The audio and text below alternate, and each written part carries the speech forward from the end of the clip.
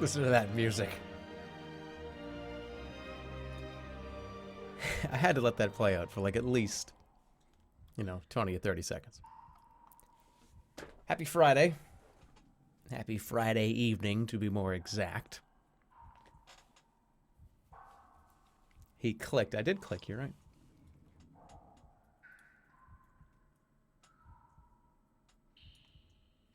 Let me move some stuff around.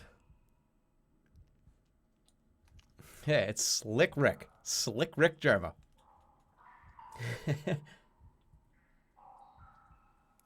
Sombra? What? Sombra got announced? What are her moves? Does she go... Bet you she does.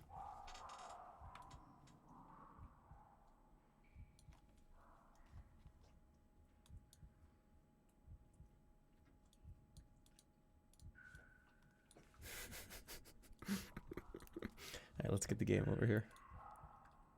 Hey, look. Sorcery, part 4. We're going to try to beat it tonight. Or come at least fairly close to beating it tonight.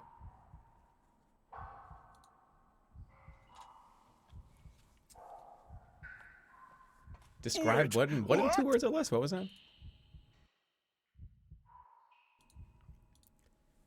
Only 2 months? What a loser. What are you talking about? Wait, what? That's plenty of time. Dampy123 and Xenos DB.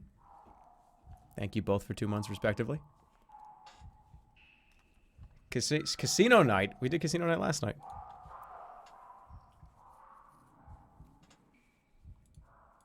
It's a disappointing moveset reveal, is it really? I mean, I don't really play Overwatch anymore.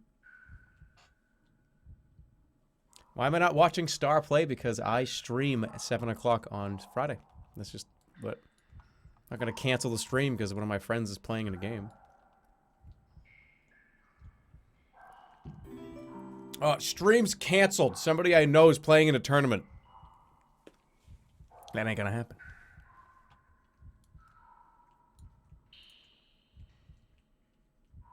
The moveset seems annoying.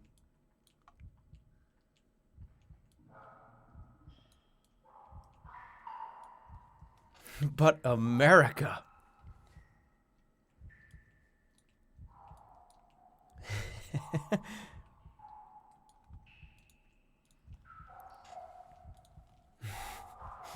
Forgot about your own holiday, Friday.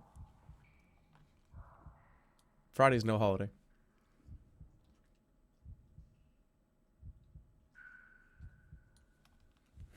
Looks like a more annoying Tracer. I didn't even look at... So she does like a teleport. She puts down a little device and can teleport to it, right? And she can go invisible. And she can destroy shields. Seems... What a crappy friend. Well, thank you, Croden, for the 1500. Well, reverse the roles. I guarantee you, if I was playing in a tournament, Star wouldn't cancel his stream to come watch it. No goddamn way. He'd call me a loser and keep playing whatever he was doing. And y'all know it. But again, thanks, Croden, for the 1500.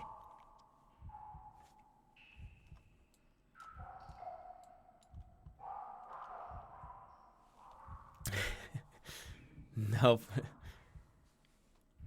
True. True. He wouldn't even think about it.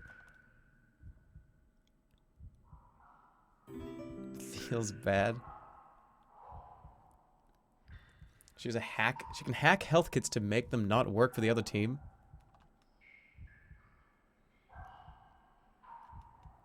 Yeah. I love this guy's name. Soup or salad? Yeah, we're just chilling for a little bit because I don't want to start until give it a few minutes for people to trickle in. Give it a few minutes. But Super Salad is a great name. And thank you to the real... Wait, what? R-Kite KT, the real man. Subscribe, thanks, dude. Cornstalk77, thank you for 5 months. And thank you, My Vengeance, for 2 months. Wait, welcome, dude. What?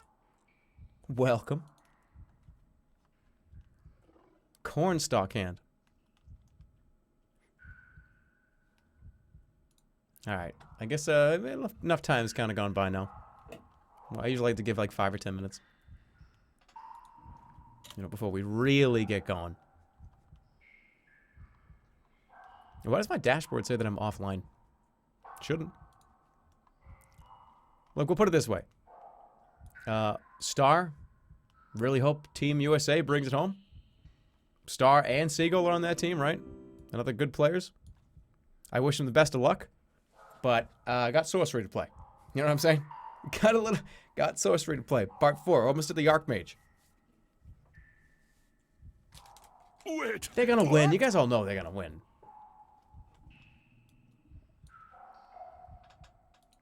The best part was Blizzard hilariously mishandled the ARG. Yeah. 5-hour stream. I'll probably go a long time tonight, I would assume.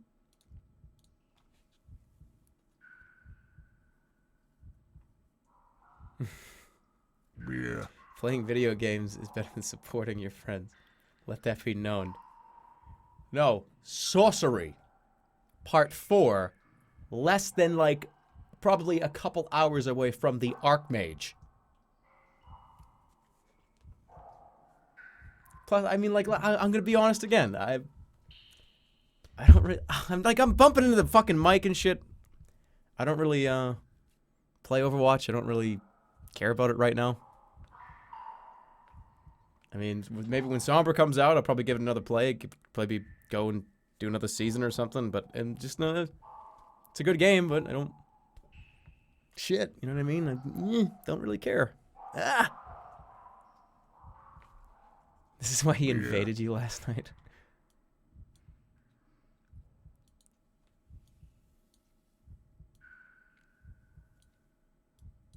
He's getting flustered.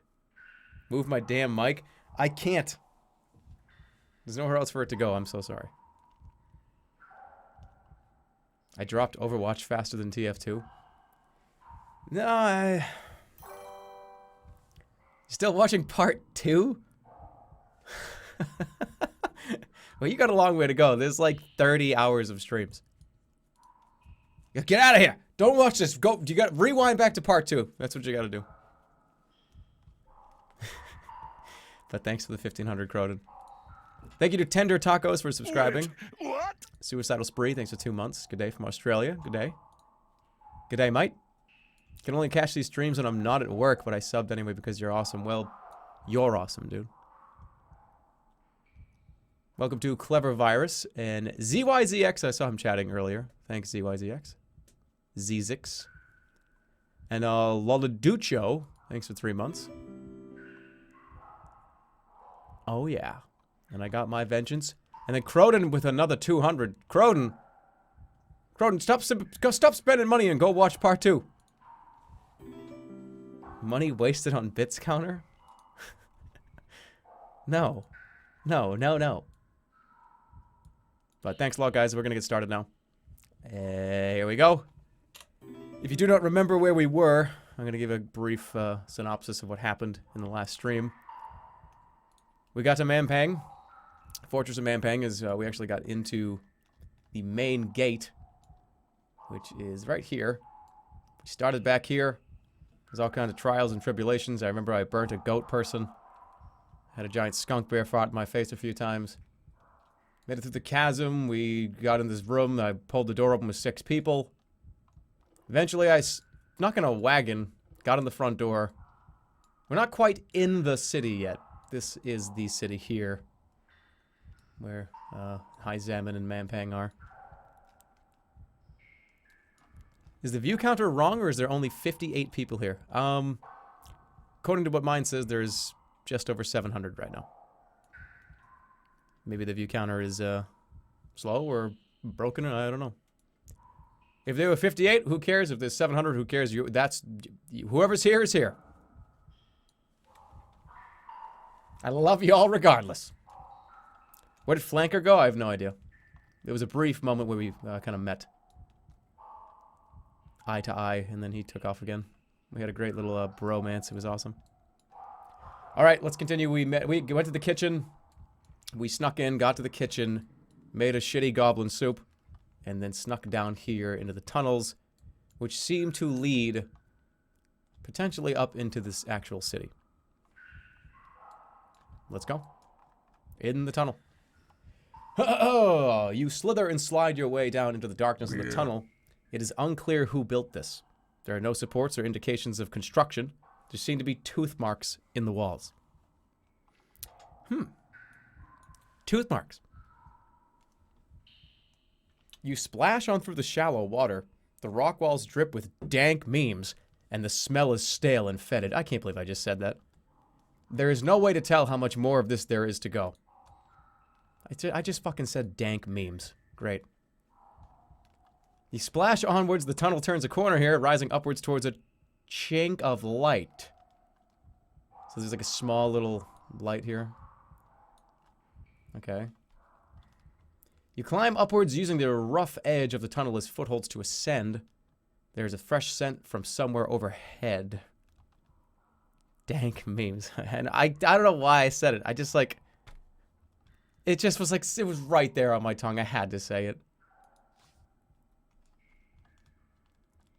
Alright, after some more clamoring, you come within sight of a grate in the ceiling. Light filled... Did somebody just clip me saying dank memes?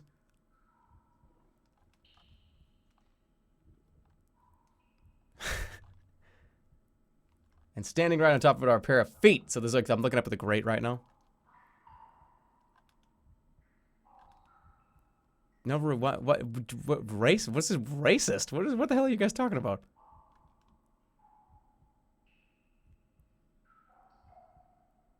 What did I do that was racist? What is happening?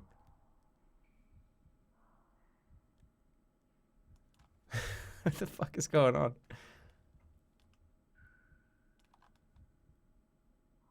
What? What did I do? Hold on, wait, what did I say? You guys got me all sorts of confused now. I can't even like look up I can't even see what happened. Oh. Oh, right. Okay, alright. Settle down. Settle down. Settle down.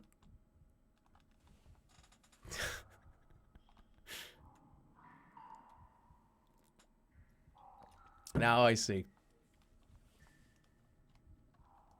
Well, be easy, guys. Don't worry. Alright, I'm just looking up somebody's feet. He said settle down. Settling down. After some more clamoring, yeah, I'm looking up this feet of the grate. Look up at the grate. There's people standing on it. Should I, like... I don't know, should I fucking throw something at the grate?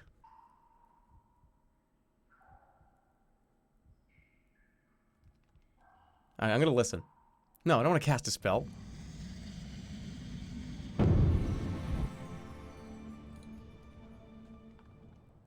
Listen. You wait a few seconds and are rewarded as the guards above begin to chatter. Keep your eyes open. They say he's on his way. Who? You know who. I'm not worried. No assassin can kill the Archmage, however clever they are. They're talking about, this has to be flanker they're referring to, right?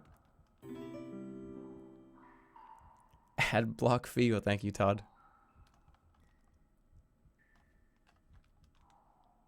I'm gonna press on. No. I'm gonna look up.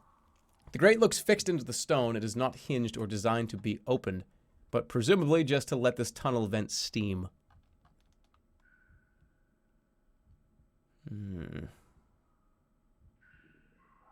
What can I do for spells? I wonder.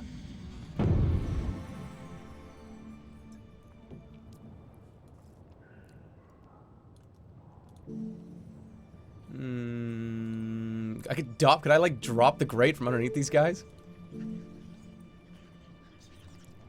What happens if I open the grate? Are they just both gonna fall down?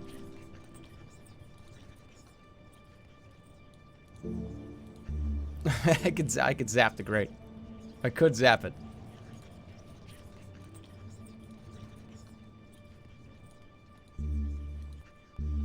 Yap, talk with animals. It's like two guys standing on a sewer grate. It isn't a door. That's right. It's not a door.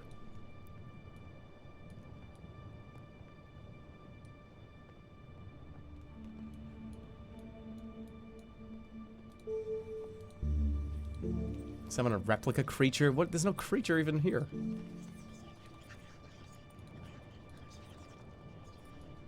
I can't. It's. Wait a minute. Zob? No. Zen? I can float. Okay, I'm gonna float to the grate and grab the guy.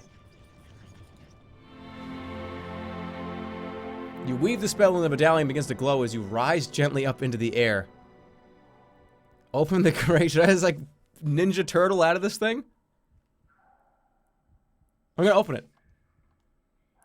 You float up to the grate and try to push it open, but it is too old and rusted, sealed for you to get any purchase on it. Fuck, I'm just like floating underneath these guys' feet. Zob, zob, zob.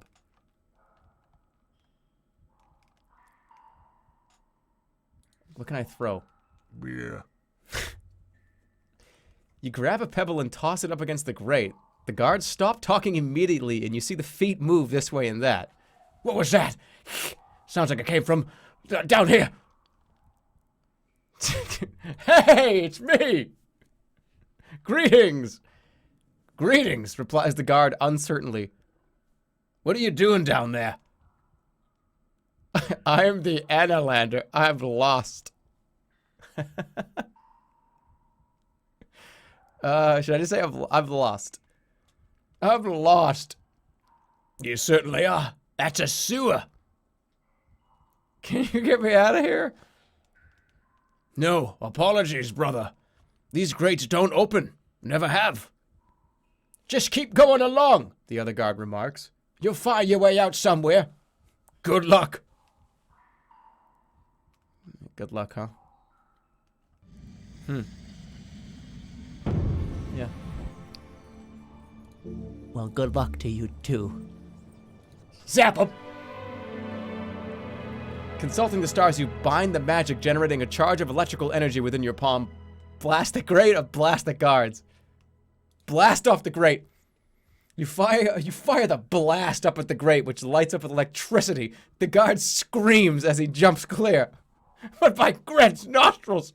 How? You don't think it's the Annalander? Could be.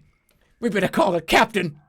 You hear their feet pounding away. More light filters down from above now that the guards have gone away.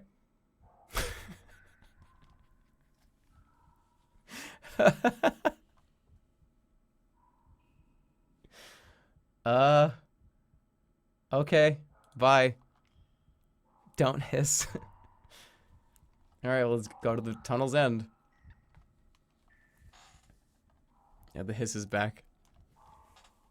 You reach the end of the tunnel, a short flight of slick stone steps leads up to a trap door in the ceiling. Your weight returns and you settle gradually back down to the ground. Wait, I was floating that whole time?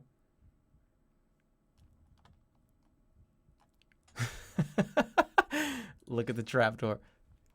The trapdoor is set neatly into the rocky ceiling and is closed tight. It looks as though it hasn't been opened in a very long time. Can it just be opened? You scramble quickly upwards, keen to get out of the tunnel as quickly as possible. But the trapdoor, when you reach it, is so firmly locked it does not even shiver when you shove it. Well, let's dop it.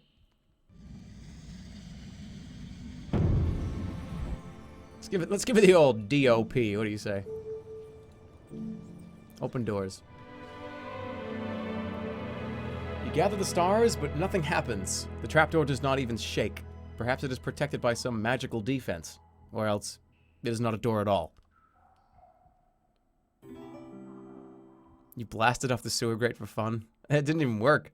I shot the sewer grate and I scared a bunch of guys.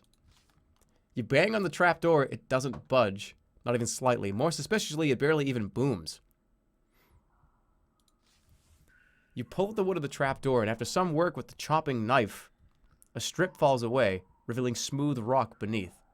Seems this was once a trapdoor, but it has since been filled in, perhaps with a petrification spell, cast onto the wood itself. Turn back. How do I get out of here? You have to go back to the grate? How am I going to open this? You return along the tunnel when you hear something growling. It seems your banging has attracted attention. Pull the sword out. You draw your sword in readiness, and not a moment too soon, there is a splash of a footfall as something approaches its speed. It's a towering rat bear. It's always a rat bear. Should I yap the rat bear?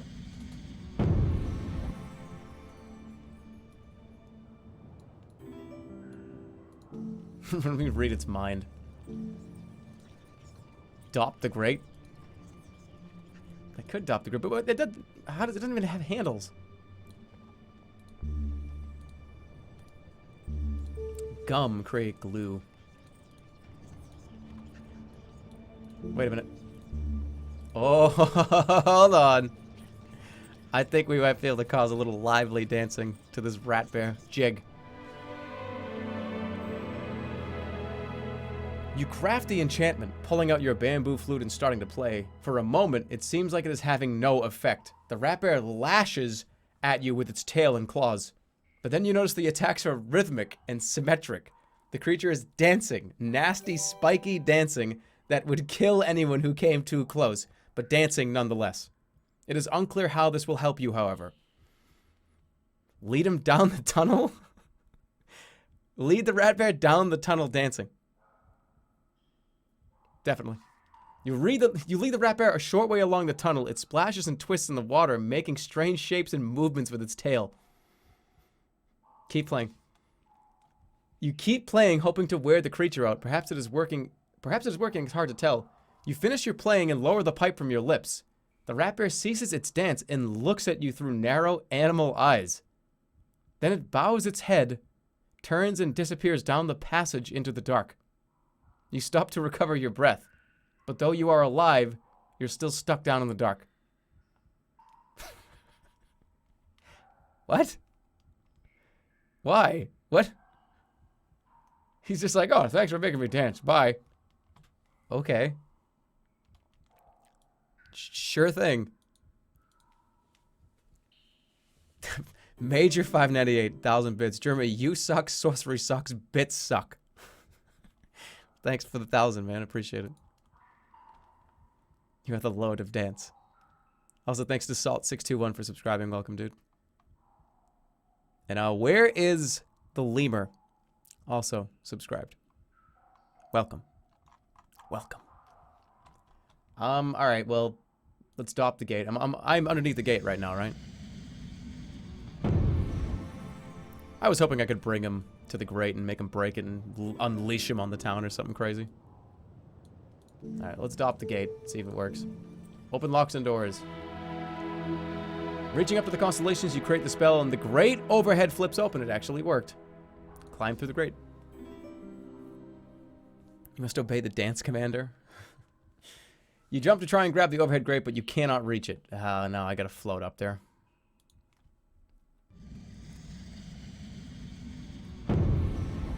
Now I can zen, and I just float up there. Hover in the air, grab the ledge, and get out of here. Float through the grate. You float up and out through the open grate. Cool. Out of the tunnel. You settle to the dirt of Mampang and kick the grate shut behind you. You're in a narrow alley between two large buildings. At the far end, you see a glimpse of some kind of plaza. The sun has reached its highest point now. You slip your way forwards. We've made it into the city, along the alley. Nice stamina. There's barely enough space to walk between the two buildings, which list inwards on both sides. Look at the buildings. The buildings on both sides are topped by large glass domes. The one on the right larger than that on the left. You sidle onwards down the alley. The widening alley. The alley widens out a little bit here as you approach the square at the end. You're inside the city. Time to explore. Looking around, you're surprised to find this part of Mampang is more like a city than you expected. There are merchants, laborers, and swaggering guards. Washing hangs from hooks outside the stacked houses. Of course, there are far more wicked glares and knives tucked into belts than ever, even in Kare. Suddenly, you feel hooked fingers catch your arm. Draw my sword. You go for your sword, but a voice murmurs, You won't be needing that. There's no one else here. You blink with surprise. A moment later, the tall buildings of Mampang that you traveled so far to reach have disappeared. Now we're in Kare. Okay. You stand in a humid climate. Yeah. Tall plants lean down on all sides, and a thin, watery sunlight leaks through some kind of glass ceiling choked with weeds. Is this the lady again, Libra? There's no sign of the goddess. A beggar stands beside you, however, but no longer holding your arm. He stands taller and seems better fed. That's better. Now we can talk more freely. Where are we? This is a favorite little spot of mine, forgotten corner of Kare. The lost gardens of Briar. Even the gardeners who work here can't remember the way in. It's all on the maps, but no one can find the entrance. My own little fortress. He reaches rather tenderly for a nearby plant and pulls off a graying leaf. Who the fuck is this guy? Who are you? My name is Throbin. The beggar bows most politely. You notice he wears a circlet of finger bones on his head. Some have called me necromancer, but they only mean that death has never stopped my work. Foul magic. All magic is foul to those who have not tasted it. Throbin smiles. Come, let's walk a little, shall we? He begins to saunter between the trees and you follow. Yeah. Throbin. Throbin. What have you done? Moved us elsewhere, so we can talk. This place is hidden from the Archmage? Quite so. The Archmage would chew a death sponge mushroom and then eat my brains if he had the chance. Best for us all if that doesn't happen. Throbin points at a nearby flower. Do you see this one? Purple thornweed. Only grows in one place. The slopes above my home village. Very nice. It was. I grew up in the same village as the Archmage, you know. A small place called Karamana. I forget the name of my own village. Maybe you've heard of it. He sweeps away, his face hidden from view. This way now. He steps between two plants and then disappears. Into the gardens. You push your way between the plants and find the beggar waiting. Only now he is no beggar, but a tall, handsome man wearing a long cloak embroidered with runes of power. There you are. I was told to expect you. Where the hell's the old man?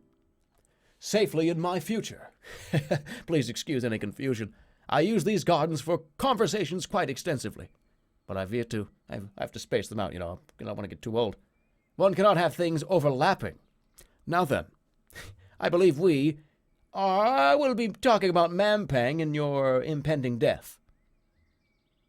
I'm not going to die. What are you talking about? Oh, you most certainly are. Often, I shouldn't wonder. He points up. The dome is gone, and it is now nighttime. Stars shine overhead. I like these gardens for one reason above all. Can you see what it is? I don't say anything. He sighs with evident pleasure. Look up there, he declares, pointing and proving you quite correct.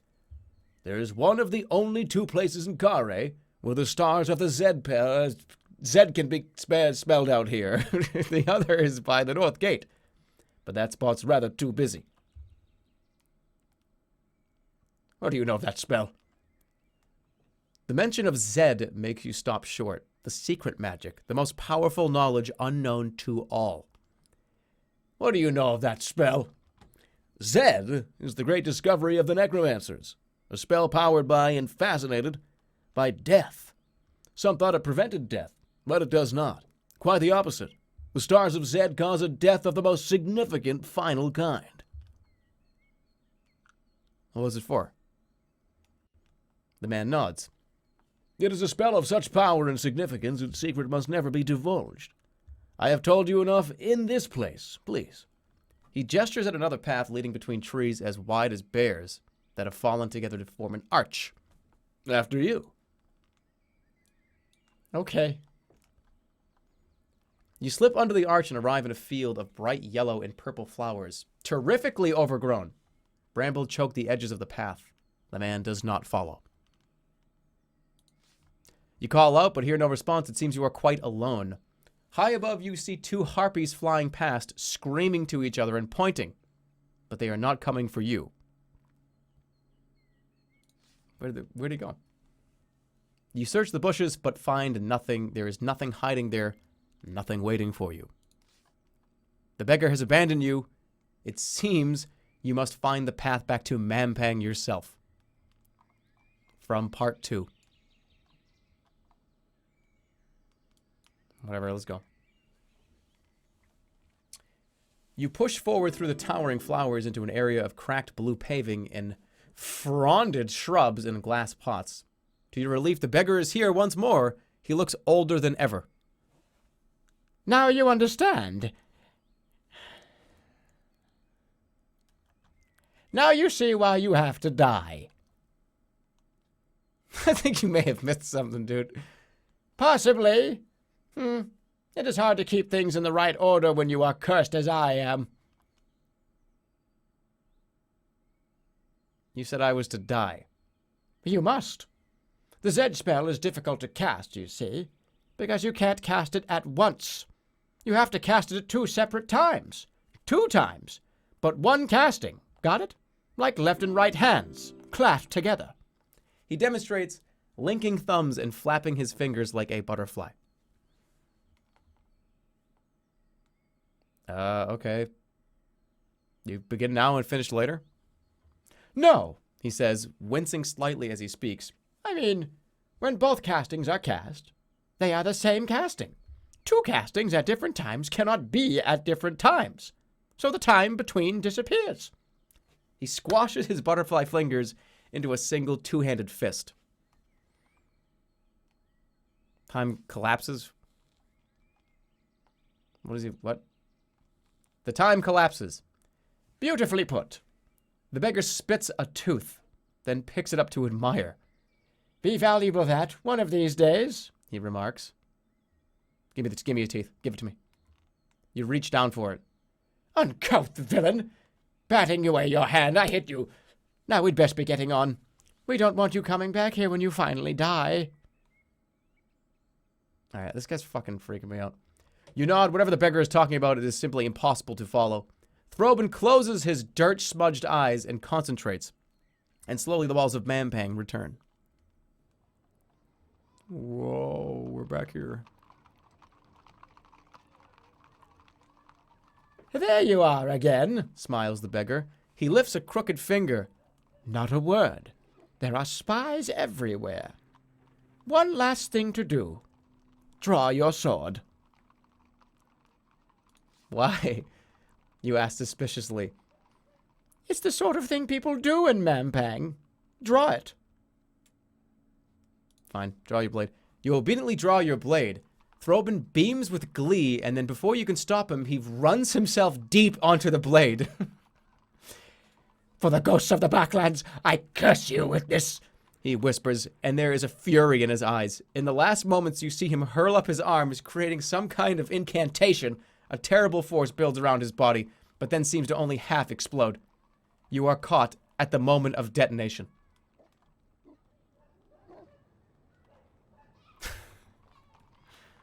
The explosion dies away, its force curiously unspent, as though waiting, but you feel stronger for it. You look around still disoriented. There's no sign of the beggar. The narrow alley mouth opens into the square. Clouds rumble as they roll across the dimming sky. Soon it will be dark once more. Alright, so that guy just murdered himself on my sword and then disappeared. Throbin Lorag? Yeah, I know, right? I think I might have just got swindled. Did that go well? Alright. Yeah, Lorag? No, that was Throbin. That was Throbin. Thank you to Ochre Pact for your subscription, and Ding for your subscription as well. Let's keep going. Into the square. You emerge from the alley into the edge of the main square. We now have a few different places to go. Where do you guys want to go first? Let's do a poll. Let's poll it up. What do you say?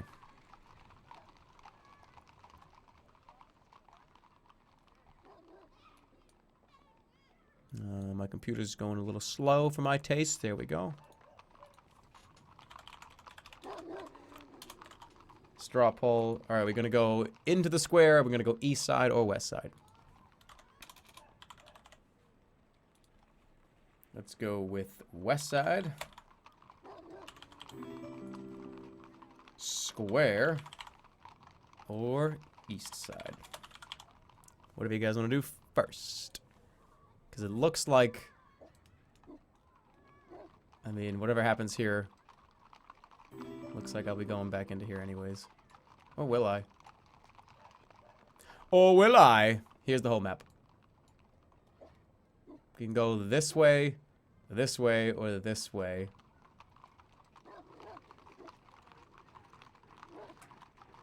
But it looks like there's enough room to go around here. Like this. And I have to assume, like all the other games, that we'll be going in this direction at some point. Here is the poll. Go vote with your heart's content.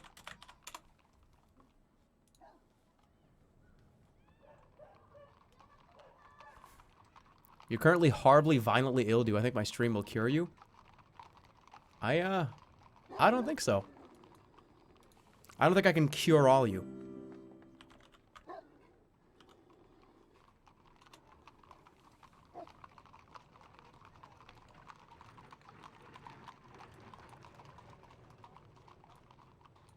It looks like West Side seems to be winning. By not a whole lot, so we're gonna give it like another 10 seconds. Change my name from Jerma to dumb, idiot, stupid face. That was very specific.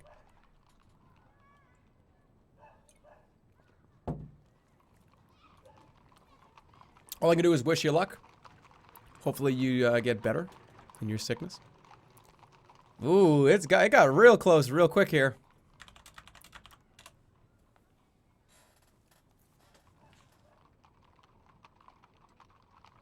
Only separated by 4 votes. We might have to let this one kind of trickle out.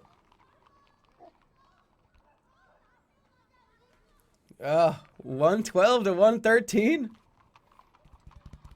2 votes. 2 votes.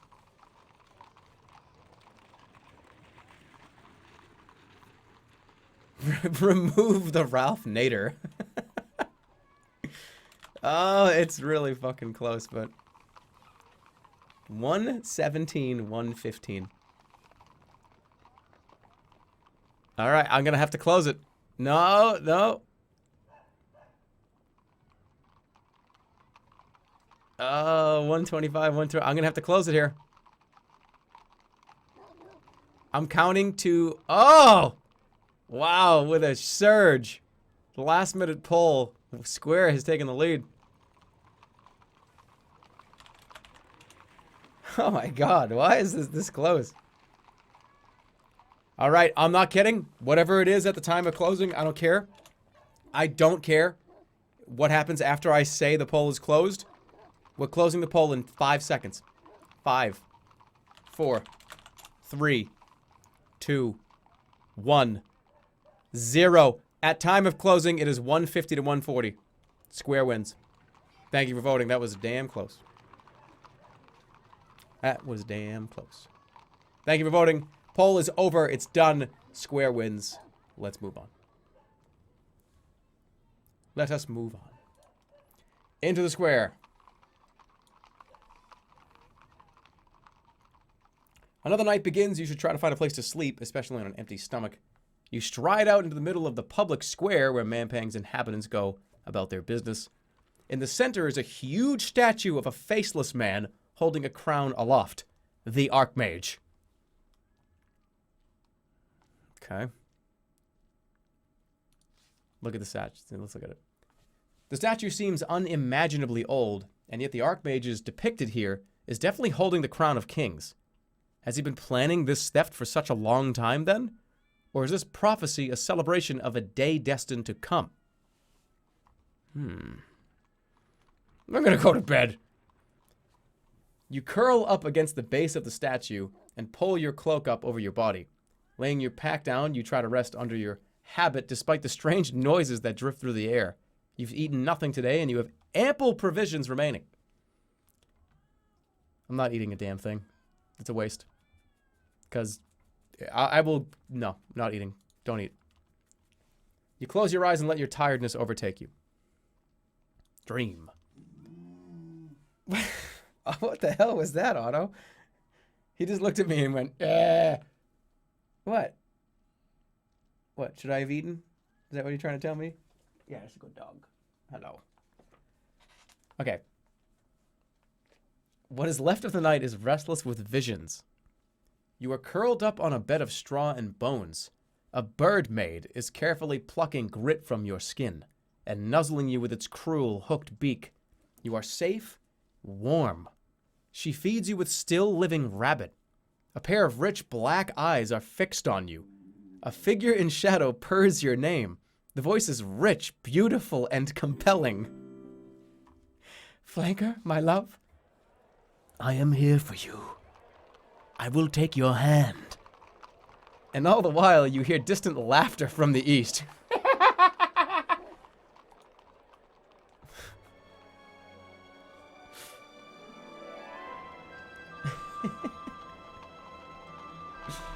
Alright, we gained provisions. Enter the Citadel, and we're cursed with the Zed spell. What? Wait. What?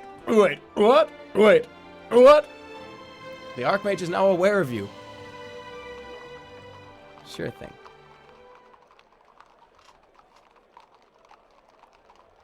Okay, you wake to the sound of people and tramping guards and hurry to your feet once more. Look around, cast a spell, make a move. What can I even do for a spell here? East came back to bite you, so he was just laughing from the east somewhere. How? Find safe passage.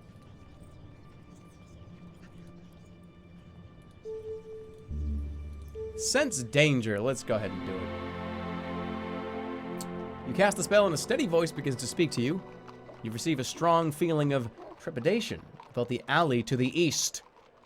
There are guards patrolling frequently even here. You will have to be careful to blend in, especially with the Citadel on alert. So east was like death, apparently. What else can I do here in the middle of the town center?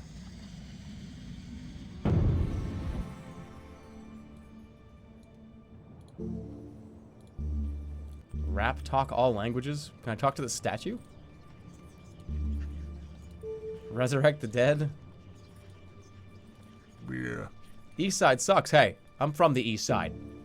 How dare you? Let's see the future. This is the orb. You settle into a sitting position on the ground and take out the orb of crystal. Looking to the stars, you craft the magic and suddenly you find yourself somewhere quite new. You stand amongst broken towers that rise from churning waters. From one tower rises a cloud of foul gas. Another crawls with goblins whose long knives cut into one another. Starlight charges from one building to another, forming a powerful web. The vision fades. Being so near the gates means there is a greater number of merchants and travelers here. The further into the keep you go, the inhabitants will become increasingly wary of outsiders. Okay. Thank you, Invishand. Go to the casino. Somebody try to do a Tinder command? I hope there's no Tinder command. Let's make a move. You could head in several directions. Oh boy. Oh boy, oh boy. Okay. Well.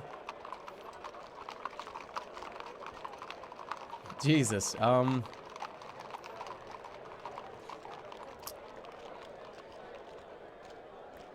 either gonna go up here or... Well, this is the gate to the Archmage is in here. I'm going straight in. Fuck it. Let's go. This section is dominated by a wide road that leads upwards into the inner tower. Guards flank the way, scowling at anyone who gets too close. Nearby, you also spy a pillory with a lone prisoner shackled in. A bustling market is in full swing further north. The early morning sun makes the air glow.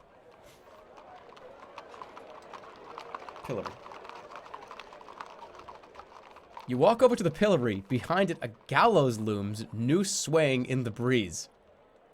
Oh, shit. A prisoner is here, dressed in rags. The skin on his neck and wrists has been rubbed raw by the wood. He lifts his head just enough to scowl as you approach. Okay. He is brawny, but thinned by the punishment.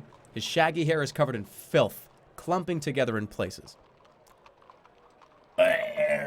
Taunt me or beat me all you will. You will teach me no lesson that a week in and out of this bane-cursed pillory has not taught already. Unless you wish to feed me, be off. He's surprisingly lucid for somebody who has spent a week in the stocks. I'm gonna cough.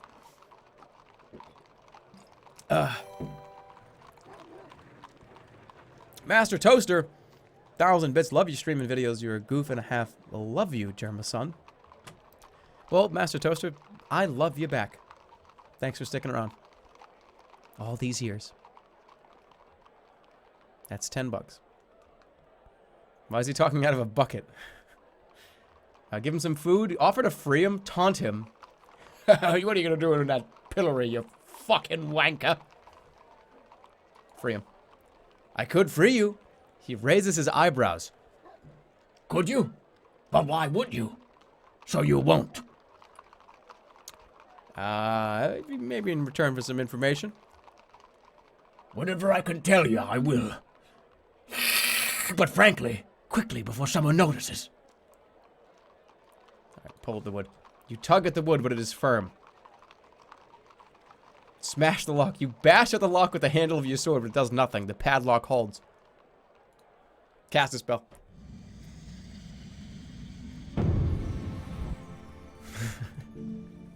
I can't zap it. Zop? Well, pop. Create explosions.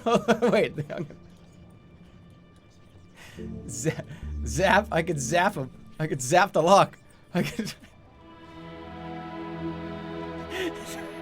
No. No. You move the starlight, building a formidable electric force in your head. I have to kill him. No. No, he's trapped. I'm so... Kill him! No! You point at the man and release the lightning bolt. A moment later, the pillory is a smoking ruin. There's nothing more to be done. You leave the gruesome sight at the pillory behind. You could head out into the square. Why the fuck did I do that? I can't even rewind. Why did I do that shit? Oh, motherfucker. That, like, wasn't even funny. No, that guy... Okay. Bye. I just fucking electrocuted a guy that was tied up in stocks for no reason. That did nothing for me. It just killed a guy. That's it. I'm not doing that again. I'm not doing that shit again. I can guarantee you. When was a zap?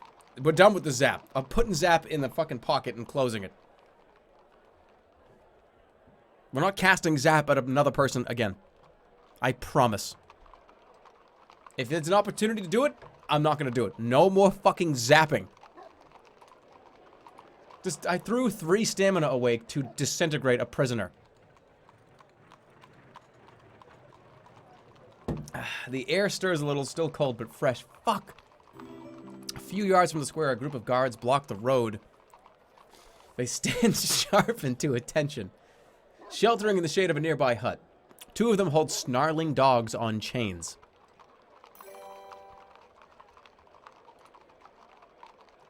Never save me.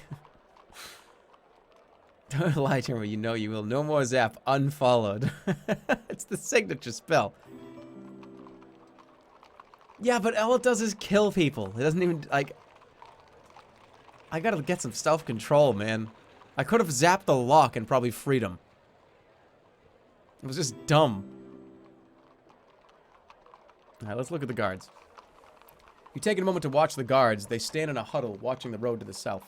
You might be able to slip around the hut and take the road beyond without being seen. Okay. Thank you, Scarita, for your sub. And thank you also to Wiley Spencer, Spencer. What? For 3 months. Welcome back. Baked Flakes, that was 1,500 bits by Baked Flakes.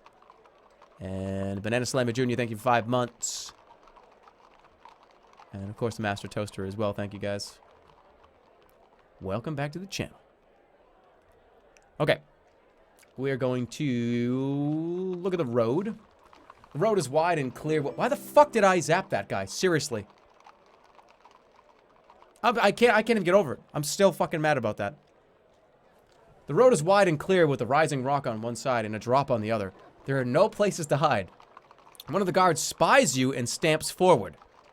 The nearest comes out to greet you with a growl. Well, the guard snaps. Why are there so many guards? To stop the likes of you from coming past. That's a woman. To stop the likes of you from coming past. Where does this road go? Where does this road lead? You what? The inner fortress, can't you see it? Get out of my fucking way! Push back! You shove her suddenly, but she doesn't topple over and simply shoves back.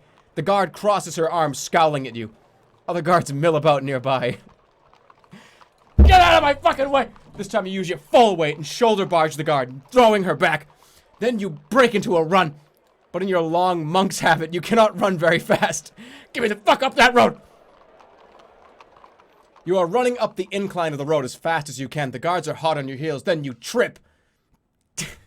Roll aside. You roll just as 2 guards leap and they land on empty earth, giving you enough time to get back to your feet. Keep running. The breath is short and hot in your lungs, but you keep going. There is no alternative. With a bit of luck, there'll be somewhere to hide around the corner. Go, go, keep going, keep going, keep going. The road turns. Your legs are like fire, but you hear the guards. In their heavy armor are beginning to tire. The road ends in a small wooden door built into a wooden palisade. What is that word? The door appears unguarded. Footsteps are coming closer. Climb it, climb it. You haul yourself up using the rivets in the wood to climb, but you cannot climb faster enough. The guards appear around the corner and launch themselves upon you. You are trussed up and hauled away. What? Bound and gagged, you are dragged by your ankles by 2 guards who mutter about the trouble caused. They gossip to passing companions about you. Hey, I'll give you money. I've got 20 gold pieces. Cast a spell. You try to cast a spell, but with your arms tied, you cannot reach for the starlight you require. Should they untie you at any point, then you will have a chance, but not before. Hopelessly, you are dragged into the office of the commander of the guard.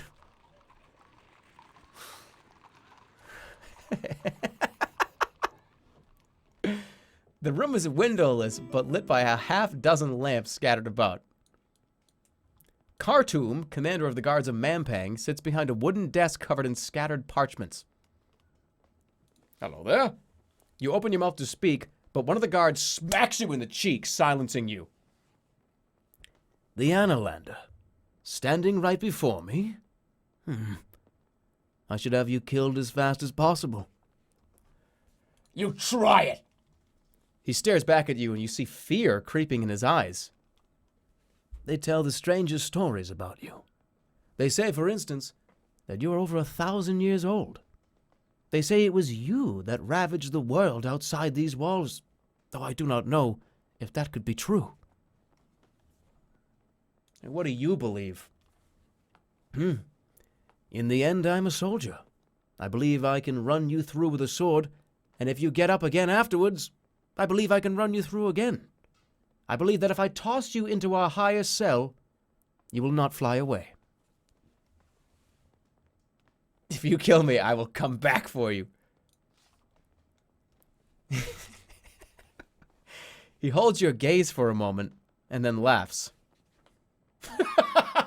Well now, you really are as black-hearted as they say, aren't you? We better then put this immortality of yours to the test. Guards, take him to the block and don't waste another moment of my time. Wait, what? Just fucking stop swinging. You whip your sword from your scabbard before anyone can stop you. The first of the guards drops to the floor, but you cannot hope to overpower all of them. They soon have your arms twisted up behind your back. The commander is grimacing. Get this one out of my office. Remove his head and bring it back to me. I need somewhere to keep my pencils. No! The chopping block. Your head bumps over the cobblestones as you are dragged up to a rough wooden block. A massive man, shirtless but masked, lounges in the shadow of the wall with an axe. The guards call him over. Welcome, He says, spreading his arms. always nice to see a new face. What would your name be, then? Hate to have a face without a name. I am the Annalander. The Annalander? What an honor for me. I have heard quite a bit about you. Caused some trouble, I'm told. Well, good for you. Here's an end to your journey, then. Suddenly, the man falls silent, looking up at the tower above as though something had caught his attention. Look up. You turn and look, but see nothing but the sunlight gleaming off a high tower window. Yes, my lord. At once, my lord. The large man says to the empty air. Then he turns back to you. The orders given? It doesn't look good for you. He scoops you up and positions you on the block, securing an iron band around the base of your neck. Oh, let's talk about this. As he readies his blade, you have time for maybe one last question. How do I get in the tower?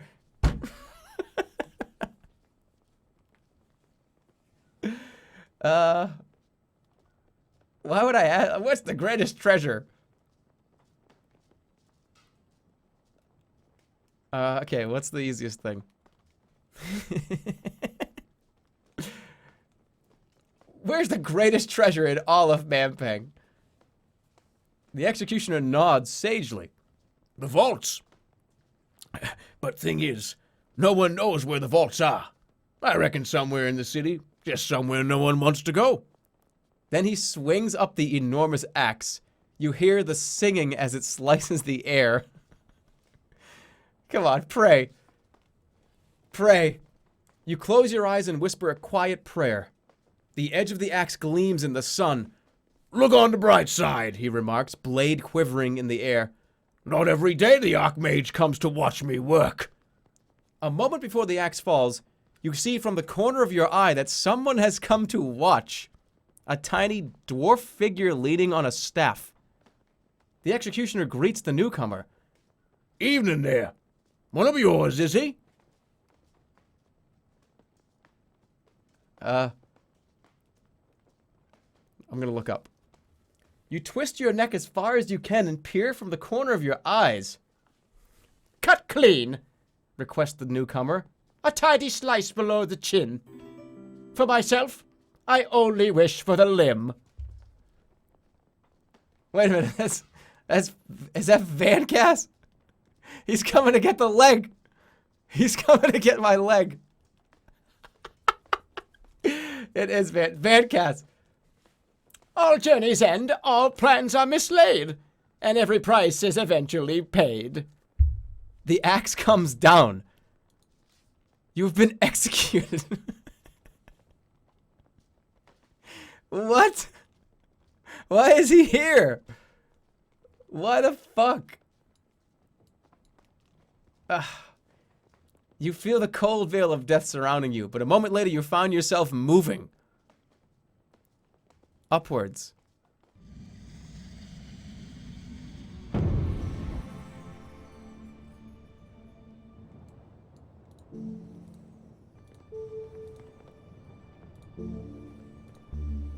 Oh, wait, Zed.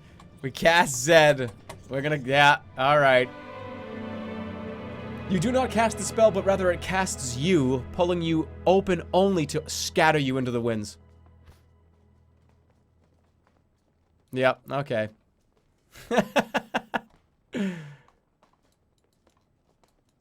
Okay, now alright, yep. You are being wrenched in directions you did not know existed. The pain is unbearable, and just when you think you will go mad from it, the forces tear you apart. Then you hit the ground in one piece, in the thin alleyway leading from the grate. It is where you met the beggar, but he's nowhere to be seen. You've lost 1 point of maximum stamina.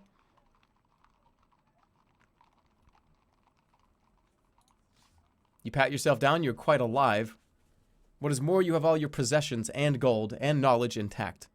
The narrow alley mouth opens into the square. Clouds rumble as they roll across the dimming sky. Soon it'll be dark once more. No rewinds. Except I'm back here now. Into the square.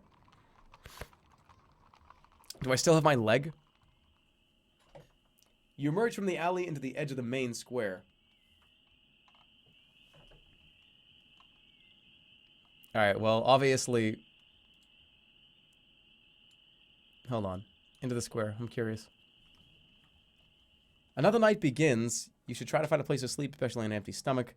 You stride out into the middle of the public square where Manpang's inhabitants go about their business. Here's the statue, the Archmage, again. Please don't nuke the guy in the pillory. Alright, sleep again. I'm gonna sleep. I'm gonna do the same thing. You curl up against the base of the statue and pull your cloak up over your body. Laying your pack down. Yeah. Okay, I'm gonna eat something this time. You eat some cheese, and then you dream. What is left of the night is restless with visions. You are lying on cool, moist ground underneath a tall, swaying tree.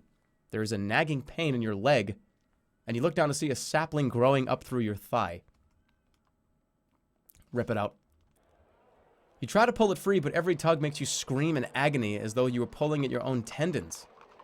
All the while, you hear a distant laughter from the east.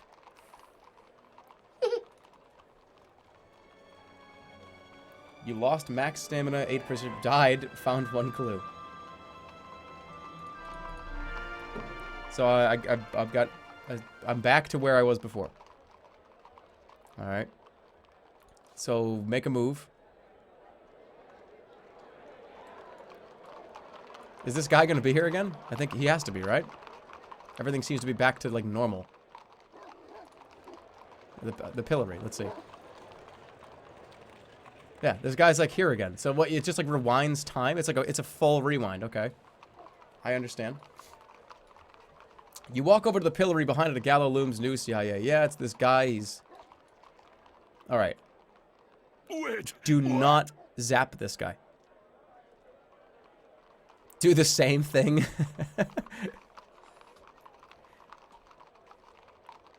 No, okay, I'm gonna free him this time. I want information. Alright. Cast a spell. I'm not going to fucking break this. Not break this. I'm not going to break this, zap this guy. I want to break this. Stop. You cast the spell is formed, but the lock itself refuses to budge. The lock is infused with mini-mite blood. Makes it impervious to magic. With a mutter, he adds, Wish someone had bathed the bloody Archmage in that stuff as a baby. so I can't... Alright.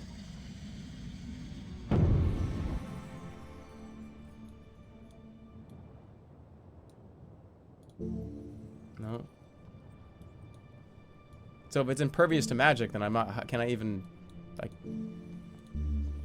Pep cause strength? I don't have fire water. Great explosions. I feel like that's just gonna kill him. What? Raz. Sharpened blade. I could try that. I'm gonna try that. I have plenty of beeswax. Let's try to sharpen the blade. And just break it open. Using a little of your beeswax, you coat the edge of your broadsword and then cast your spell. The blade flashes and glows as the metal binds itself tighter into a razor blade edge. Cut through the pillory, cut through the lock. Cut through the pillory. You cut the pillory itself, slicing through the wood around the lock with a whisper. The lock and chunk of wood falls to the ground. The gleam on your sword edge fades. The prisoner is free. He rubs his wrists and thanks you profusely. Alright. Info, buddy. You follow the prisoner as he skulks down beyond the wooden frame out of sight from the square. Oh, thank you again. I will remember this. I'm thinking you're a stranger here. No citizen of the fortress would show such kindness. I can tell you what I know of this place. Who are you? Just a laborer. No one important. I worked too hard, then complained too much at the tavern. So I ended up here. What was your crime? Plotting. They caught me plotting. Against him upstairs. Plotting? Plotting with who? No one, really. I was just in the bony hand saying that maybe it'd be good if he showed his face around here a little. Gave us all a bit of pep. But any kind of talk like that isn't straight talk, it's bent talk. That's what they say. I've learnt my lesson, won't do it again. Who turned you in? No one did. The Archmage is watching, see? Watching everything. He knows what you're going to do before you do it. And then Birdmen swoop, and then that's it. They say there's only one place in the whole fortress you can be, and he won't see what you're doing. And that's by them big doors, up the steps of the tower. He can't point his telescope there or something. I don't fucking know. Only the gods go up to the bottom of the spike. He is rather agitated by this point. I appreciate this, but I must flee. As soon as they notice I'm gone, I will be hunted. Farewell. Wait, tell me something useful. Good luck to you. He nods at that, then ducks down an alley. You could head out into the square or cut across the guarded road that heads uphill from here. Alright, well, last time I barreled through and that didn't really work. So, let's go.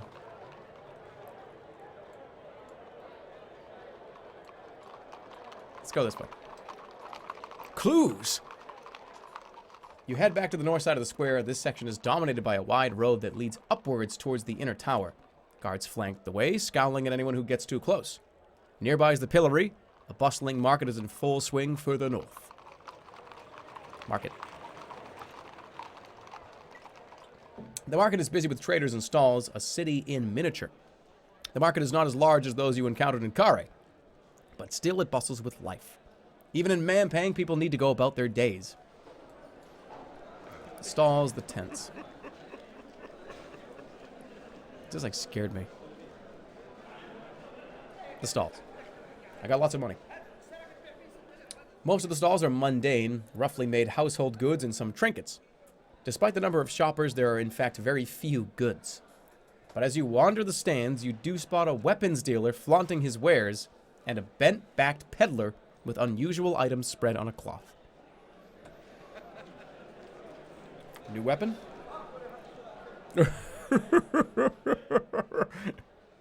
You approach the weapons stall. The trader is extraordinarily thin. He might disappear if he turns sideways. Welcome, friend. The army has procured most of my goods, but I have a few items left to sell from my original stock. What do you have?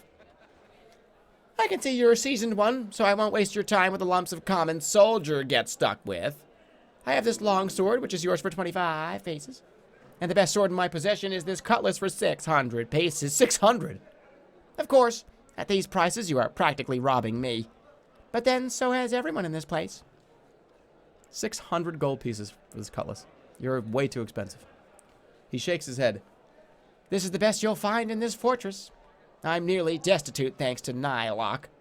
I cannot go any lower. But 600 gold pieces. This is no ordinary cutlass. The edge is unbreakable, the weight perfect. The blade cannot be dropped or slipped from the hand. It cannot miss. This blade will make you all but invincible. Spit in my mouth. It's pretty good, see? Give me a better deal. Friend, this morning a beast man was so upset about the price he threatened me with the very sword I was trying to sell him. I can see you have a lot to learn about haggling in Mampang.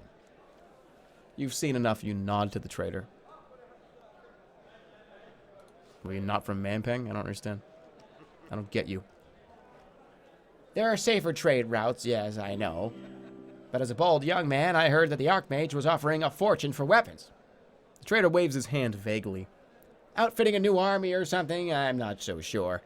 Of course, once I got here, well, that snake Nylock would only pay me half. And left me stuck on the wrong side of the wall. Well, what could I do? If I tried to leave, some Birdman would have no doubt swooped down, and that would have been the end of it. At least I'm in a state to appreciate my poverty. But what can I do for you?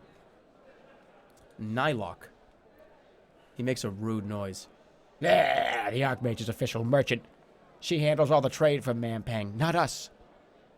These people. But the fortress. The guard encampment around the tower. I suppose she's now chiefly interested in outfitting the army. Zap him and steal his sword. Oh, indeed, though I certainly couldn't tell you who they're supposed to be fighting. Everyone outside the walls is now dead, or so they say. Now, are you going to buy something, or are you going to get out of my fucking face? Buy. Peddler. The peddler smiles as you approach, and he gestures across a motley collection of objects laid out on a blanket. There's chipped pottery, dull knives, and empty picture frames. The man is not old, but a hard life has aged his looks. Junk, refuse, and memorabilia. All for the discerning customer. Ooh, I can sell my gems here. Offer to sell gems. Do you buy as well? I have gems for sale. Gems? No. No point me buying gems. What'd happen if I put them on my rug out here? What do you think? Would I make my money back? Don't think so. Yeah, they're enough to escape Mampang. And be free. You murmur below your breath. No. I don't need to see them to know that they're not. Who can I sell these to? Try Hummingbird, the weapons dealer. He's nuts. That guy told me to fuck off.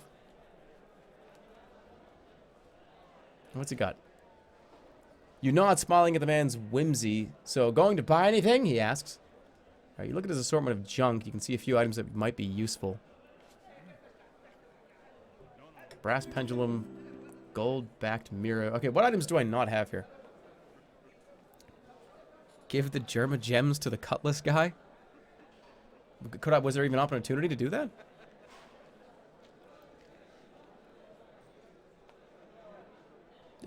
It looked like he just wouldn't want to tell me fucking his life story.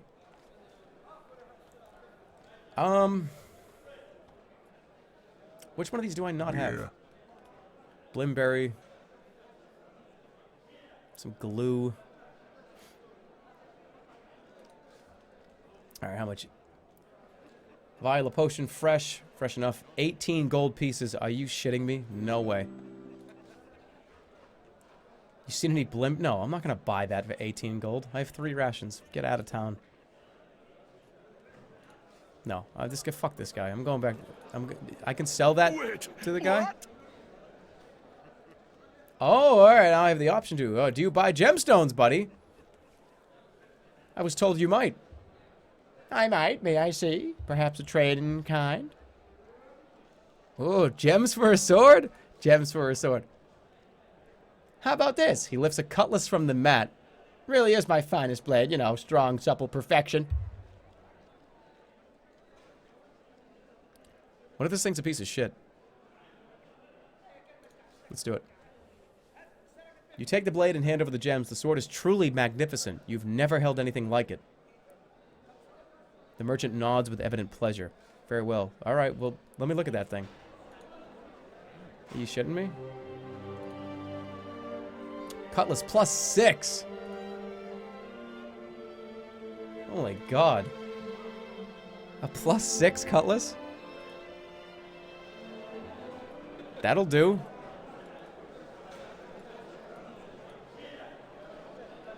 Yeah, I'm glad I could get rid of the gems, to be honest.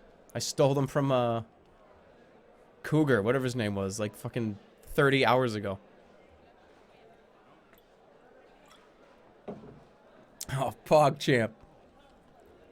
Okay, there are a few large tents set up, and some stone buildings too. There's a hawker loudly proclaiming that mysteries and wonders await in his tent. In one corner, a long line of creatures queue outside a low stone building.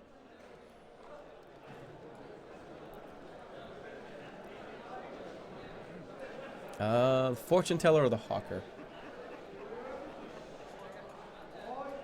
Let's go to the hawker.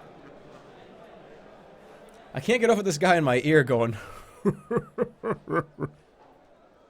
You walk by the hawker who is plying her trade to the crowd. Examine the wondrous stone of secrets. Marvel as it speaks, advises, and prophesizes. Talk to her. You approach the hawker who points right at you. Now here is a discerning patron of the weird and wonderful. Will he enter and experience the mysteries that even our best magical knowledge cannot explain? Yeah. How much?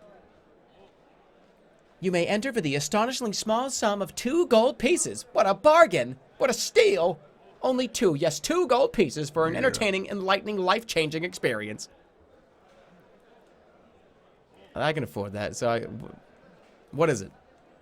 She puffs herself up. The Stone of Secrets is an incredibly rare artifact discovered deep within a lost cave of many moons ago. It is the only stone in the world which can speak. It is not powered by magic, but a strange alien force unique in the old world. The greatest magicians of our age have examined it and walked away confounded.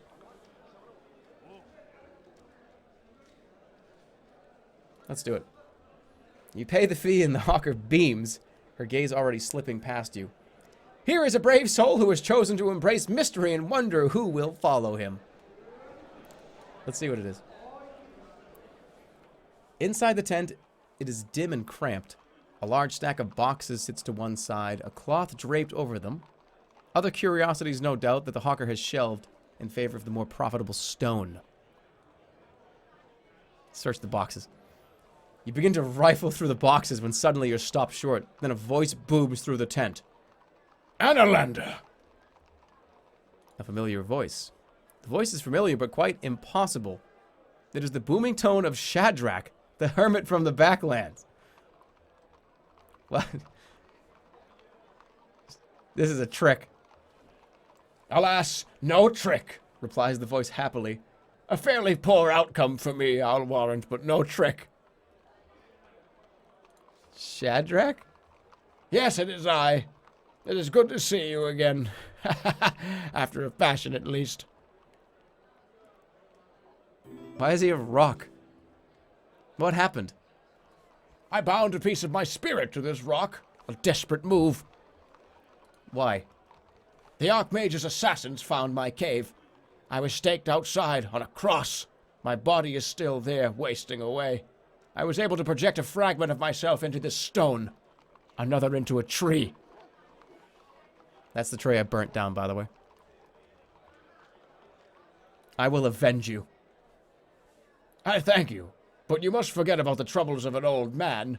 Focus on your mission. Without the crown, my suffering will pale in comparison to that of the old world. Can I, like, get him out of the rock? No. It is best you put me out of your mind. Your own task is all that matters. Can you help me? I only hope I can help. I am but a rock. The stone dulls in color a touch, as though it sighed. But all I have learned of Mangpang has made my heart heavier.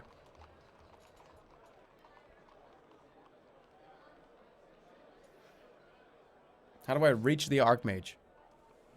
You must enter the Sorcerer's Spike, but its doors have never opened. They were made by the necromancer Throbin, locked in 3 ways and then sealed in a 4th. The last seal was a bind that required he took his life. But the only power that can defeat the crown lies behind those doors. What about the vaults? The stone would shake its head if it had a head to shake. Nothing. But the crown will not be in any vault. It is too precious for that. Sense danger? What can you tell me about the city? Mampang, the city holds 1,000 captive souls, all of whom are subservient to the Archmage's will, though he rarely chooses to employ them. People here wander around their lives like rain through channels in our rock. The rock rattles and then falls still for a time. I am sorry, Annalander. I lack the strength to continue speaking. My body has already failed, and my spirit cannot stay anchored to this rock forever. Keep your wits about you, and know that I am proud.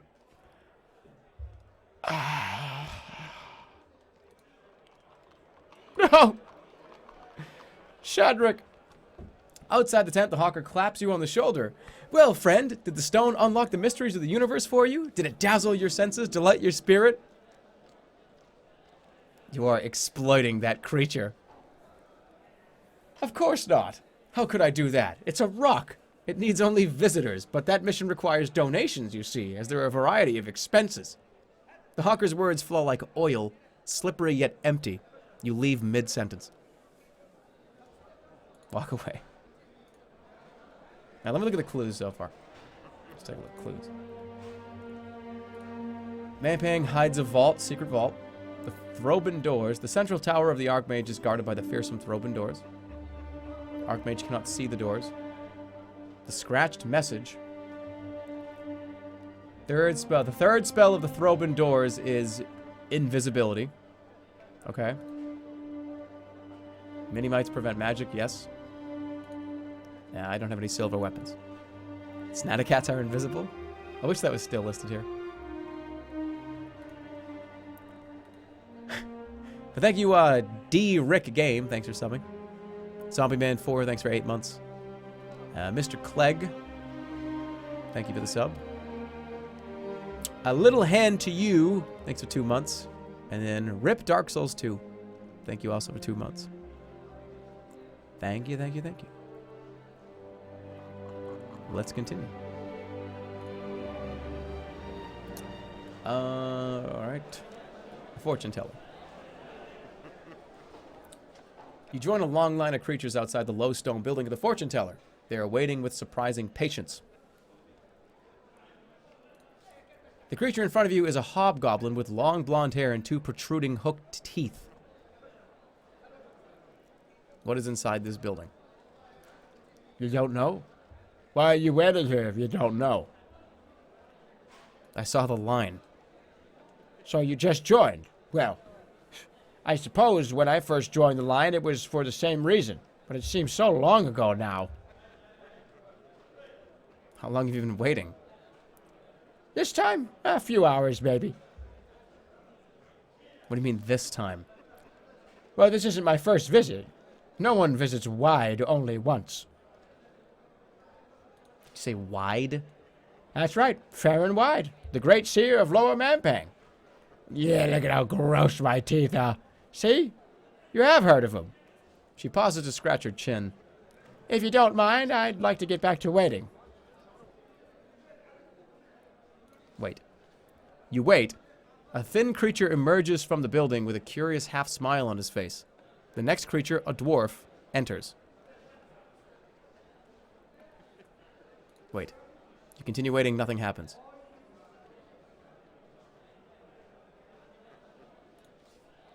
You continue to wait, and the dwarf emerges. She, too, has a curious half smile on her face. A black elf goes inside next.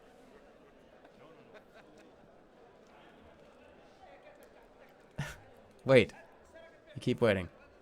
Wait. You wait a little longer. Wait. The black elf emerges looking furious about something. A wood golem enters the building. Let's just push to the front of the line.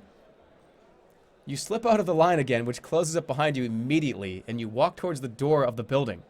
A goblin stops you. What do you think you're doing? Get out of my way. I heard the teller's name is Wide. Can you believe it? I heard the teller's name is Wide. That's right, so what? I want to see if it's worth waiting for. Oh, it's worth it. This is my 13th time. Get in the fucking... You push the creature aside and barge your way into the building. To your surprise, those waiting in line give no response. What the fuck is this guy? You step inside the low building just as the wood golem leaves. Inside, the room appears to be empty. Then a moment later, you notice a squat, ugly figure behind the door clutching a pot. The creature meets your eyes and stares with fear. It's clear he was about to try to strike you on the head. Grab the pot. You grab for the pot and toss it away into a corner. Sorry about that. I saw you coming, you see. I knew you'd be trouble. You are fair and wide. I am. The greatest fortune teller in Lower Mampang. The only one, really. The others were all, well, unpopular. And you are very popular. Yeah, and you're very popular, aren't you? And loyal. I could tell my little ruse wouldn't work with you, so I didn't bother. People who come looking for fortunes never really want to hear them, you see. They always want to they always want to be just about to hear them. So that's what I do. So he pretends to tell people fortunes? So you're a con artist? Oh, no. I really can see their futures, all of them. But why tell them? Who wants to know they're going to die of stomach blight? Or that their husband's going to leave them for a rock goblin? What good does it do? What's my fortune? Won't say. Can't make me say. You ball your fingers into a fist and Wide cowers. Told you you'd make trouble. I'm never wrong, see? Tell me my future. Farron is clearly terrified, but still shakes his head. Won't do it. Shan't do it. You're an imposter. No, I'm not. Answer a question for me. Is it possible to pass the Throbin doors? Oh, I don't know. Is it possible? Oh, I can't. Please don't ask me anything. Everything you say makes it more and more obvious. Makes what obvious? Who you are. Oh, it's no good. Too late already. Wide looks at the floor. Please go. I've got lots of people waiting. Outside, the line shuffles forward as you emerge. Fuck. This is so cute and so sad. Should I get sorcery or get the books? Get sorcery. The books are very complicated. There's a lot to them. There's a lot to, you need like actual dice, I think, to play the books. I think we're done with the market area here. You head away from the maze of stalls and shops. There's a sudden commotion amongst the crowd. People are shouting and pointing. Looking up, the skies have been darkened by widespread wings. Birdmen. Apparently some guy thinks this is pretty fucking funny. Let's watch. You watch motionless. Perhaps they've not yet seen you. The people of Mampang are terrified and scatter in all directions around you. The Birdmen swoop down onto the ground in the now empty market. Then they begin to pound across the flagstones, but not towards you. Instead, they enter the hut of the fortune teller, fair and wide. A moment later, everything is still. Oh no. Keep watching. You keep watching. What are they doing? Are they arresting him for talking to you? And will he sell you out? Keep watching. You stay low watching. Nothing happens. And then the thatched roof of the low building explodes outwards and the Birdmen rise from inside. Fair and wide dangles from their talons, limp. The birdmen wheel about and disappear towards the inner tower. Which way now? Alright, yeah, Danny DeVito got scooped up. Fair and wide. Far and wide. We're over here already. Might as well just go this way. I got him fucking killed.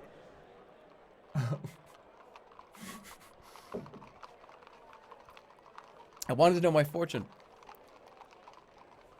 An old beggar woman lounges against a well nearby, watching people come and go from the market. A wider road leads west into a rundown area of the city. The wind picks up as the evening draws on. A lot of beggars in this game, huh? Beggar.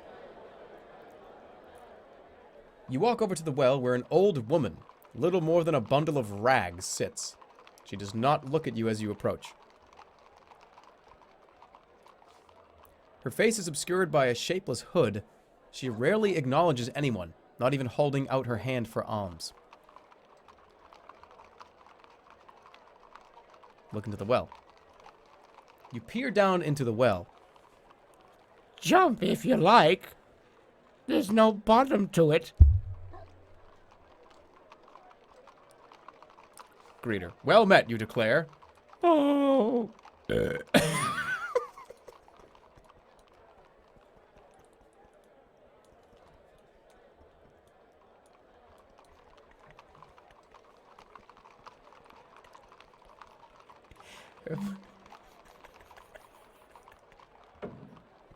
Her voice then...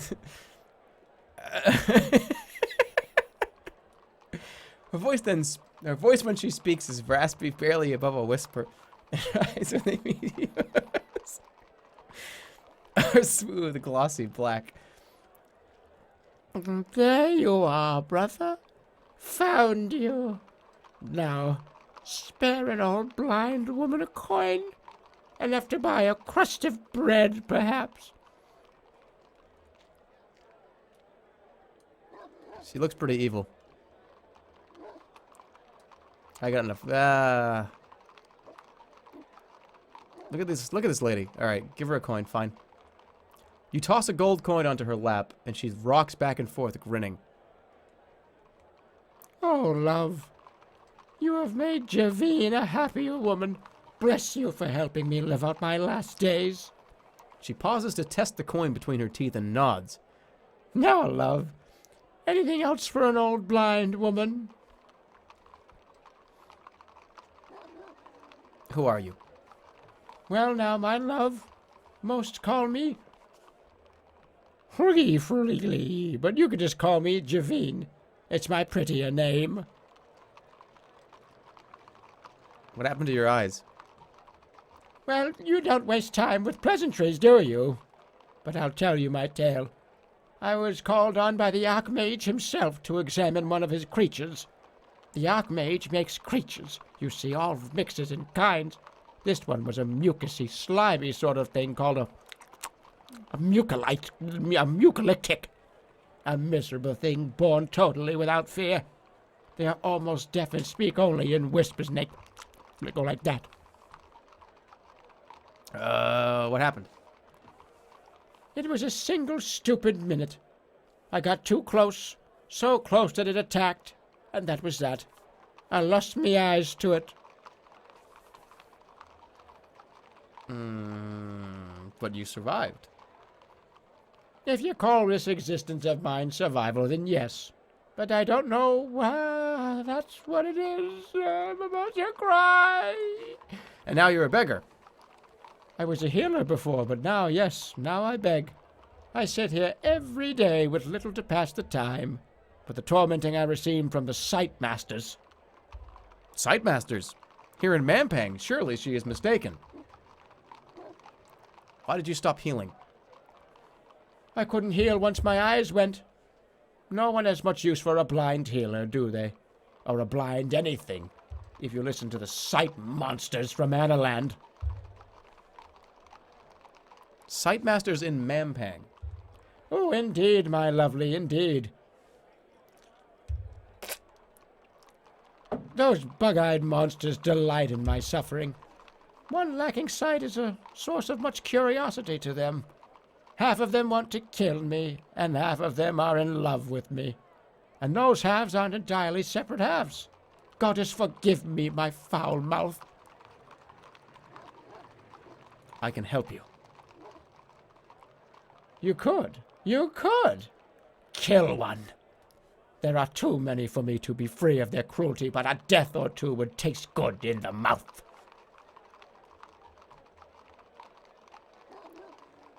What do I get in return? I will reward you. I still can heal, and I also hear many things, love, and some are secrets that you might want to know. She yawns with such vigor that she throws a cascade of spittle into your shoulder. What a lovely chat.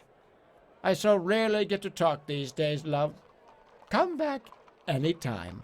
She grins. Especially if you do know, you do the thing we talked about. And she draws a line across her throat.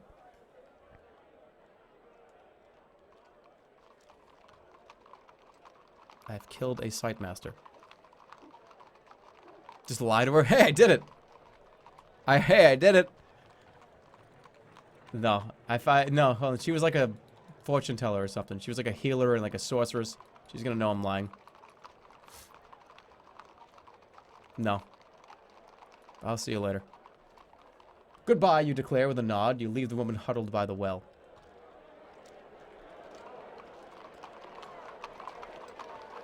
Didn't I? No, I didn't kill any Sightmasters.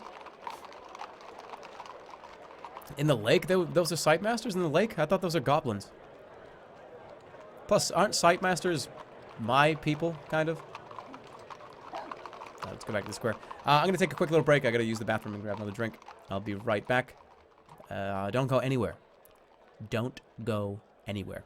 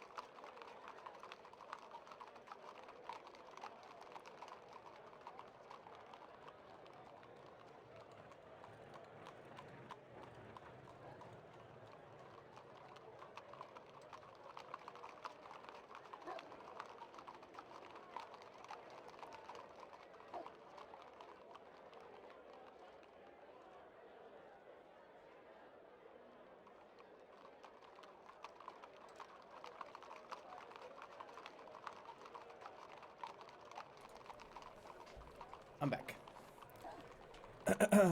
So. Let's just take a look. Gone up and through here, there. I wish I could still have the markers from where I was. Because I could see like where I've been. Let's go down the road. He didn't wash his hands? No, I didn't wash my hands. I took a piss, I didn't wash my hands, and then I made food. Yeah, I made, like, chicken salad with my hands. I took, like, a big, long piss and then made fucking tuna salad with my bare hands. And then fucking fed it to my enemies. No, that's not... I didn't do it. I washed my hands. I always wash my hands. I'm a clean freak when it comes to that type of hygienic shit. Okay?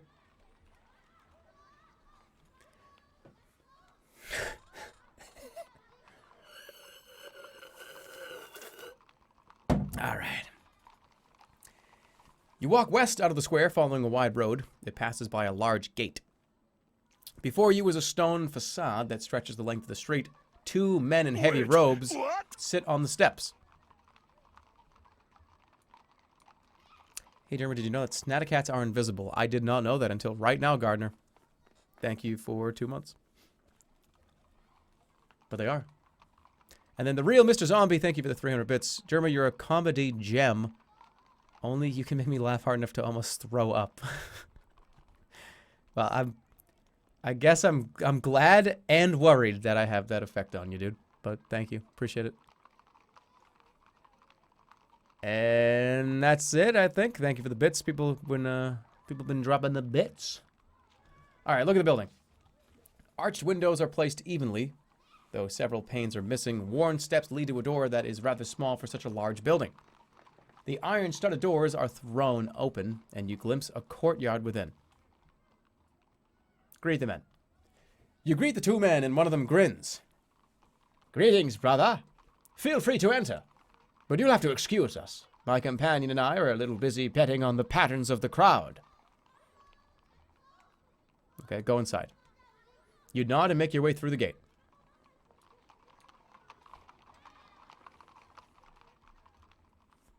You step into the yard of the monastery.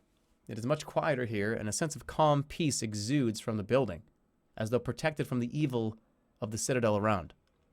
A short flight of steps leads further inside to a wide, busy hall.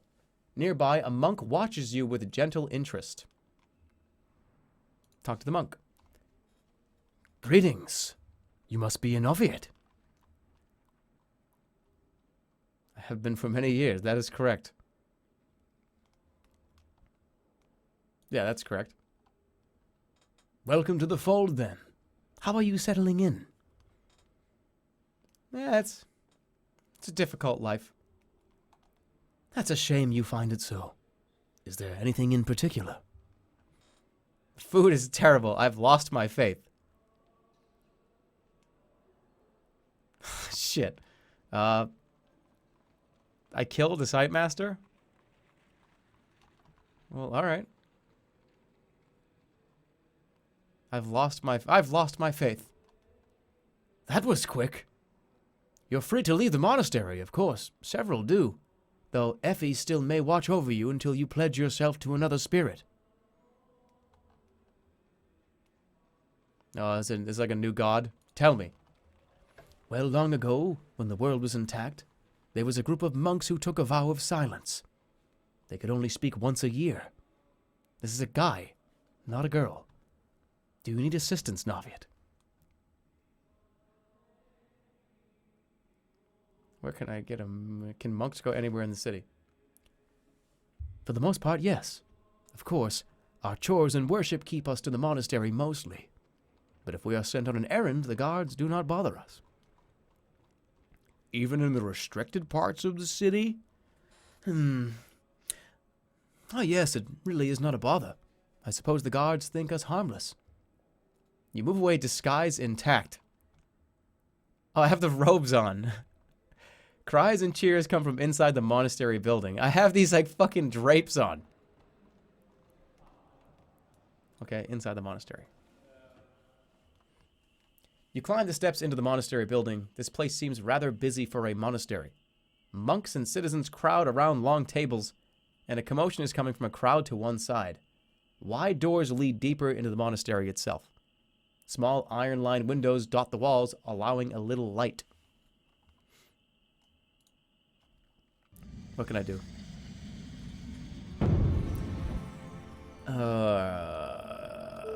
Sense danger.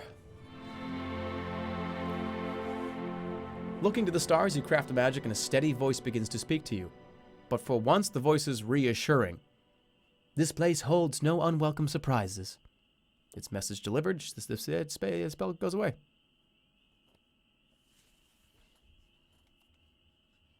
Look around. Most of Effie's monks are gambling or betting in one way or another. One stands on one leg while another counts seconds. Opposite two monks stand under a tree, guessing when a particular leaf will fall. Along a far wall, surrounded by many spectators, is an intricate race course for rats.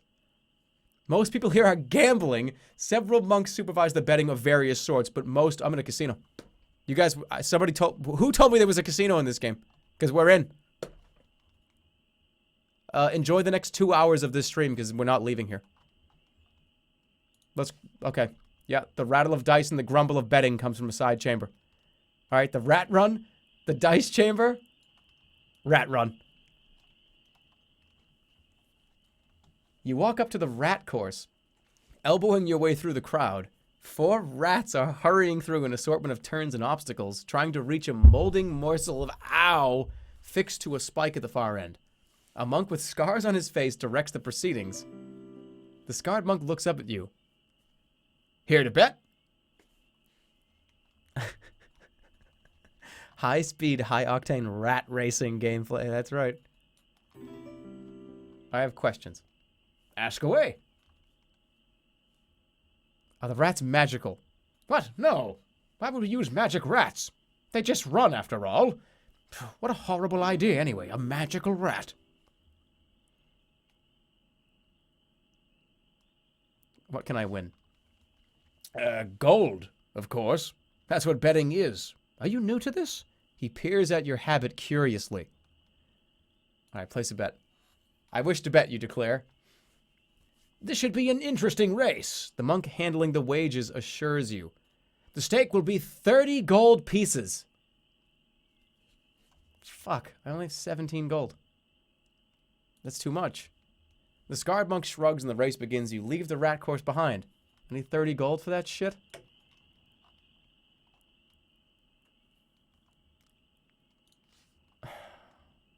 It's night outside. 30 gold? The dice chamber? You walk over a long room set with a wooden table on which several games of swindle stones are being played. You find a monk who grins at you. Fancy a game, brother? We stake 10 gold pieces in Effie's honor. My cheer didn't show up. I am ashamed. Alright, let's do it. 10 gold. It's time to play in the casino. The monk counts out 3 dice each and takes the first bid. 3 dice each. By Effie. I've never seen you before, brother. You are new here? Alright. 3 dice each. So I have 2 ones. I could say there's 2 ones right off the bat. Or I could, you know, let's just say... Should I say 3 ones? Because he might have... No, that's a mistake. I'm going to go 2 4s. Or 3s. 2 3s. Don't you dare call. 3 3s. Oh, really? Don't fucking think so, buddy. Call. You have to have 3.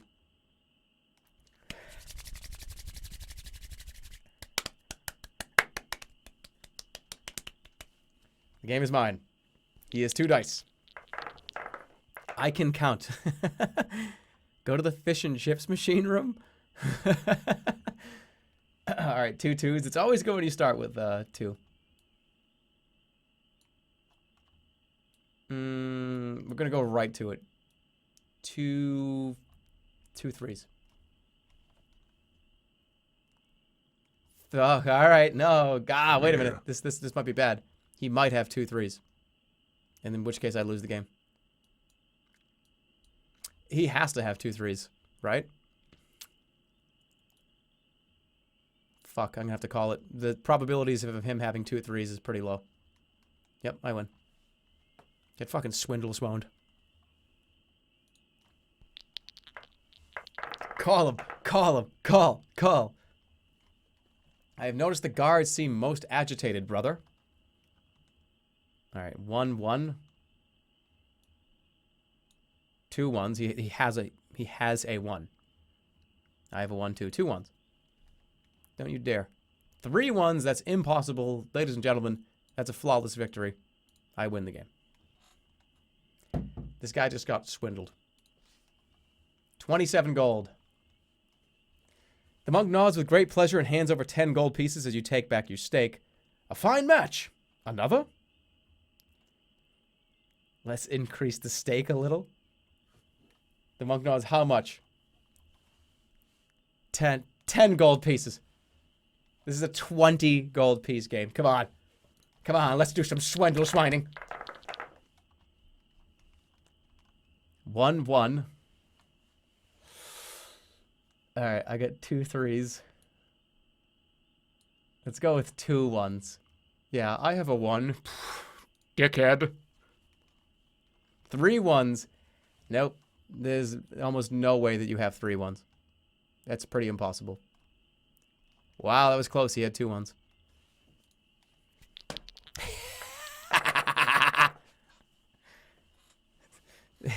It's rigged. Oh boy, this is a guaranteed winning round. I gotta play it right though. Like that's a straight up 3 2s. We're gonna just fuck with them right now. 2 1s. 2 1s. Oh yeah, 2 4. Oh, that's not good. Here we go. No, I can still 3. Yeah, guess what? Oh, 2 4s. 3 2s. He's gonna call this and he's gonna lose. I knew it. Yep. Sorry, buddy. I did have 3 2s. Game is yours. Do it again. The probability of me winning is pretty damn high. 1 5. 1 4. Oh, okay. 2 4s. Sure. He's gonna say 3 4s. Yeah, and you lost. I just made a bunch of money. Call it. I'll take the victory. The game is mine. Get swindled. 47 gold. The monk smiles benevolently and gives you 20 gold pieces as you collect your winnings. An exciting round. Again? No, I want to go do the rat race. 47 gold, it's 30 gold for the rat race. Rats, decline. The monk nods. True luck does not always favor play. He agrees. You get up from the long table, the monk bidding you goodbye, and return to the courtyard. Time for a rat race.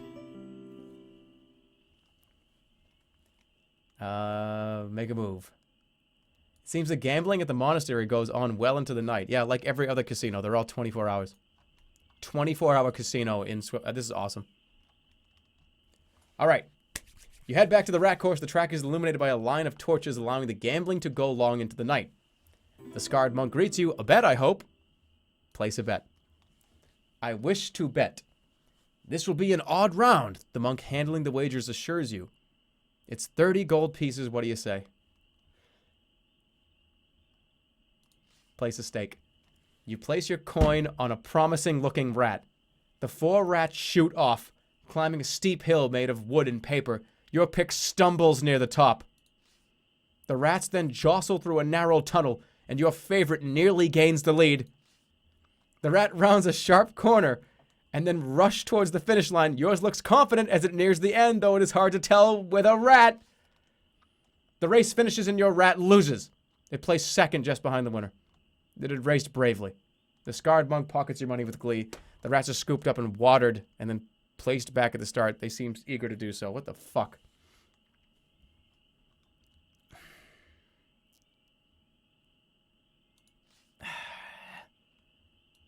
Hold on. Eat something. Go back over here. Go back over here. Let's fucking play some swindle stones. Let's win our money back. Roll the dice.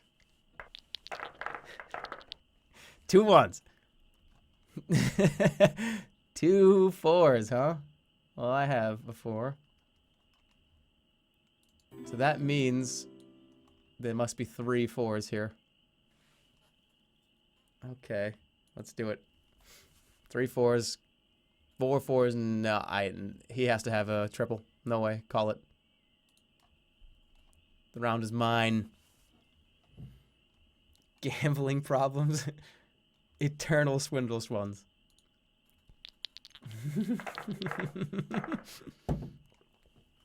All right, we got 2 2s. Yeah. 2 4s. 3 4s. This guy sucks at swindle stones. I'll just keep playing this guy and raising the stakes.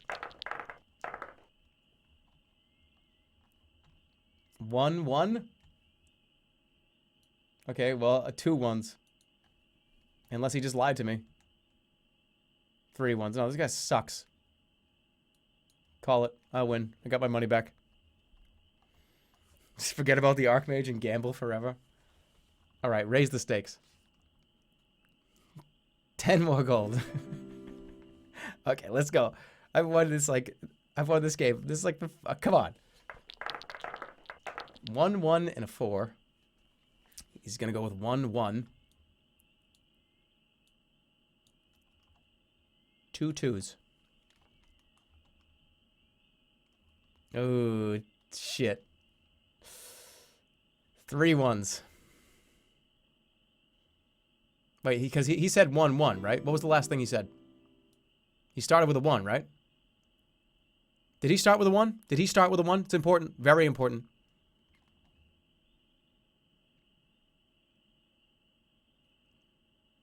He did do a 1 in the beginning. That was his first bet, right? I think, yeah, he did. 3 1s. Call it and lose. Yeah. It's over. See you later, buddy. You lose. I'm going to drain this guy's whole bank account. Alright, this is going to be a tricky round because I don't have a double. 2, 3, and a 4.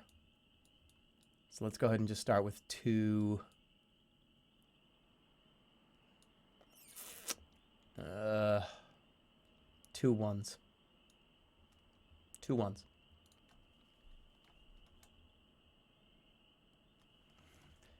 2 4s. He probably has a 4.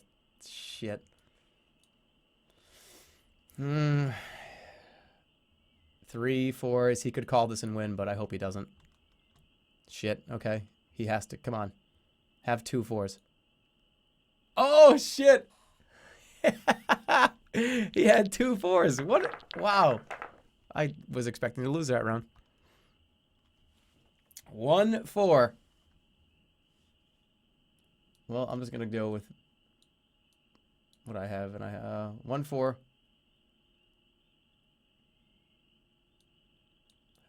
3. Where is it? Well, this is a perfect hand. 3 3s. He's just fucked. He either has to call this or he's going to just... Yeah, you lose immediately. Nice. The game is mine. Back up to 47. Raise the stakes. 20 more gold. All right, this is a big fucking game. Huge game right now. I can't lose this one. Wonderful starting hand. 3 1s. He says he's got 2. I'm gonna go right to it. 3 1s. Call it. Yes! Got him. Got him. I get the advantage. Keep it up. No, this is not a good hand. 1 4. 2 4s. That means he has at least 1. I might lose this hand here. 3. All right, call this and have 2 4s. No, yeah. No, shit. Wait. I didn't. No! Fuck. I didn't pick the right thing. Come on. 1 1. 1 1. 2 1s. Call it. 2 2s? We both have the same hand. We have the same hand. I'm gonna lose right here. We have the same exact fucking hand. He has a 1 and a 2. I have a 1 and a 2. It's over.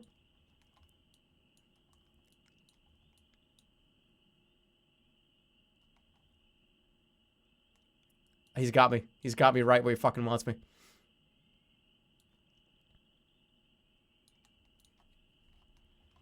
There's nothing I can do. We have the same hand. And I went first. Oh, that's not good.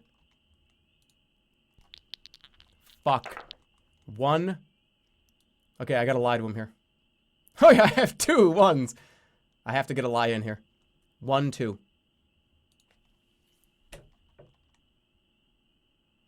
2 2s. No, okay. He has to have 2 2s right now. Call it. Yes, all right. 1v1. It all comes down. Oh, but how do you even win this? 1 1? I just have to say what I have. 1 4. 2 what? You lose the game. You can't win when it's. I just won. I did it. I fucking did it. We're up to 87 gold.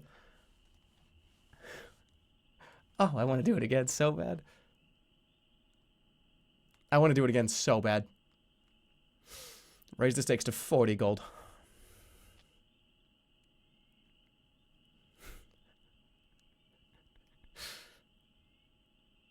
Ah.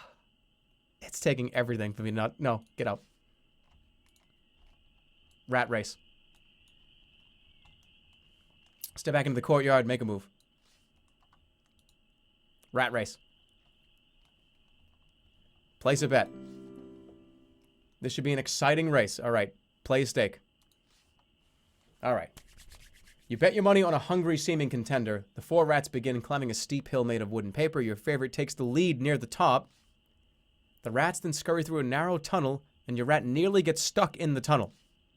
The rats take the tight corner and then race towards the final flag. Yours appears worried as it approaches the finish line. The race finishes and your rat loses. It placed 3rd, well behind the winner. It had been distracted by the roaring crowd.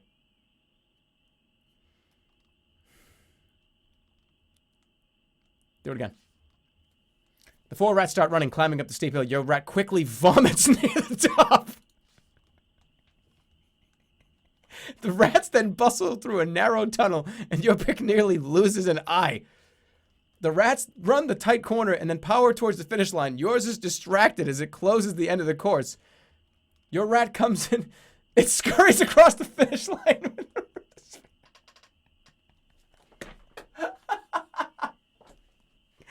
I win. The monks groan as the race ends.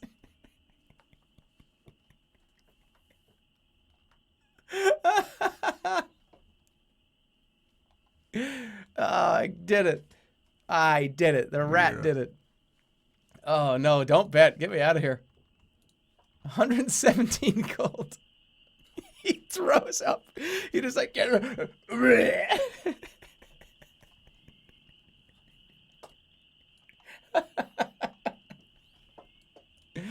Oh, I love this game.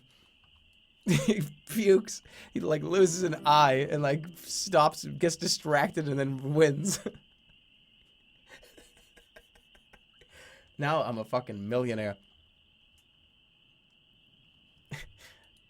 Vomit rat for Jerma Rumble. All right. I think we made out pretty well. I came in here with what, 18 gold pieces? It's a pretty good day at the casino, if you ask me. Thank you, CritFest113 for your sub. Welcome to the channel. Glyph Bin for 6 months. Homeless shelter incoming. I don't think so. 117 G's, man. Impeccable Chin, 500 bits. You have a problem. You haven't been the same since fish and chips. Hey, it's not a problem when you win. Right? Right? It's not a problem when you win. It's only a problem if you lose. But thanks for the 500, dude. Did I miss anybody else during that whole thing? BD212, thanks for the sub. And Gardner93, I don't think I got you. Thanks for 2 months. No, I think I got you before. Yeah, I did. And the real Mr. Zombie Jesus, I don't think I said hello to you after your 300. Get 600 for the cutlass. I already have the cutlass. I don't need to go get it. I'm done with this place. Make a move.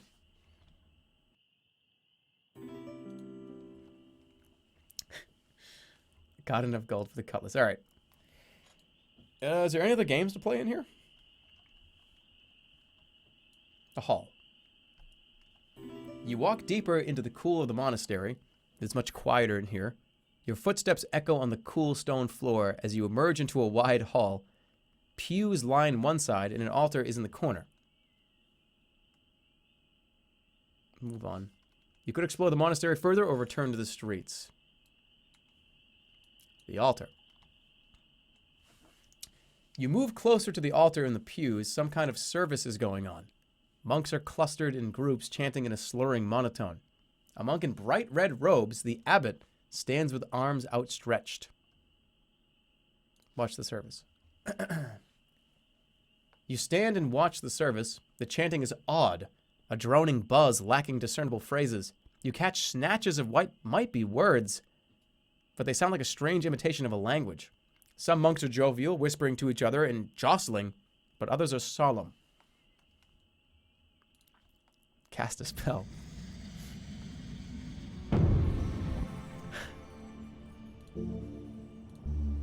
Zip cause teleportation. Like, just ruin their sermon. Hot? God, throw a fireball? I don't like this service. I'm gonna take a bunch of money from your casino and then burn it down. Rap, talk all languages. 6, clone the caster. Why would I want to do that? Nap, cause sleepiness.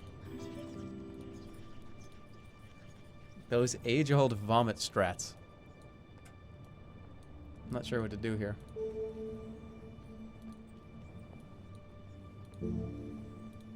Make them dance. I don't have jig right now. I have God, illusion of worship. I just go up there and stand up there. Hey, believe in me. Yeah, there's no jig. I would do it right now. Hot. Oh man. This deserves a pull, but a pull for what? If I'm gonna throw a fireball into the, I know you guys are gonna make me burn the casino down. How am I gonna come back in here and do my rat races? I could do rap. Yeah, I could understand them. Yeah, we'll do rap. Talk all languages. Cast. Pulling out the green wig, you put it on and cast the spell. Under the influence of the spell, the words from the choir's chant translate themselves. They are meaningless murmurs, nonsense words repeated over and over. Left and right, sing the choir. Up and down, back and forth, dead and alive, lucky and unlucky, and so forth over and over. You take off the wig, having learned nothing. The abbot, his bright habit distinguishing him, stands placidly in front of the room. The altar near him is covered in bronze, its top battered and pitted. Atop is a small bowl and a set of metal dice. The chanting peters out, and the abbot smiles. Wait. Brothers and sisters, we give thanks to Effie. We meditate on the changes and chances that fill our lives. We give ourselves over to the dice roll, to the risk, and let her nudge as she sees fit. He gestures to a monk who approaches the altar. Sister, it is your day to roll. Wait. A monk approaches, grasps the dice, and then tosses them across the altar with a clang. The abbot considers the dice and tuts. No luck for you. Half rations for a day. Think upon this chance. It keeps wanting me to go to bed. Wait. There is a long stretch of chanting, and then the service comes to an end. The monks file out towards the gardens or linger by the altar. The echoes die away. The monks stand and file away. cloister. You step back to the doors once more. All is quiet in the chamber. Let's rest. You take a moment to rest on the stone benches. It is a peaceful spot, perhaps the most peaceful in all of Mampang. All is quiet in the chamber. Monks move softly around the darkened rooms. The dormitory. You head down a short flight of steps into the dormitories, nodding at bypassing brethren.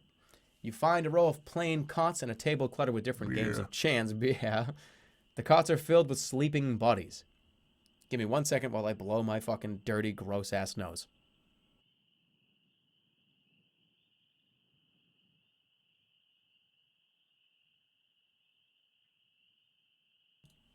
Okay. Sleep. Trusting that your habit will keep you out of trouble, you stretch out on a berth. Removing your pack, you try to settle despite the hard floor. At least you've eaten once already today, so do not need to eat again to avoid hunger. Close my eyes. You lie back and try to forget your troubles. You feel quite safe here, and you do not dream. Thank you, Can, or Concerto. Thank you for your sub. You change to using the cutlass, +6, ate 1 provision, and gained a huge amount of gold. Entered the Monastery of Effie the Fortuitous, and spoke to Shadrick Stone. The Archmage is aware of you. And you blew your nose, and you feel better for it. You wake refreshed, then sit bolt upright as you find 6 monks sitting around the bed, watching you intently. As your eyes open, one punches the air, and the others shake their heads. They exchange a few coins, nod to you, and then move away. You climb back up the stairs to the quiet chamber. Wait, were they betting on if I was going to wake up or not?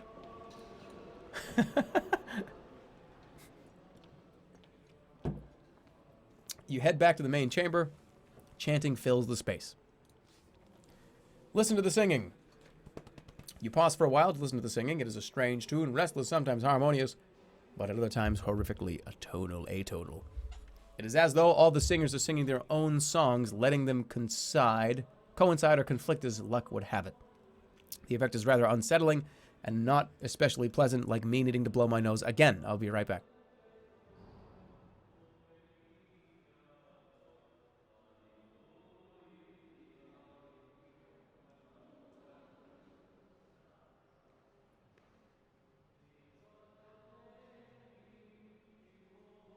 God.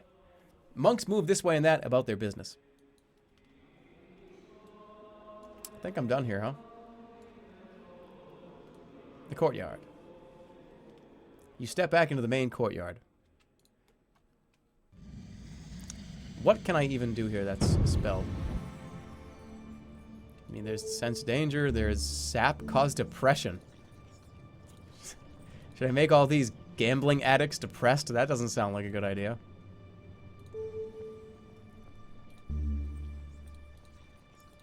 What do I do on my way out? How? Safe passage? Yap. Oh! The rats! The rats! The rats! The rats! I need to... Okay, I'm gonna... Yeah, let's talk to the rats. Rats, rats, rats. Yap. Talk with animals.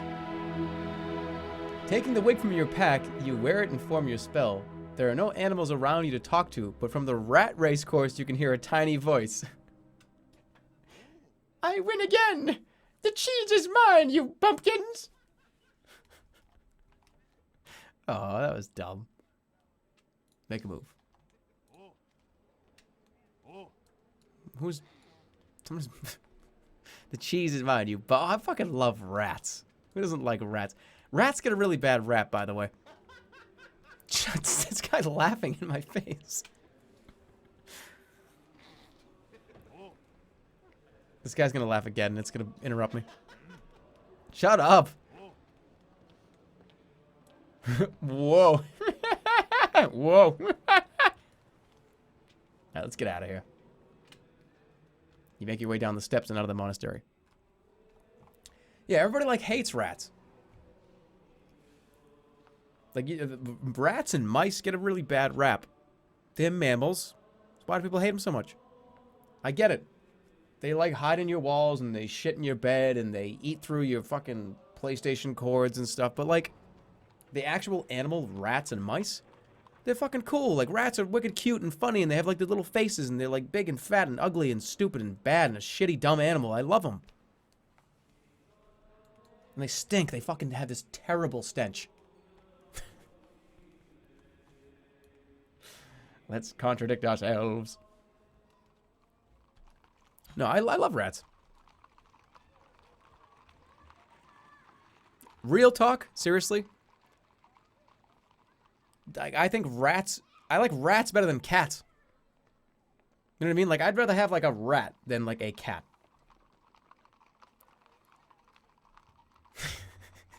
I've probably just made a ton of people angry. You step out of the calm oasis of the monastery and back into the dust and gray of Mampang. The road stretches a short way in both directions. You know, I think... Hold on a second. Is my birthday the rat? Am I a rat? I need to know. Hold on.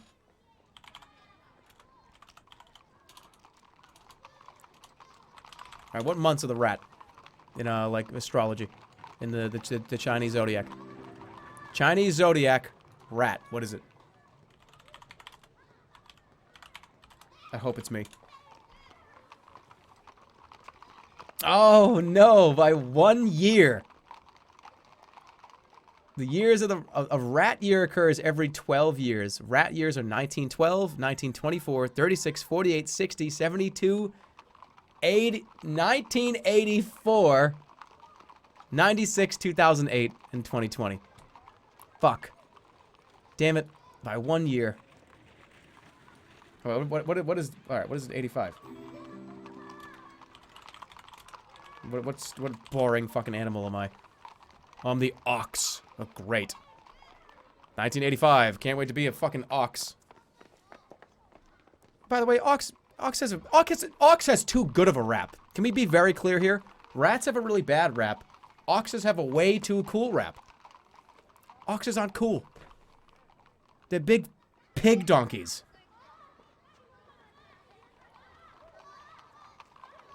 Everybody loves oxes. Oh, by the way, the American bison is the official animal of America. It should be a fucking rat.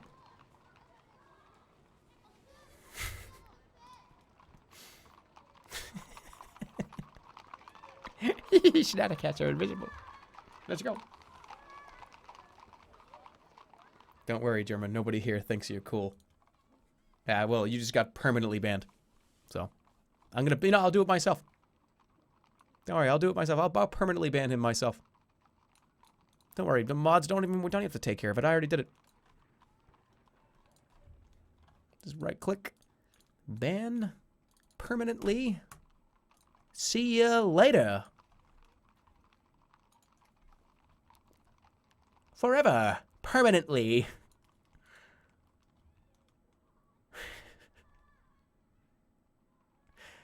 I love how every opinion I have is this is the best ever or this sucks.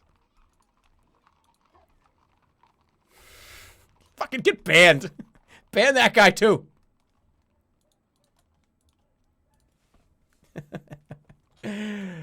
Alright, the road curves along the edge of a tall stone wall, eventually reaching a low metal door. The air moves a little around you, still icy but fresh. Nobody... I can't do it. There's a lot of people to ban in this chat. There's at least... Jerma, you're old? You're old? Well... Fuck you.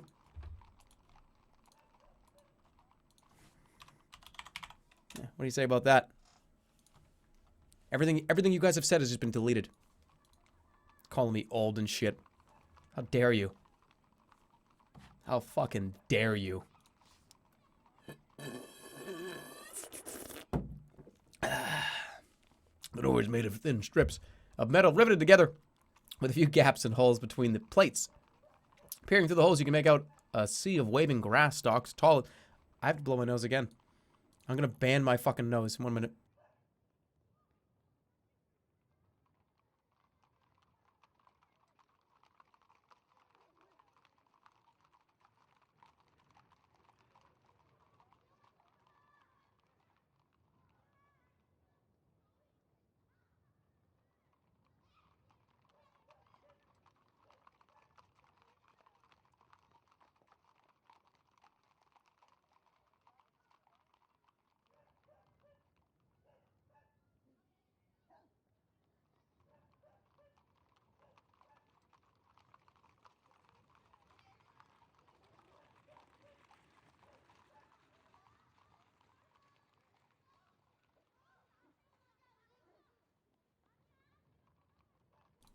Okay. Let's go. All right. Let's go inside this building. Or inside this, where this, what is over here anyways? Big open field. The fields. Sure, why not? Mystery stream. You slip under the archway into a wide field of wheatgrass. Each stalk is taller than you stand. The heavy door slams shut behind you. Let's move on through the... That slammed shut behind me.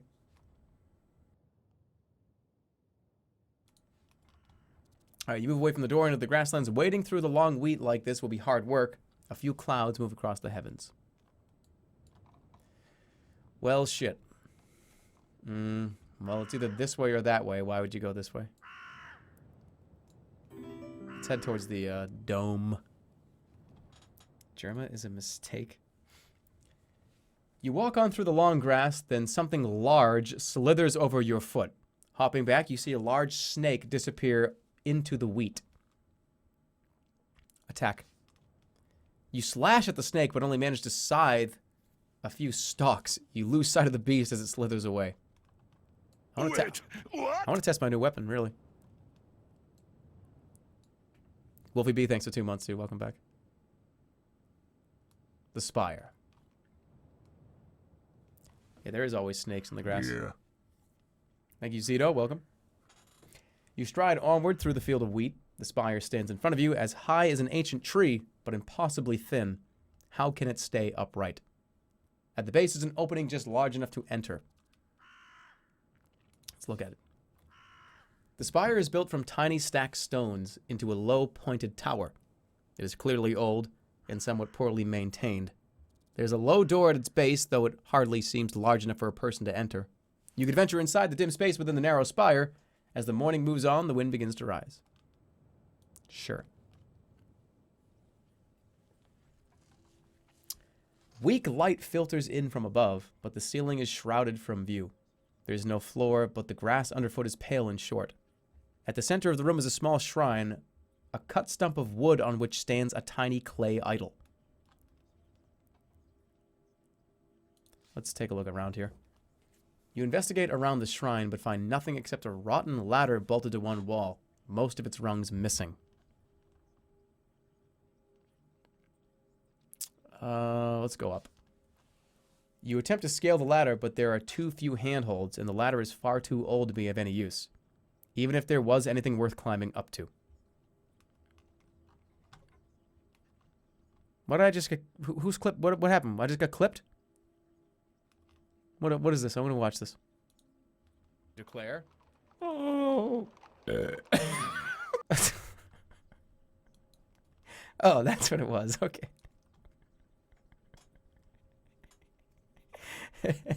That was fucking gross. Let's go to the shrine. You approach the shrine, a hefty tree stump. It has been carried here and carefully cut and sanded. The idol on top is unpainted clay. Pray at the shrine.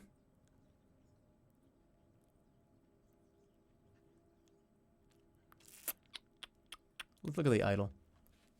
The idol is small enough that you need to squat to see it. It is roughly made with pits and defects. It is human-shaped, clutching a sword that points towards the ground. It lacks a face and is unnaturally cold to the touch, as though it drank your warmth. Oh boy, pray at the shrine, leave the shrine, or destroy the idol.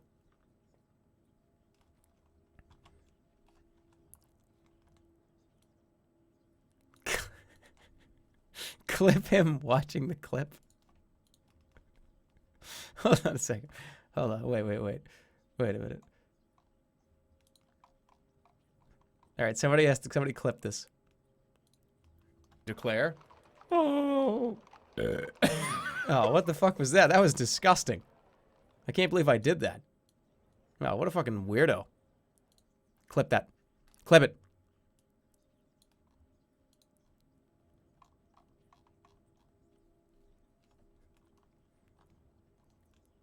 Clip it, quick. I'm gonna do a straw poll, but this is important.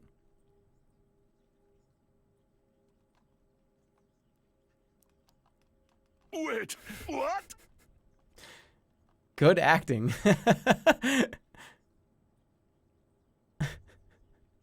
All right, now somebody link the clip.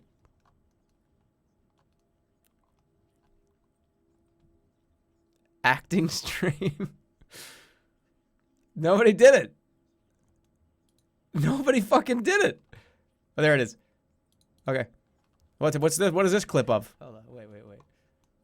Holy shit. Wait, what? All right, somebody clip this. What are we talking about? Clip this. Declare? Oh. Huh? Oh, what the fuck? That was disgusting. What? I can't believe I did that. Oh, shut up. Shut up, what a you fucking weirdo. Clip it, quick.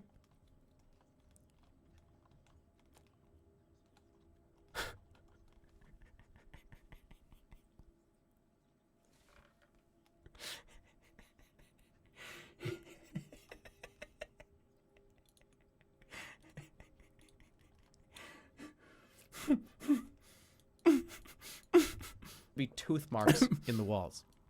That's not even the right clip. What? Wait, what? All right, somebody clip this. What are we talking about? Clip this. We're talking about you getting clipped. Huh? Me burping. What the fuck? That was disgusting. What? I can't believe I did that. Oh, shut up. This is fucking Shut up, stupid. Weirdo. Clip it, quick.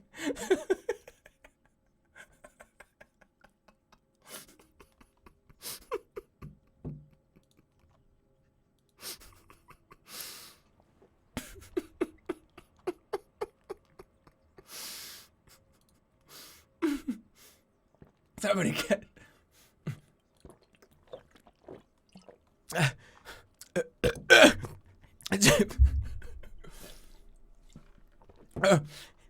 That's not even it. Where is it? You give me the wrong clip. Wait, what? You're not even giving me the right clip. Somebody clip this. What are we talking about? Clip this. We're talking about you getting clipped. Me burping. What's that? Disgusting. Somebody quick! Somebody clip it! Clip it quick! Get it! Clip it quick! Somebody get it clipped! What are we talking about? Clip this. We're talking about you getting clipped. Yeah, I'm gonna smash a bottle over your fucking head, Jerma. Got it. Come on. Come on. Give me it. This is the wrong clip. This isn't the right fucking clip. Not the right one. That's not even the right clip. Where is it? You give me the wrong clip. Wait, what? You're not even giving me the right clip. We're talking about you getting clipped. That's not even it. Me burping. Where is it? You give me the wrong clip. You're not even giving me the right clip. Clip it quick. Get it. We're talking about you getting clipped. Somebody get it clipped. We're talking about you getting clipped. Yeah, I'm gonna smash a bottle over your fucking head. I just Jerma. spilled everywhere. It's everywhere. I spilled my drink everywhere. Come on. I fucking spilled everywhere. That's not even it. Not even the right clip. Where is it? It's the wrong clip. This is the wrong clip. Right clip. This isn't the right fucking clip. We're talking about you getting clipped. Not the right one. That's not even it. Where is it? That's not even the right clip. I'm lost. I can't even close. This is the wrong clip. Quick, right clip. Get it. This isn't the right clip. Get a clip. Not the right one. How do I close it? Where is it? No, I gotta close it. Now. Fucking head. Right clip. Get it! We're talking about get it clipped. We're talking about get it. Right clip. That's not it. Where is it?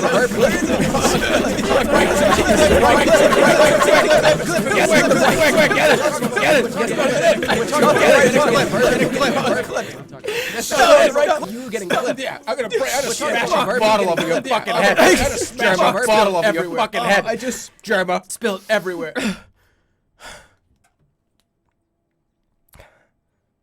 Fuck.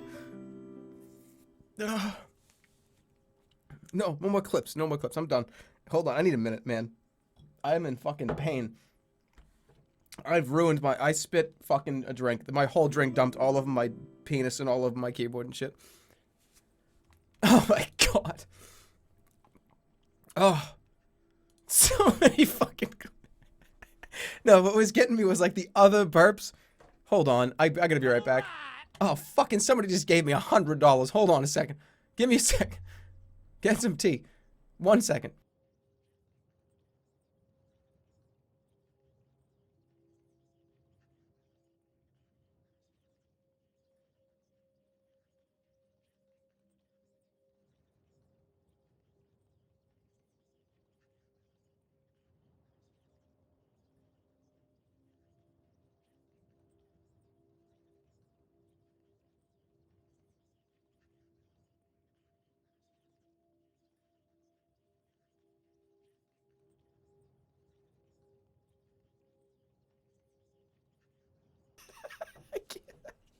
I can't even move. Hold on. I'll be back.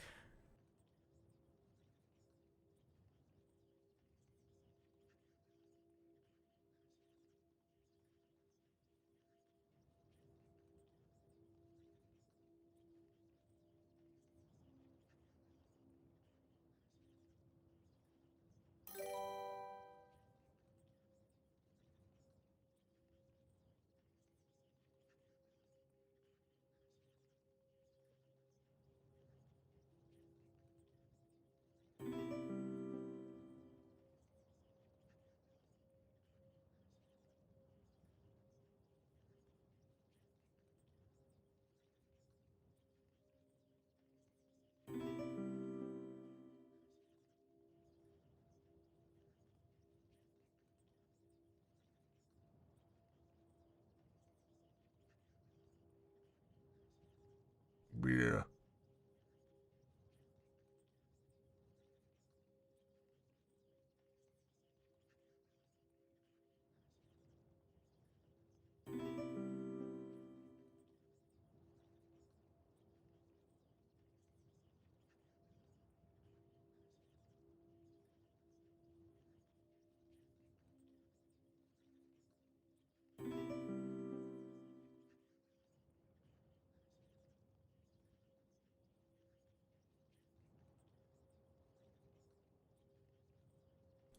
Man, oh man. I need to clean my whole desk. There's shit everywhere. This is not good. I'm gonna have to get like a new keyboard. I'm not even kidding. Like a whole drink just dumped into the middle of the keyboard. Jesus. Fucking tap dancing. God. I did not expect that to be as funny as that was. It was just the burps. It was the fucking burps and the fact that people would just spit. People were putting the wrong clips in. People putting the wrong clips in. That's so fucking funny. I was clicking them. So like there were other shit from the, from 3 weeks ago being played. Oh. God.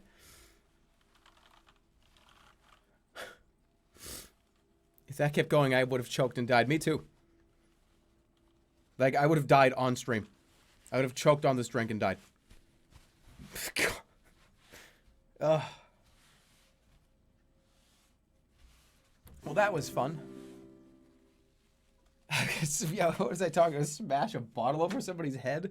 You had surgery to have a metal bar put in my chest and you nearly made me burst it out of my rib cage. Oh, Jesus, dude. Be careful. Oh. Man. All right, so somebody gave 10,000 bits here. Yeah. Quick Draw Fast McGraw with $100 says it's the wrong clip. Well, thank you, Quick Draw. That's a lot of money to give somebody. Much appreciated, dude. Oh. And then Inyukuri with the sub. Thanks a lot, man. Welcome. Haven't laughed that hard in a long time. That was I've laughed. That was yeah. I mean, I've laughed at a lot of things over the last couple of months, but for some reason that just seriously just dug into my body and wouldn't let go. Man. But yeah, thanks guys. Thanks to also to the resubs here. There were a couple, I think, during that nonsense. Clip it, Jamie Zors. Thanks for the 500 bits. Clip it. Tsunami Shadow. Thank you for 5 months. Oh, and then a bunch of people gave bits too. You guys are too kind. Thank you, real zombie Jesus. Let me get rid of this. I don't have much to give, but seriously, Jerma, I fucking love you. Don't worry about it. Don't worry. No one's ever expected to give money to me ever. So I'm just happy that you're here and that we're kind of having fun together. So that's all that matters to me. Oh, what was I gonna do? I was gonna fucking Quara, thanks for subbing, dude. My chair, this is gonna be ruined now. I need to go buy a new chair and a new keyboard. But this chair sucks anyway, so whatever. Okay. Well, I was gonna do a poll to say what I was gonna do here. So let's get a poll going. Oh man, that made me have way more boogers. Okay. Idle. Pray. Leave. Or destroy.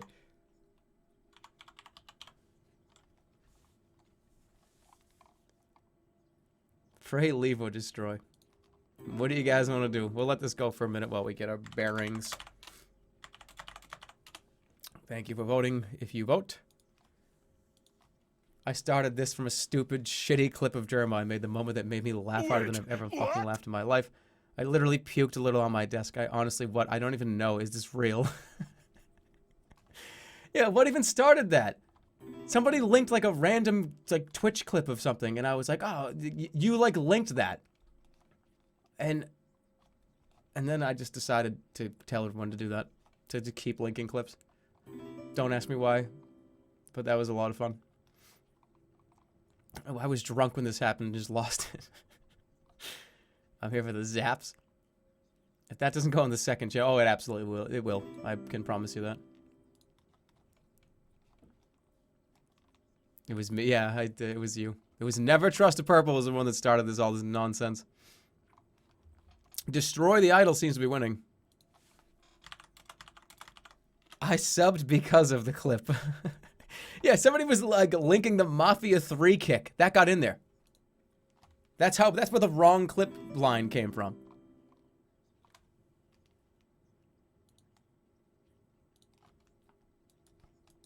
Yeah, I don't even like remember what the fuck that even just was.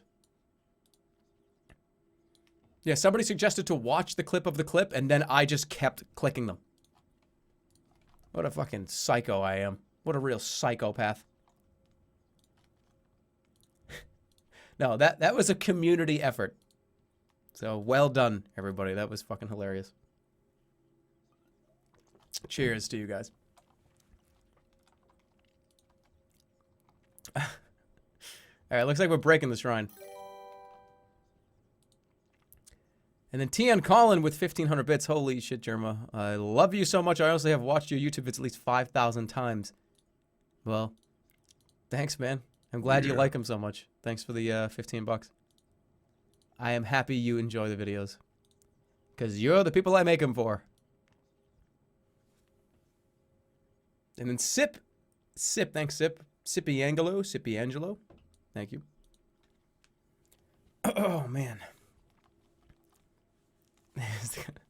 I'm not going to click any more of these clips. Because I know it'll start again. Yes, I record every single stream. So I have that kind of latched on forever. Alright, we're going to break the idol. Destroy the idol. I don't know what it's going to do, but we'll see. But thank you.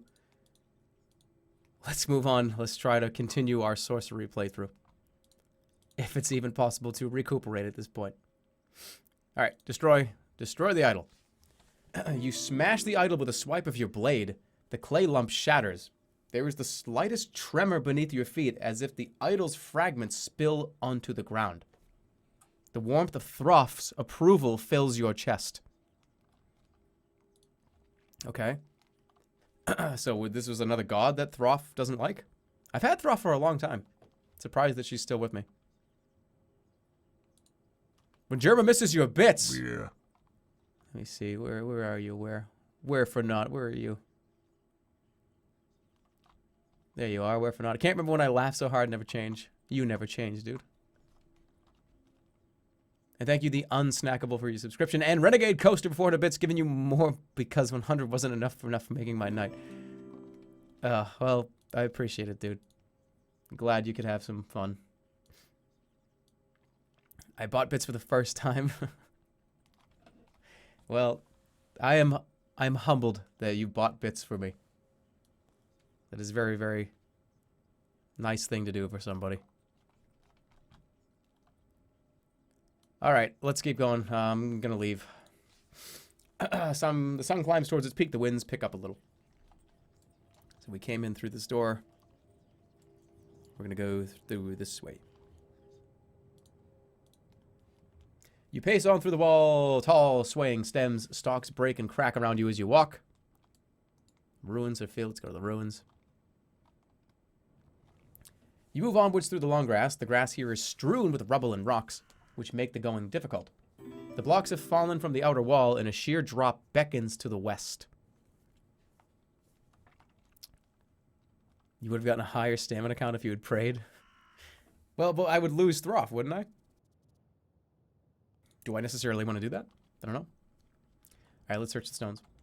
You search through and around the stones. Eventually, you come across something, a human arm bone underneath one large block. Presumably, this unfortunate was standing below the wall when it fell. On his wrist is a bracelet made of tiny carved white beads. Free shit, I'll take it. You slip the bracelet from the skeleton and push it down onto your own wrist with a shiver. Let's peer out over the edge. You peer down over the edge of the cliff and are quickly overcome by an overwhelming compulsion to jump and to fall. What? No, get away. You step away, but with every step back you feel a giddiness as though you were about to trip and stumble. What the fuck am I doing? Move away. You take another step backwards. This time you are sure that something is wrong. It is as though your legs were attached, the drop by chains, and those chains were being slowly tightened, ratchet by ratchet, dragging you towards the edge. Oh, no. The cliff edge. You come to your senses after about 10 minutes of climbing to find yourself clinging to bare rock by your fingertips and the toes of your boots. The crumbled wall seems endlessly far above you, and thankfully you cannot move your head far enough to look down. Whatever force compelled you to come this way has lost its grip on you, for the moment, but no doubt it is waiting at the top once more. Yeah. Oh, this is a good enough opportunity. Pray for aid. You close your eyes and raise a prayer to your goddess, but nothing changes. The rock wall grows no handholds, and your fingers regain none of their failing strength. Fuck. You're about to open your arms to gather the starlight and cast a spell, hoping to levitate to the surface, or at least protect your body with a force field. But of course, you cannot let go of the rock to begin casting. Climb back up. You begin to climb slowly, laboriously, back up the side of the cliff. Your heart is in your mouth with every stretch and every toehold. Slowly, the towers of Mampang come back into sight, and you are overtaken by a powerful urge to let go. What? Why?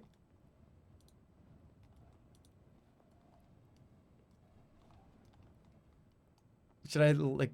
I was listening to this while I was studying at the library. You made me laugh so hard I vomited. I had to run to a trash can so I wouldn't cause more of a scene. Holy shit. Let go. You open your fingers and let go. For a moment, the world seems to hover, frozen in place. Then you begin to fall. Oh, shit. I put too much faith in my goddess falling down. You are falling and almost at the river. You can hear it rushing and splashing over rocks and stones. As it hurtles and spreads through the valleys below, what are you doing here? What misstep has led you to this point? What of your quest? Suddenly, without warning, you are wrenched from the air by something gripping your shoulders. You twist your neck to look around but can see nothing. To all appearances, you are now hovering in mid-air. There's nothing here. A gold crest eagle? Surely so. And as the panic recedes, you hear the flap of wings. The eagles then are here, presumably to aid you, and for the moment in secret. This one must have come out of hiding to save your life.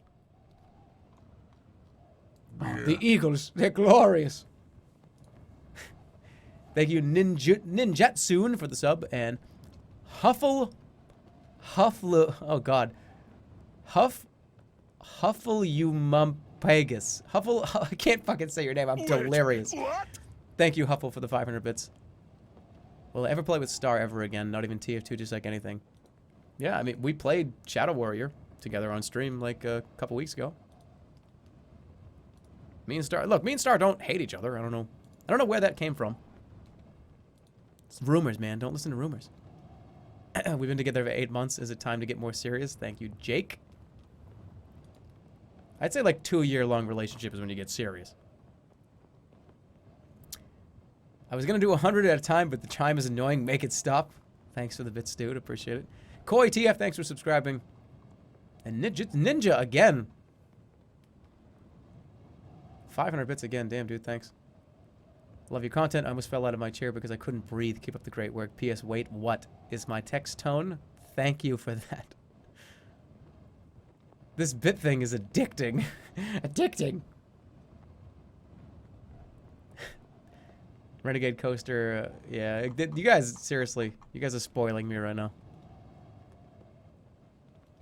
Thank you so much, guys. I don't deserve it, but thank you. I don't deserve this cash, but I've been rescued.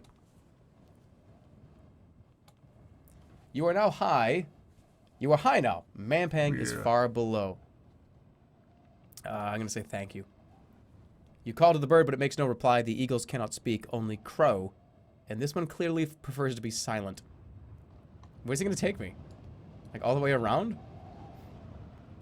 Yeah. The eagle climbs a little, swooping around the walls of Mampang towards an area of many turrets. Hey, Barefoot Cool Boy in Zirconium Flash. Thanks for subbing, guys. He's going to bring me back to where I was. After a few minutes of flying, the bird begins to swoop down, and eventually it drops you in a quiet, abandoned corner of the citadel.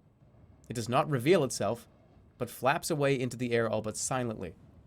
Still, at least you know they are waiting, if only to take you home once your mission is complete. I'll give a wave. Bye. You wave to the creature, hoping it escapes to its hiding spot without being detected. Then you look around to see where you have ended up. The ruined courtyard.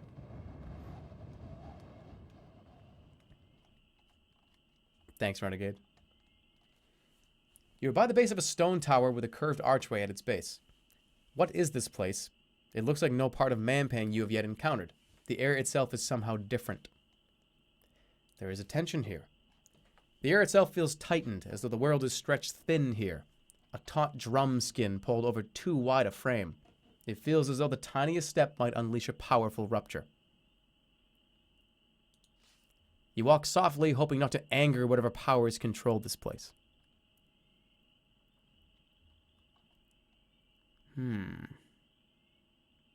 Nearby towers.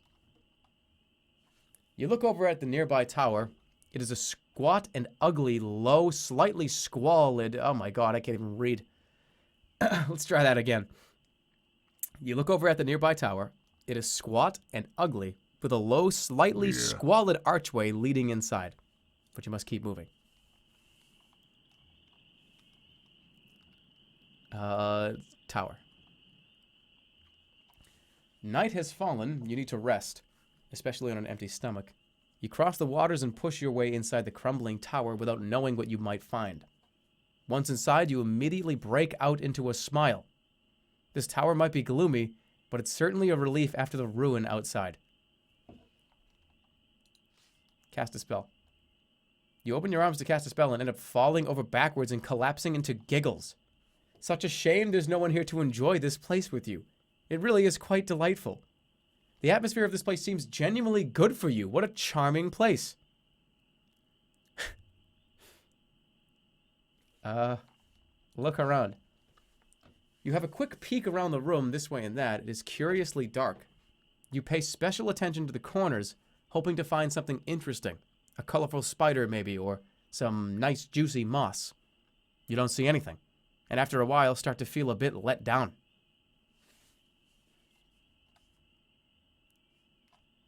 Look at the doors. You look over at the doors. There's one behind you and one in front. But when you try to count them, you find you can't quite manage it. It's probably because turning to look at one means the other one is behind, so you can't see it anymore. And you can hardly count something you can't see, after all. Eventually, you decide there are most likely 2 doors here, even if you can't really be certain. What's wrong with my character? Sit down. You drop down onto all fours quite merrily. This is no kind of place to sleep, but it's a great place to cross your legs. You try crossing them one way, and then the other, but neither way is really comfortable. You are forced to stand up once more. Clearly there's something wrong with the floor. Look at the floor. You pause where you stand to regard the cracks in the flagstones underfoot. You trace them this way and that. They form loops, branch, and then rejoin. It is, you realize after some time, almost as though all the stones fitted together. After tracing a crack for several minutes, only to have it disappear under your own boot, you look up once more. Wait, what? Leave. You head for the door, but get distracted by the way the view of the world outside moves left and right a little as you sway from side to side. You are soon standing on the spot and just swaying. She's not helping me. Thanks, Shakeable Lake, for 2 months. Am I cool? Yeah, of course you are. Gatol3 or Gatel3, thanks for the sub, man. Welcome. Did I get Zirconium Flash? Did I get I don't think I got Zirconium Flash. And Jake X Llama, 8 months. Did I even say your name? God, I feel like I'm the character inside here right now. Pray for aid. You close your eyes and attempt to offer a prayer, but end up singing a song from your childhood instead. 5 sight masters wearing spiky hats. The song brings a smile to your face, and it must be said, a tear to your eye. Why would you leave? This empty chamber is fascinating. You turn around on the spot a few times to get a full view and fall over. You have another try for the door, though you are now turned around enough that you can't really be sure which way is which. Stepping out into the open, you feel a slight headache coming on, as though you had drunk too much ale. What the fuck was that? The east door. You step back out onto the path and follow it a short way. The moon climbs the sky, filling the world with thin silver light. 3 paths meet at this point in the shadow of the eastern rock. From the eastern tower, you hear the faintest sound of music. The wind picks up a little spray from the water and splashes it into your face. It stings where it touches you. I'm not gonna sleep here, are you shitting me? The air crackles with secret energy. What's with these, like, tin can houses? Nearby tower. Oh boy. You enter the next tower nervously. This chamber is large, circular, and peppered with dark alcoves. The floor is pure marble, as are the walls. In the center, standing on a pedestal of rough stone, is a large sculpture of a ram. Study the statue. You pause to admire the statue. It is about twice your height, cut smoothly into the glossy rock. The craftsmanship is impressive. Sculpted fur that looks soft enough to touch. There's only one flaw. The eyes lack pupils and are instead solid white orbs. You cannot shake the feeling that the statue is looking at you.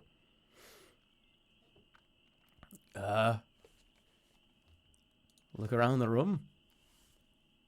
You scan the room, nothing moves, but the darkness in the alcoves might hide something. Across the room is a set of double doors large enough that 3 ogres could walk through. Another doorway leads north, but the path in that direction has crumbled into ruin. Have some bits, Jerma. Well, thank you, Mexican T Radio.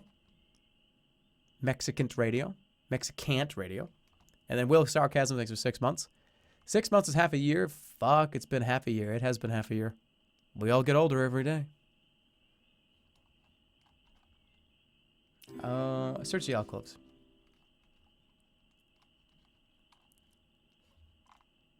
Oh, whoops. Good luck with these towers. These weird things in every one of them. There's weird shit in every single tower. Oh, boy. All right. I'm going to search the alcoves. You pick one of the alcoves at random to explore. It seems bare at first, more of a stone niche than anything else. But then you see something piled in the corner. Just then, the statue behind you moves. Its marble body groans with strain as its head lifts to face you. It shakes itself, the stone flaking. 2 blank eyes stare you down. It jerks and twitches as it raises its leg. It brings a hoof down onto the stone. Boom! The air shudders with the force of a single step. Boom! The ram descends from the pedestal, never taking its eyes off you. Boom! You shift your weight, ready to leap or attack, but the ram simply stares, unblinking and unmoving. Then it takes one more halting step, lowers its head, and begins to charge.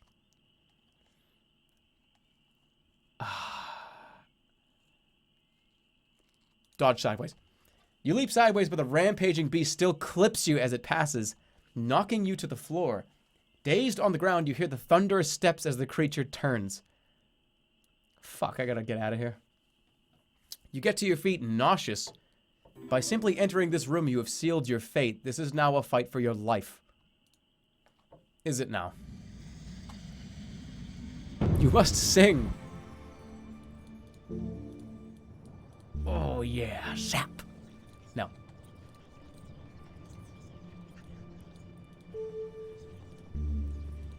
Okay, 6 of us are gonna take this motherfucker on. Sap. Depression. I think I like to have like 6 of us and 5 of them distract this guy. I could do wall too. Wall might be a good idea.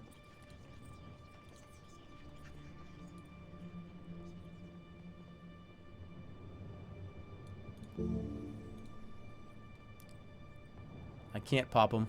There's no P here. Dumb. I can cause clumsiness. Cause slowness. I could dawes. Slowness. That might work. I'm gonna go with the 6. I'm gonna clone 6 of us, and we're gonna fucking run around in a circle.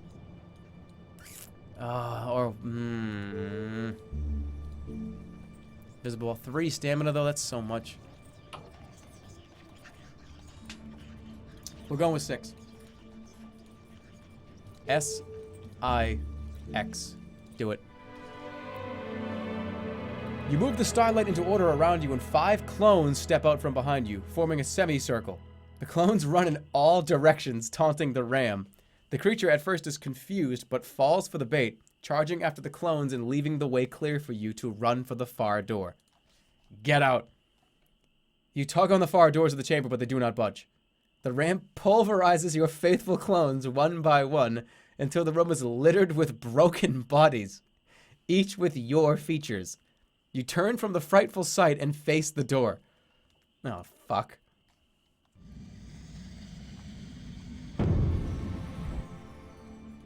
Can I dop the door? Open the fucking door. Dop. You weave the enchantment, the double doors at the end fly open, then begin to fall shut once more under their own weight. You dive quickly through, gasping for air. Let's get out of here. So each one of these towers has just something fucking stupid in them.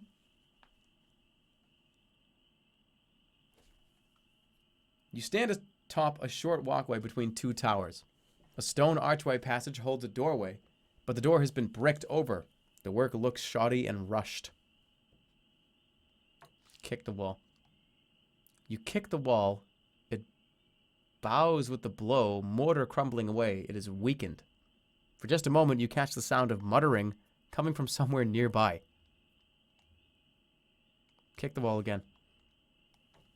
Kick the wall again. The weakened wall does not crumble, but you do hurt your foot. Listen. You press your ear to a gap in the mortar. You hear grunting, scratching, and the tearing of flesh. There is a thump as something is thrown against the wall and what might be a bone snapping. Break this whole dog. Break it down. You push against the weakened spot in the wall where you kicked and it gives way. The bricks crumble inwards, leaving a choking cloud of dust.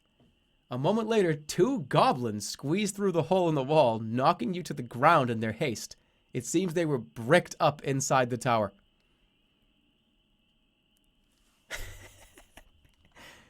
Look in the room. The sight that meets your eyes is truly foul. The room within the tower is crowded with goblins, both living and dead. It seems they have been trapped here for some time. The walls and floor are slick with gore, layers and layers of it. The goblins themselves do not seem to have noticed you. They are too busy rolling this way and that fighting. Jesus. Keep watching. As you watch, a new goblin pops into existence quite from nowhere. She whips her head around in confusion for a second before being tackled to the ground by 3 others. They snap her neck and tear into her flesh. They eat her raw. The scene is repeated a moment later in another part of the room. There are clumps of hair and teeth littering the corners. I'm going in. Stealing your courage and with your hand at your sword hilt, you step inside the foul-smelling tower. Why the fuck am I doing this? You step into the chamber. The smell is worse than you could have imagined. A few of the goblins look up from their rampant cannibalism to stare at you with slack-jawed expressions. How long have they been stuck here? Hold on. 1 second. I gotta blow my nose.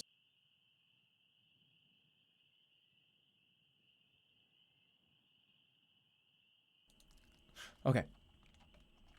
Cast a spell.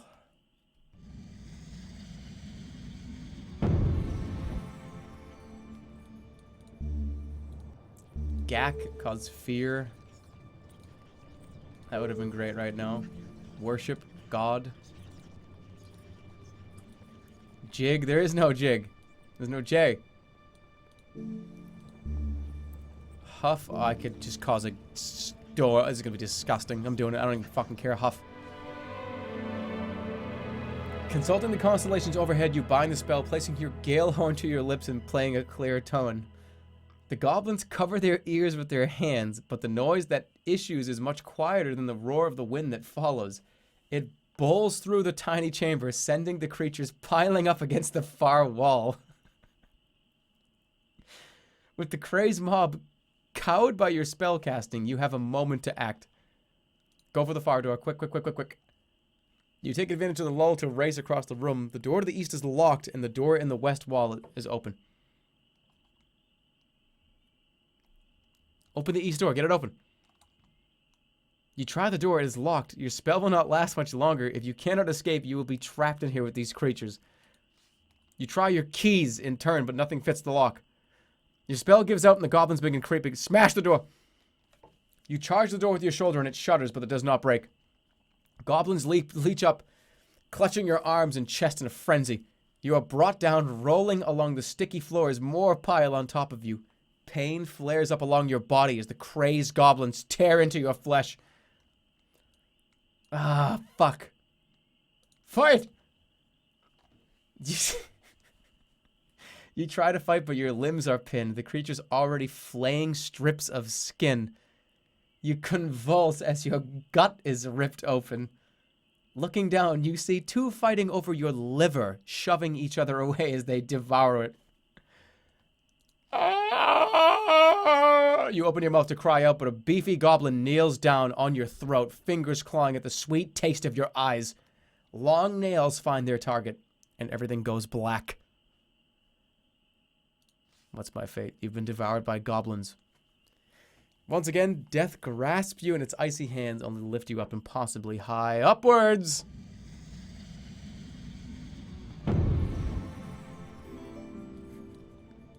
Cast big. No, it's Z-E-D-Z. The spell finishes in a blinding net of starlight that winds around your body like a sheet. Oh, God.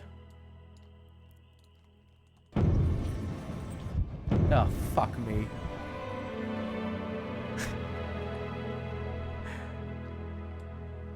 The second time is no more pleasant than the first. The pain builds and then you explode outwards, teeth and skull and limbs flying in all directions. Once more the explosion dies back as though receding. You look around yourself once more. You've lost another point of maximum stamina.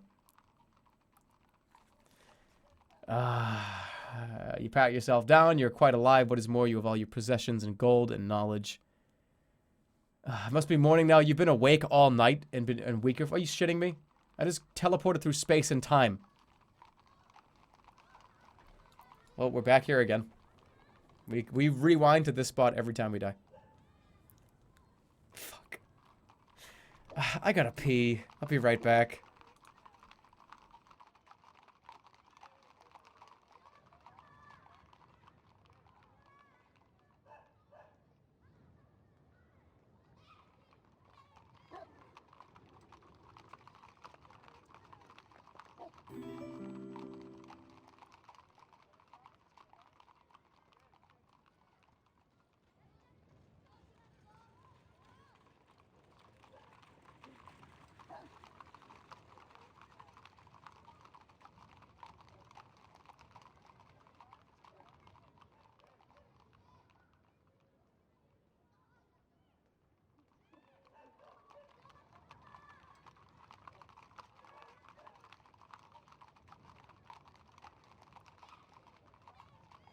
Wait, what?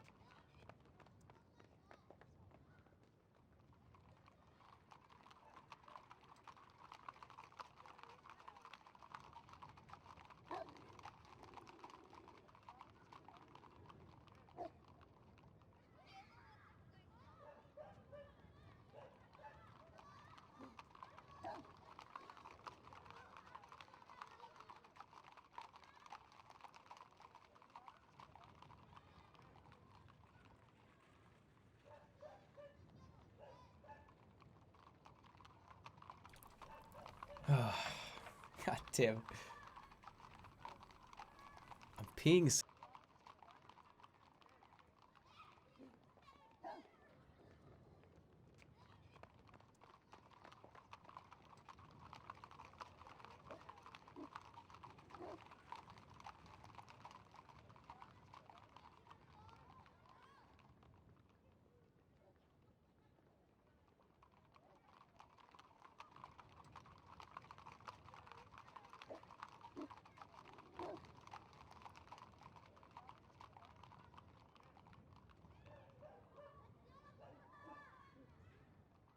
Oh, fuck, I really was muted. Holy shit. You really got me. Yeah, I would not... You know what? We would have just played for like at least 10 minutes before I noticed.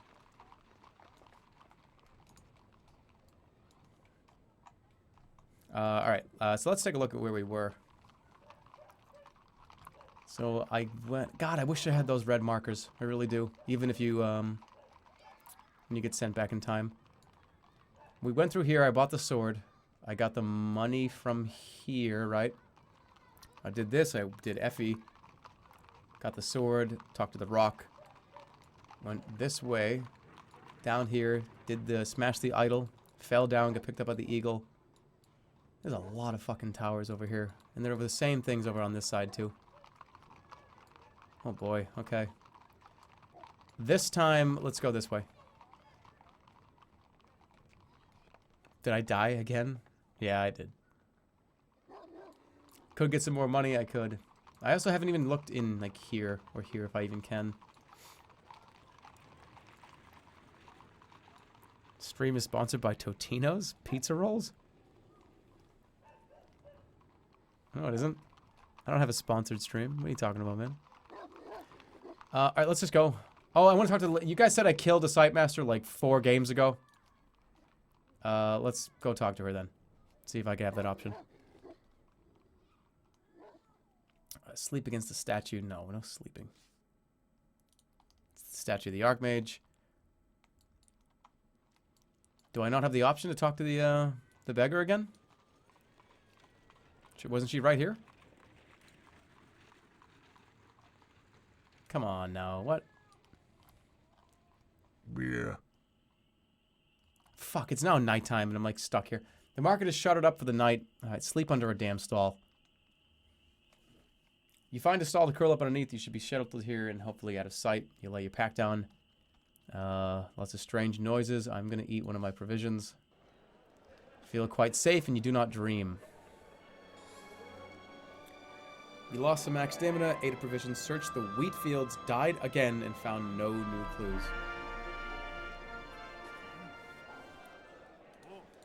Thank you, Cyber Risk. Thank you, Cyber Risk It, for your new sub. And the Middleman Z, 11 months. Coffee, Cheetos, question mark. I wonder what the question mark is. Could be anything. Thanks for 11 months, dude. Almost a year. Alright, you're awoken by a stall owner kicking you out from under her stand. By the time you scramble away, you've sustained some bruising. Great. Which way now? Is she only here, like, during the day? Yeah, there she is. Okay, good. So, I did, you guys, did you not fuck with me? I did kill somebody. I did kill a, site master. Drop a coin in the well. I got plenty of money. Oh, fuck. I thought that was her, like, little spot. Waste of good gold. Oh, god damn it. Go greet her. There she is. Give her a coin. I gotta go through all this bullshit again? Alright, who are you? Yeah, you're a beggar. Yeah. Why did you stop? Sightmasters, why'd you stop healing? Oh, I don't know why I stopped. Sightmasters in Mampang? Oh, I can help you. What do I get in return? Okay. Okay, tell me what happened to your eyes. Yeah, yada yada. Oh, what happened? Oh no. So those creatures should be, well, how you survived? Okay. I've killed a Sightmaster.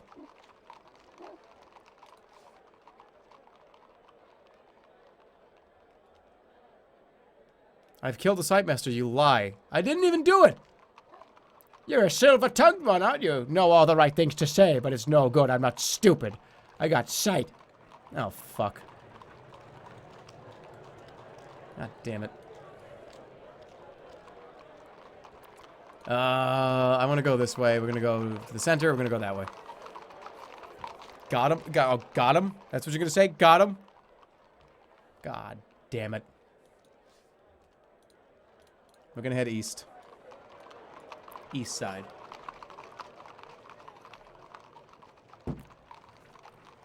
Okay, let's go. The buildings on the eastern edge are a little more ramshackle. An arch leads to another, smaller yard. An alley runs past it. A pillory sits to the north of here. As the sun climbs towards its peak, the winds blowing between the buildings pick up a little. Okay, make a move. You could cross the square or explore the fringes. There's the pillory, there's the guy again. What is in here? Ooh, this is a new room. You stroll through the arch into a well-appointed empty courtyard. From a small booth by the entranceway, a guard nods to you. Brother? Okay, this place is pretty fucking huge, okay. Courtyard. You step out into the central courtyard that fills this enclosure. The place is blessedly quiet, with several routes leading out of it. A dome looks up at the sky, and you spot the occasional Birdman flying overhead. A fountain plays in the center of the courtyard. Search the courtyard. You look around the courtyard, but there isn't much to see beyond the fountain and the benches that surround it. The doors are a mixture of shops and storage rooms. A few brightly feathered birds flap past overhead. This little square is almost comfortable. Look at the fountain.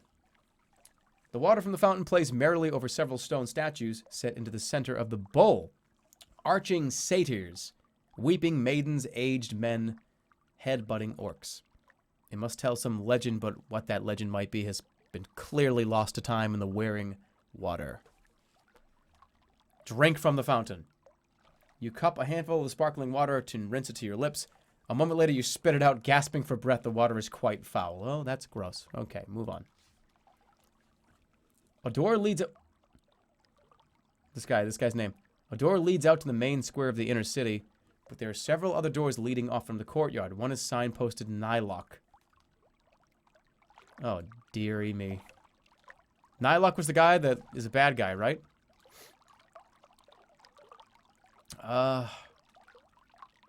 Satyrs. Satyrs, satyrs, whatever the fuck it is. Who cares? Side chamber. You slip into a small side room. Inside are a pile of crates in a side room that are marked with the seal of Kare. Open one of the crates. Rob this fucking place. The crates are nailed shut, but you manage to slip your cutlass between the two boards. You pry off the lid. Stacks of cloth, spearheads, and other miscellaneous goods. Much of it is junk, but the marks indicate it originated in Kare. Do these date from before the Goblin attack, or is it possible someone escaped the city's destruction? Okay. There are several stacked crates, each bearing Kare custom stamps that predate the destruction of the city. What are they doing here? A few large empty crates lie undisturbed at the back of the room. Open an empty crate. You open one of the large crates, empty and roomy. It occurs to you that you could hide your monk's habit in one of the boxes for later use.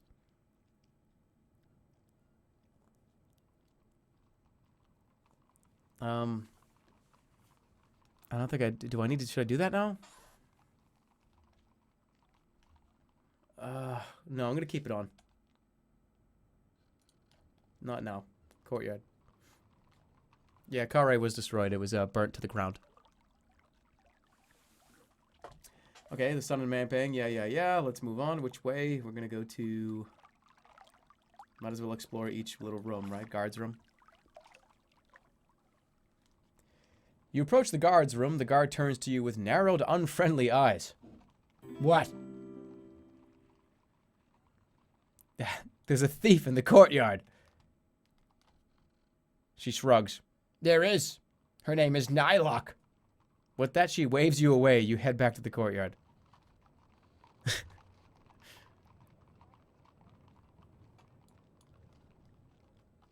You step out into the courtyard once more. Yeah.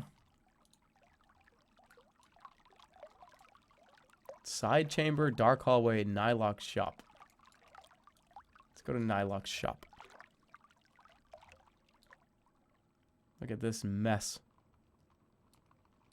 You enter a trade post of some kind. A bald woman with one eye leans on a counter, flanked by shelves stacked with goods and trinkets. At this moment, she's talking to a shoddily dressed traveler. The merchant Nylock glances up as you enter, then returns to her bargaining. Steal something. I'm going to listen and wait. The merchant is shaking her head, not meeting the eyes of the traveler. Listen, I do what you have. Oh, no, let me redo that. Listen, I do want what you have, but if I buy it at that price, the Archmage will have my head. I'm already doing you a favor by not tossing you out. I see. I must give this some thought. Keep listening. You hover listening, but the trader behind the counter has noticed you. Well, and what do you want? The man at the counter seems to notice you for the first time. Something about the man seems familiar, and it would appear the feeling is mutual. You? The man gasps. Indeed, you reply with no idea who the man is. I saw you in the darkness, when the gate opened and we were overrun. Shit. Vic? Sansus? Who are you? Think back. Vic? It's not Flanker. I would have recognized Flanker. It's definitely not Flanker.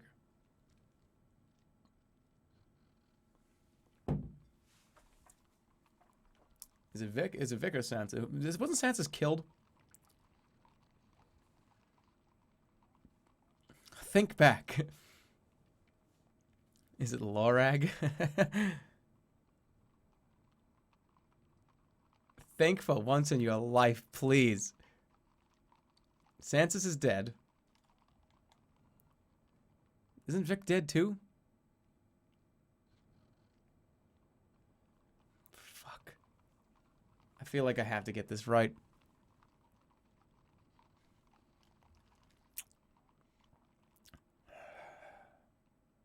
It's the time serpent. I'm gonna say the Vic. Vic? But of course! You must have seen sketches of my face, at least, on the walls and pamphlets that covered Kare. The man puffs out his chest. Vic Shensel, first noble of the city port of thieves. In exile now, of course. And you, I think, are you the Annalander? You see the hatred in his eyes as hot as fire. You are mistaken. You insist. Annalander? Nylock asks, still intent on her ledger. You don't know about the Annalander? This is the foul crobbler that destroyed Kare, and he's here bent on destroying Mampang now. I shouldn't wonder. Pack your bags, Nylock. This one leaves nothing standing. No way out of Mampang anyway, and I just bumped my hand on my desk. It hurt a little. Kare wasn't my fault, and I'd do it again. Should I just dial the dick up to 100? Yeah, I did, and I'd fucking do it again. Crobbler. And I'd do it again. He heaves with rage. You barbarian! I'll have nothing to do with you. I hope you rot in one of the Archmage's cells or get eaten by a skunk bear. He goes over to a pile of papers, still muttering to himself, and begins sorting through them. Nylok is unimpressed.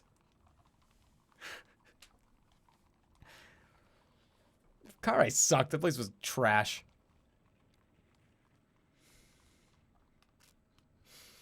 Regard Nylok. You regard the traitor properly next. Nylok leans over a ledger and looks like she has held that same pose for 100 years or more.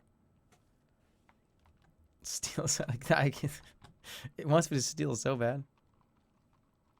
Actually, funny you mentioned that. We have been eaten by a skunk bear like 5 times. Yeah, you're right. Ask Nylok about her good... You stroll over to the back of the room. Isn't she just watching me do this? Vic and Nylok are both distracted by their bargaining. You pretend to examine a stack of pelts while spying some likely trinkets from the corner of your eye. Grab something and run. Quietly pocket something or don't risk it.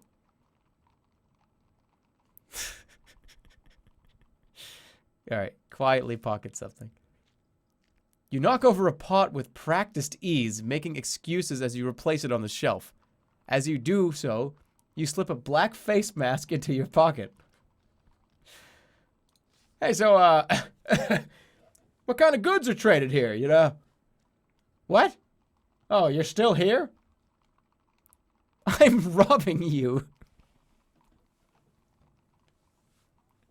I'm robbing you.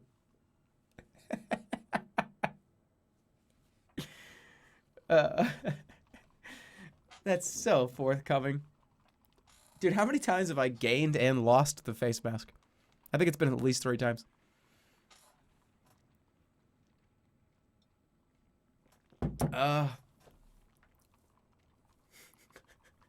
Steal when I have that much money. Honesty.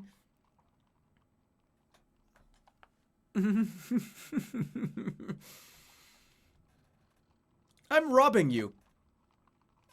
Vic looks shocked. Nylok doesn't look up. That's nice. I said I'm robbing you. You wave your hand in front of her face. I heard you. I've got 1 eye but 2 ears. Vic raises an eyebrow at you. What did I tell you? He remarks to Nylok. This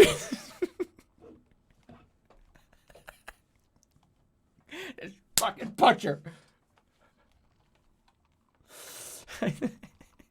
I need a pull for this one. I can't do it. I cannot be...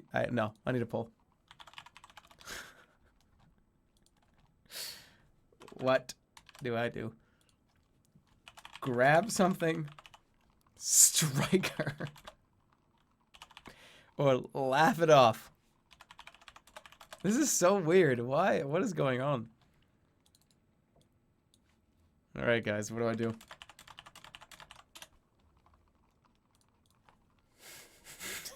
I'm robbing you. I'm robbing you. That's nice. Oh.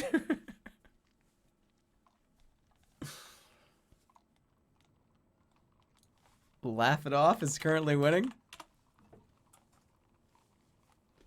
Strike her, laugh it off, grab something, laugh it off. Please vote strike her. Oh, look at me. I'm chat. I'm no fun.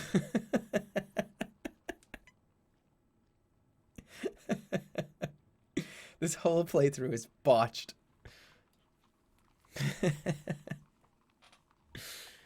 Oh, man.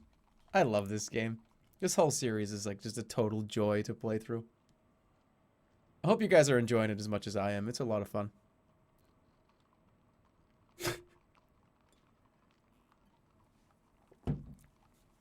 What the fuck is wrong with you guys? Alright, 10 seconds. Looks like Laugh It Off is gonna win. 45 to 40%. Strike. Strike. Oh, God. I want to change my vote to hit her.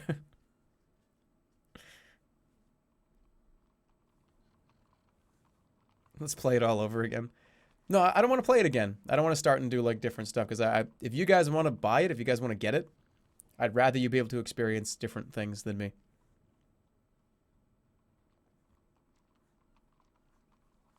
Like, could I go to the very beginning and play through part 1 again and do different shit? Sure. But I'd like it if you guys could experience it too. Like on your own, kind of, if you ever had the urge to play it. All right. Poll is closing. In 3, 2, 1. Laugh it off. We're just going to laugh. Thank you for voting. Appreciate it. Poll is closed. Laugh it off. I see Kakabad humor does not go down well in this citadel. Nylock shrugs. I sold my sense of humor for my husband's legacy, rest his soul. I don't miss either. I want to buy something. Good for you. You browse around her stock. Buy 4 blood candles, brass pendulum, golden egg, provisions. I'll just buy it all. 4 blood candles. I'll take them. Gutsy. They're just candles, Vic observes. Vic is fusing around at the back of the shop. Why do you say that? You demand. But Nylock refuses to elaborate. Ignore her. These mampanigans. Nylock makes a mark in her ledger to note the sale. Fucking, we're loaded right now. Buy it all. You buy the brass pendulum, and Nylock nods. You must have a very specific clock to fix, but you're welcome to it. The trader smiles icily, perhaps hoping you'll buy more, perhaps hoping you'll leave. Vic watches you with jealous interest. And I'll take a fucking golden egg from a golden goose. You buy a golden egg built inside a gold-spun nest. Nylock doesn't know what it's for. For a lady friend, maybe? Vic teases. Buy some provisions. How many provisions do I get for 8 gold? How many? You get a meal. Take it or don't. That's extortionate. It's the price. It's robbery. Like the other price that we were discussing. Fine, buy it. I don't give a shit. I'll take it. Everybody has to eat. You sell some strange things. Go to the market if you want the usual stuff. Don't bother me about it. That's enough. I have some questions for you. Good for you. Picking her teeth. This lady doesn't say shit. What can you tell me about the Archmage? He employs me. You know anything about the crown? The what? The crown of kings. She underlines something. Never heard of it. Where's the Archmage? Here in Mampang, of course. In the Spike? Maybe. He's probably dead. But I didn't say that. I just handled the training. You've never seen the Archmage, then? No, but the guards talk about him often enough. Always talking him up. She pauses to scratch. Scratching my asshole. Ah! Now, she says, do you want anything else? No, I'm leaving. Splendid. Vic salutes you. Be seeing you, he grumbles. With a last look at Vic, you head for the courtyard outside, but as you reach the door, you hear Nylock mutter. I bet he stole something, She says to Vic. Oh, he probably has. That's it? Free shit? Nice. All right, move on. Which way? Haven't gone down here yet. Side chamber. What is this little freak? Like hiding behind the bed. Oh, that's just look at this creepy image. You choose a small side door which opens to reveal a dirty living quarters. A bare rug covers the floor and an unmade bed lists in the corner. A wood chest sits at its foot facing an empty table. This is presumably home to some lowly guard or other. Examine the bed. You go over to the bed and rifle through the ratty covers to discover nothing but a stained mattress. Hay pokes out of one side. It doesn't look like anyone has slept in it for a while. Look under the bed. You peer underneath the bed with your weapon drawn, but all you find is an old shirt. Wait, what? Dig in the hay. You dig around in the hay and discover the last rat to attempt the same thing, but nothing more. Lie down. The room seems safe enough, so you rest. The bed is uncomfortable, but you still feel refreshed after a short time. Stand up. You get to your feet once more, then you hear a slight click from the ceiling. A portcullis begins to drop across the doorway. Jump. You dash forward and take a heroic leap for the closing gap, but you don't make it. The gate catches you in the leg, pinning you into place. The hissing noise grows from somewhere behind you. Struggle. Oh, God. No, you struggle against the door, but you cannot move. The portcullis has fallen through your leg. The fumes surround you now, a choking green cloud. As your life gives out, you see something white floating near your eyes. Look. You struggle to focus your eyes as a toothy grin moves down to eye level. There we are. That wasn't so hard. There is a snap as the death wraith breaks off a finger, and it goes away, chomping happily. You've been poisoned. Fuck. I want to go back in there and... Fucking Zed. Wake me up inside. At least it's right here. 18 stamina now. Fuck. Alright, well, that's not gonna happen again. Into the square, and I'm going right back here. I want to explore that other room. I lost one more max stamina. That's fine. Who cares? The guard's asleep. Let's go back in that room. I'm fucking cutting somebody's face off.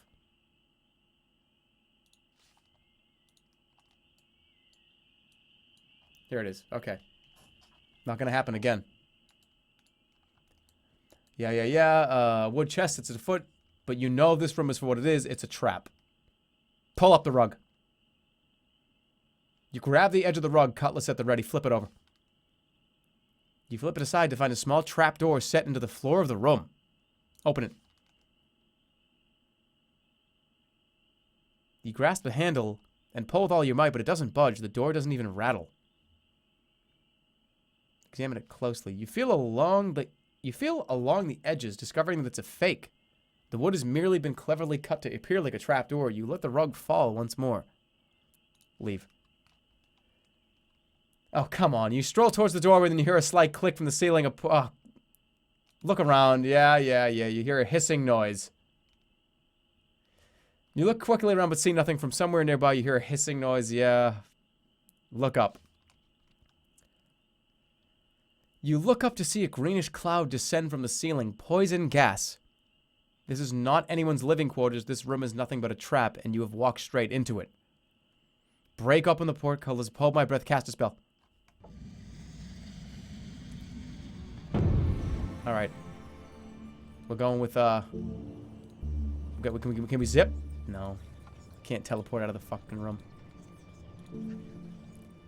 It's burning. Oh, no. Huff. Ooh! Galehorn, baby. Blow it away. You cast the spell, placing your Galehorn to your lips and playing a clear tone. The mighty gale howls about the room, blowing the poison gas out through the portcullis. The clean air tastes sweet. You approach the portcullis. I hope I'm saying that name right. Look over the portcullis. Looking over the gate, you can see it descends from a hidden panel in the ceiling, but you can't see any switches or levers on the walls either side. Lift the gate. In your healthy condition, you have no trouble lifting the gate. It rolls up and you hold it aloft before diving under it. Pfft. Problem solved, that's right. Sweet air. Alright, one more place to check. One more place to go. And that's... God, there's way more than one more place to go. Dark hallway. Thank you, Veins, for 2 months. Much appreciated. Welcome back. At the far end of the courtyard is a gloomy hallway. It seems like a strange addition to the otherwise clean merchant's quarter. Far end. You emerge into a small, dirt-filled room. There is an untidy pile of timber in the center and a door at the far end.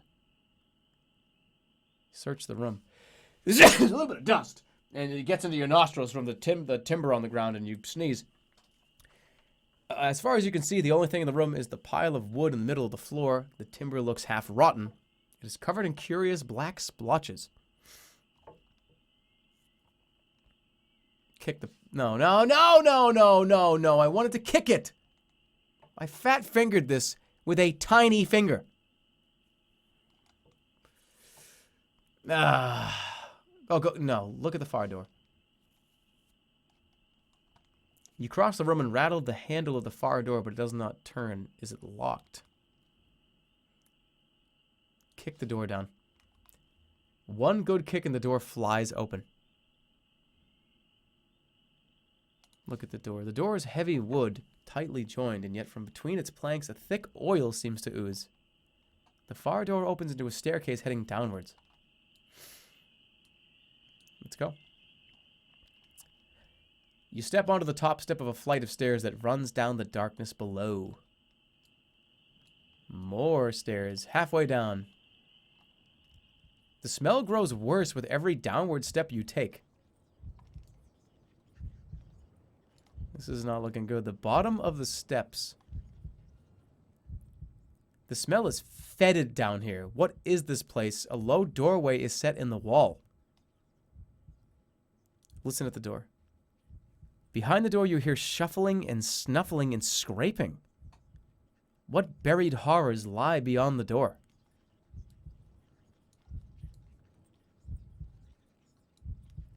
Low door. Oh, goodness. You stride into the underground room to be stopped short by a chaotic scene. Inside the cramped chamber are more than a dozen grotesque creatures clamoring all over each other.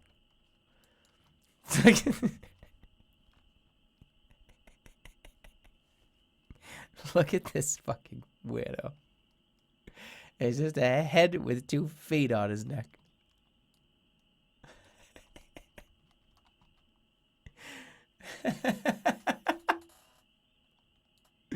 What else is in this picture? This is crazy. Look at the creatures. The creatures resemble goblins in the way a wax puddle resembles a candlestick.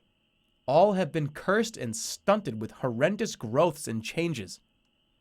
One has a large bulbous head, puffy like a sack of potatoes. Another has hands growing all over its torso, while a third seems to lack any bones at all, and flops and rolls around the room. Hey guys! You step forward to greet one of the creatures. You notice her tongue is snaking out of her mouth and coils twice around her neck. Who are you? She asks. Are you looking for the vault? That's not how it... I'm not doing that right. What's the vault?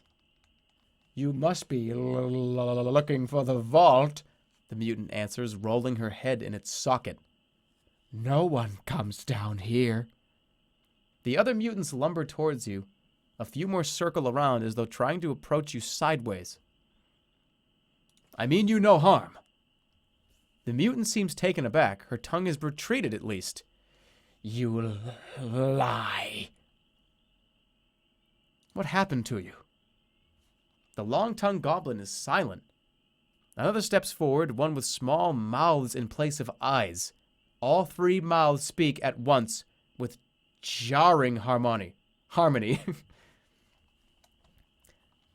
Hold on, give me 1 second. I will be right back. No, give me a minute. Give me 1 minute. I swear to God, give me 1 minute.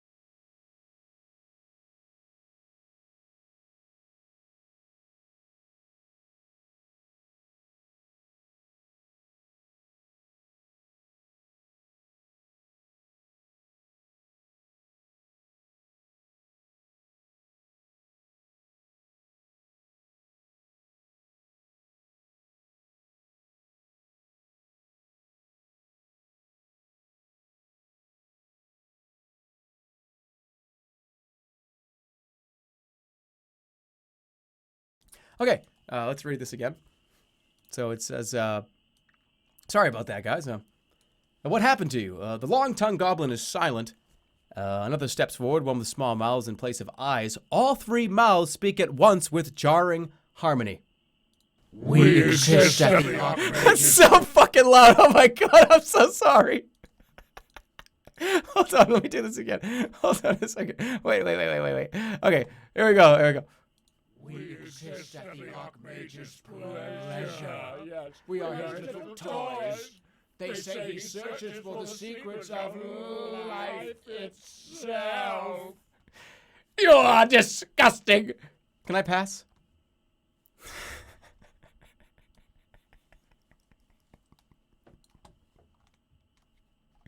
I fucked that up so bad. Too quiet. Oh, I'll do it again. It was too loud that it was too quiet. Here it is. We exist at the Archmage's pleasure. Yes, we are his little toys. They say he searches for the secrets of life itself. Okay, can I go by? Oh shit, hold on, give me a minute.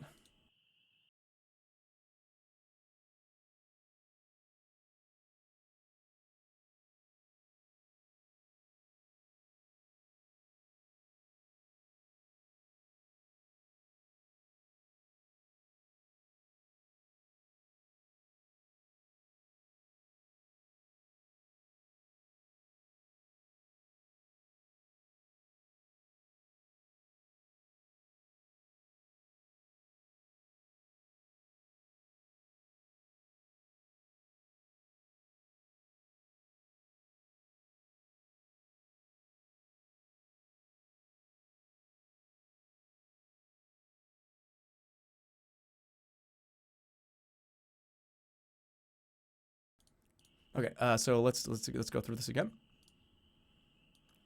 Okay. So may I pass through? And explore the vaults? Yes, I want to explore the vaults. Thank you for considering. The vaults are guarded by traps and beasts. And the word, adds the long-tongued one.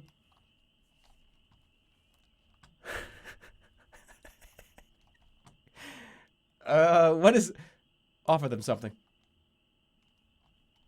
You open your pouch, showing them your hefty supply of gold, but the long-tongued goblin laughs. Gold? Can you eat gold? Does it help you to walk or smile or laugh?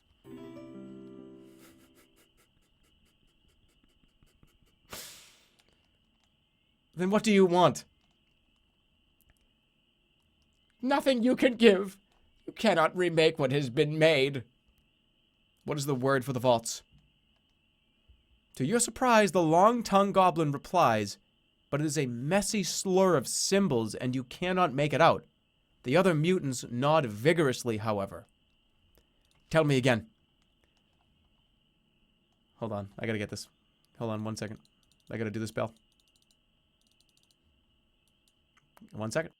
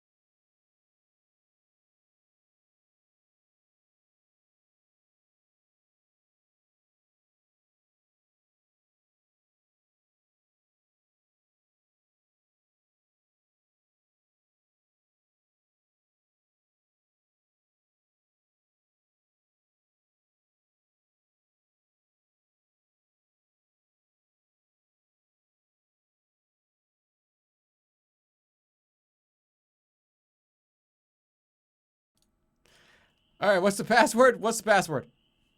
Tell me again the password. I couldn't make that out the first time. Okay. Got it. Do it one more time. I couldn't.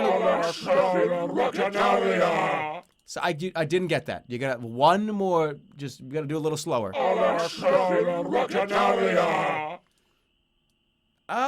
Okay. Thank you for your time, guys. I appreciate that. If you could be so kind as to, I'm gonna have to threaten him.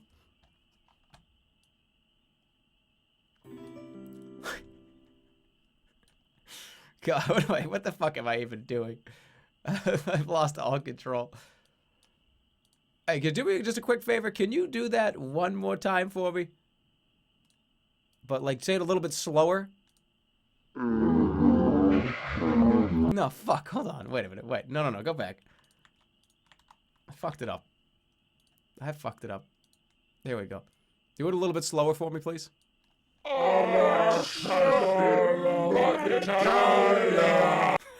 I'm getting the fuck out of this. Bye. I'm sorry. I'm sorry. Threaten them. What the hell is this? Back away or I'll be forced to act. The creature's paws eyeing your weapon warily. Then one with the coiling tongue balls her fists. We have weapons too, She answers coldly.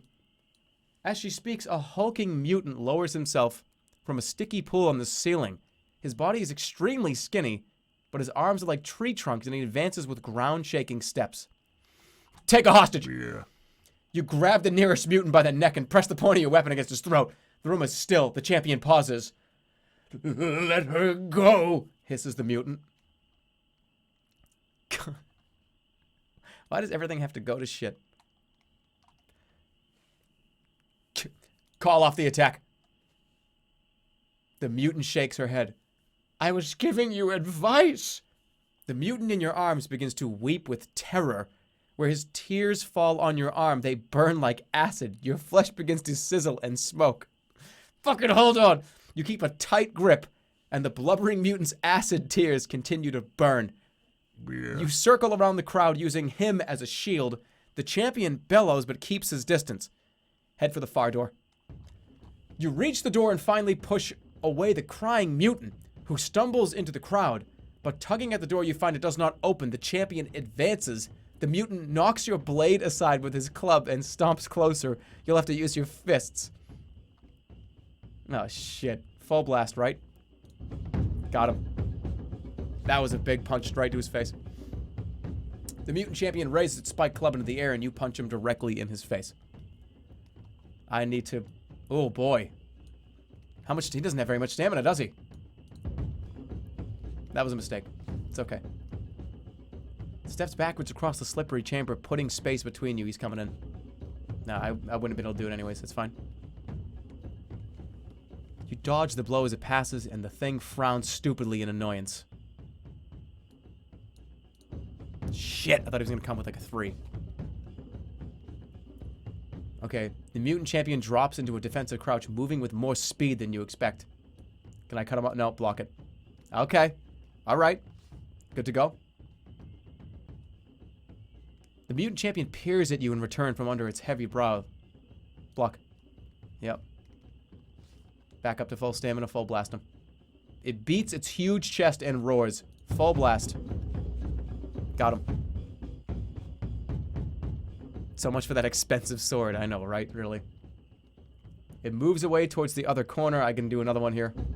Oh, fuck. Okay, it's holding back now. Block. Shit, I could have overpowered that. It's okay. Mutant champion tries a weak punch, but you duck out of its way. 6.0. Oh, you fucking asshole. He deflects my fist. He's gonna block here. Yep. The crowd are spurring on the champion. Shaking its stupid head, it picks itself up once more. Coming in. Yeah, he's coming in hard here. Okay, now I can just do like a 2.6. And then we're going full blast and we're gonna kill him. Champion pauses to grunt its fellow kind. 6.7. You lose. I beat you with my bare hands. barehanded this guy. Thank you, Sergeant Chicken Wing, for 300 bits. Thanks for making me laugh. Well, I'm glad you thought that was funny. Thanks, Kiki, for the sub, and thank you to Sturry for the sub as well. Megalomaniacal Halid, thanks for 333 bits. Good joke, Jerma. Your dedication to silly voices is staggering and inspiring. I think I'm just a fucking weirdo.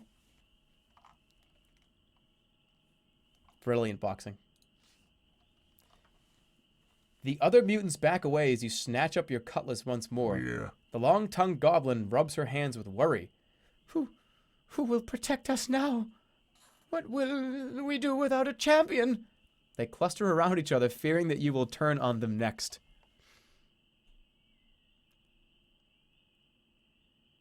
Leave this place. You reply passionately. Do not live in hiding. Rise up. But the mutants click their tongues and shake their heads. No, no. No, we don't like the light. Don't like it at all. You leave them to their fretting.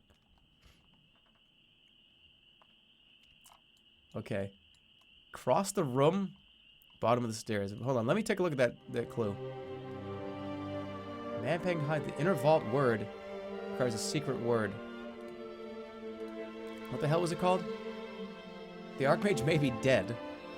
What the fuck was it? Oh, I gotta listen to my sound clip back. I don't remember what the sound was. Let's keep going. Jerma the bully. Slamming the door behind you, you jog down a short hallway. The walls echo with the sound of the mutants pounding at the door, but it does not open. At the far end of the corridor is another door. Listen at the door. You press your ear to the door but hear nothing through the wood, but you do catch the faintest smell of grease. The door is unlocked. It swings smoothly open on well-oiled hinges. The oily room. Okay. You enter the room, which is even darker than the mutant's chamber.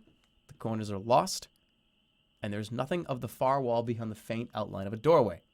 A faint, oily smell hangs in the room. Call out. There's no response. Step forward. You step forward another pace in, letting your eyes adjust. The floor is slightly slippery, as if someone had spilled fat everywhere. In the far corner, a dark shape looms. You take another step into the room and kick something that rattles away across the ground. Glass?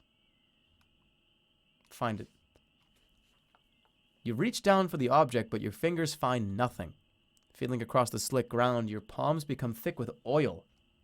From nearby, you hear a sound, a faint wheezing of sorts. It seems to crawl along the walls. You strain your ears and make out a fleshy scraping behind you. There is a pause, the wheezing comes again, and then the scraping again. Sounds like a haunch of meat being dragged across the tiled floor. Swing violently. You turn with a wild swing, but your cutlass meets only air. Walk forward. You walk forward, keeping your cutlass in front. The scraping dies down, but the wheezing remains. Something crunches underfoot. The glass object. A vial or a glass box, perhaps. It is now crushed. Look through the glass. You feel through the shards, careful not to cut yourself, until your fingers find something metal. It is a small key. You pocket the key and your hand brushes something else. Lash out. Whoa. It's like Snuffleupagus. You swing up with your sword and hit something solid and fleshy. You hear a wail of pain. Blood mixes with oil as the creature's shoulder bleeds, yet it still doesn't attack. In fact, as it lumbers into the light, it gestures with its trunk and holds a hand up to its ear. It is a mucolytic, a foul creature of the Archmage. But what does it want?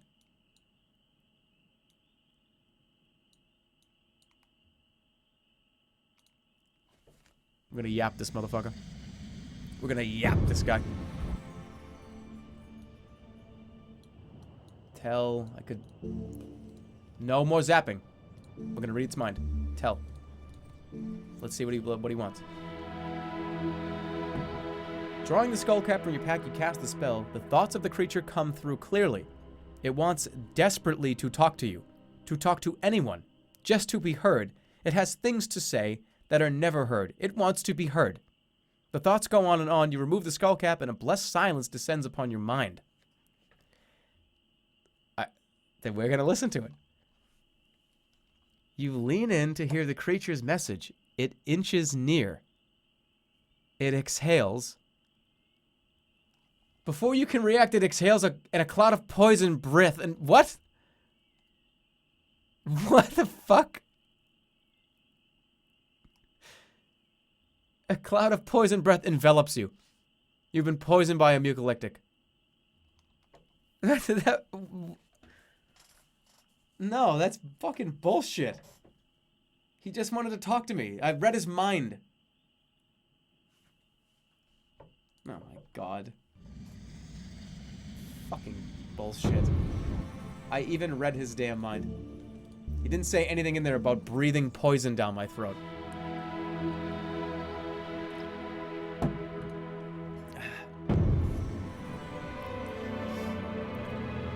Down to 17. God damn it. What a pain in the ass. That's what happens when you don't zap. That's, you got, that's true. That is true. Into the square. Morning breath.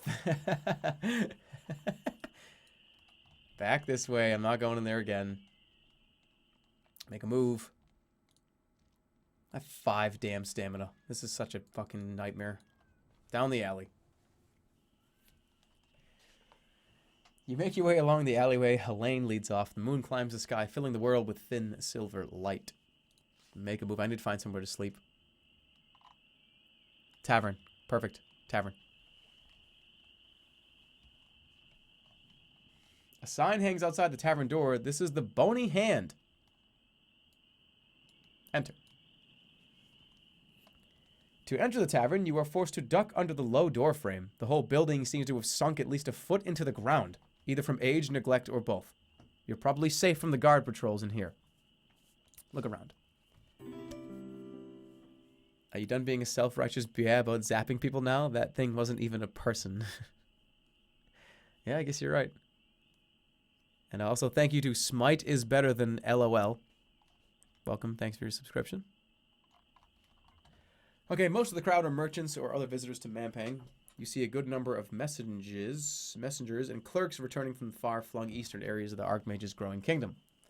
The crown has extended its grip across a wide area, much of it normally occupied by proud cultures who would fight back if it were not for the artifact's controlling powers. Now it takes nearly as many bureaucrats as soldiers to maintain it all. Explore. There are several tables, both occupied and empty, and a little space at the bar. Let me take a look here. All right, we are going to do the storyline, whatever it is in here, and then I'm probably going to call it for the night. My throat's getting a little parched here, and I can feel my nose already filling up again. So we'll do what's in this area here. And funnily enough, this is taking longer than I thought it was going to be, so there's a lot more left to explore. All this shit over here, all this shit over here, this whole fortress. There's a lot to do, so we're not quite done with sorcery. Not yet. Go grab some tea. No tea's going to fix me. I need a new nose. Oh, who called that you wouldn't finish tonight? I guess I just didn't take into consideration the fact that you kind of have to go back in time and start over again from the middle point of the game. But, I mean, I figured it was going to be, at least we'll see a lot of this shit here, so. 2 more streams? I don't think so. We've already been, like, down here and, like, down here, up here. I think 1, maybe 2 will do it. I don't know. It depends on how much more there is. Am I going to stream this next Tuesday? I will probably stream this on Thursday. Actually, no, maybe not. We'll see. If I don't, let's put it this way. If I don't have a plan, on Tuesday, or if I don't stream again, I might throw in like a off-schedule stream this weekend or on Monday or something. Maybe we'll play this again. I haven't decided yet.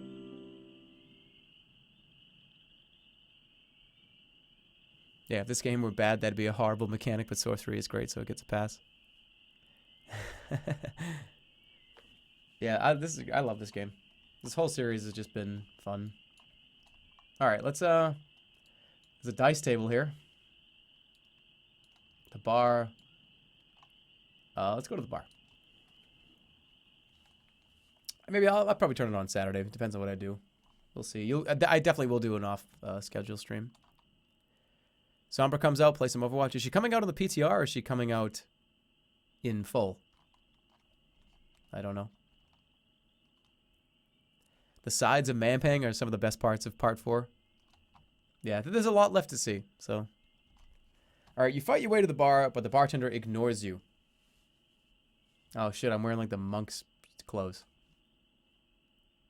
Attract his attention. He frowns at you. We don't serve monks. Too much false money. The bartender moves away. Hey, but look, fuck you. Should I just take the damn thing off? No, let's go empty table. Oh, you find a corner table and sit down. Look at the other drinkers. You survey the room, marveling at how such a jolly place exists in Mampang. The rest does you well, and you feel a little stronger for it. A stranger walks up to your table, their face completely obscured by a plain yellow cloth. May I sit? Oh, hold on. Give me a second. May I sit? They ask, voice muffled. Please, go ahead. Gesturing to the seat, you say please. The stranger bows a fraction, then sits. My thanks. It's been a tiring journey.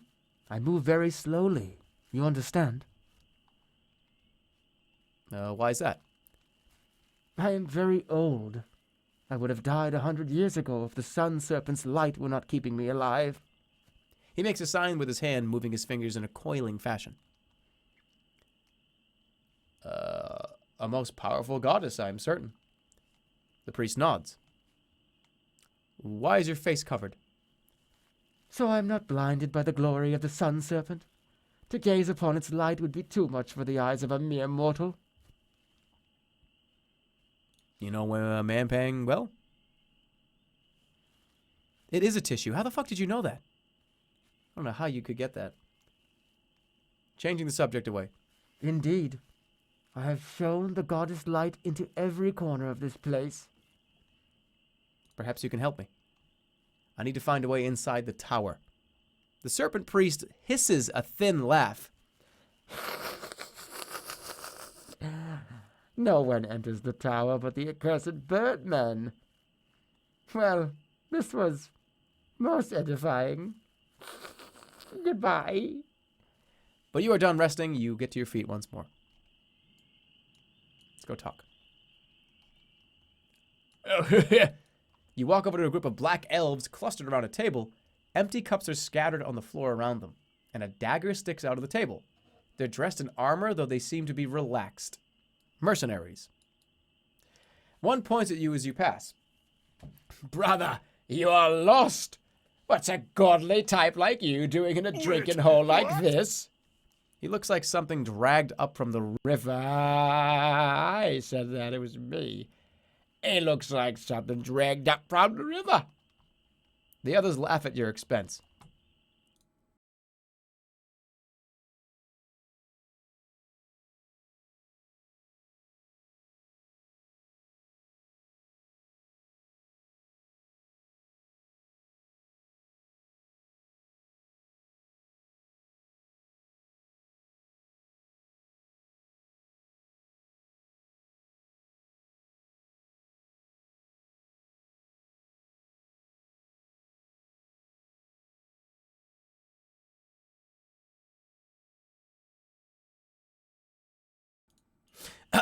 The others laugh at your expense.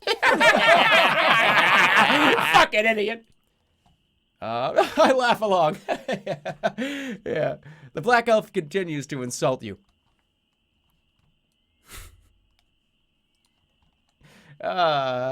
fucking slap him. You swing out a hand and saw them blow his jaw. He staggers back and snarls and leaps forward. Raise your fist. Full fucking blast him. Kill him. Alright, the muscles in the Black Elf's arm tighten. The gathered crowd murmur with interest. Oh, nice. No, good throw. Good punch. He steps back around an onlooker. Alright, he's back a little bit. I can get him with a 3. And we're going to 6.5. Ooh, you took 2 points of damage. What are we going to do? We're going to do a fucking 3.2. Oh, that was not smart. He feints left, banging into a table. Got him. He has to defend here. Oh, you fucking asshole.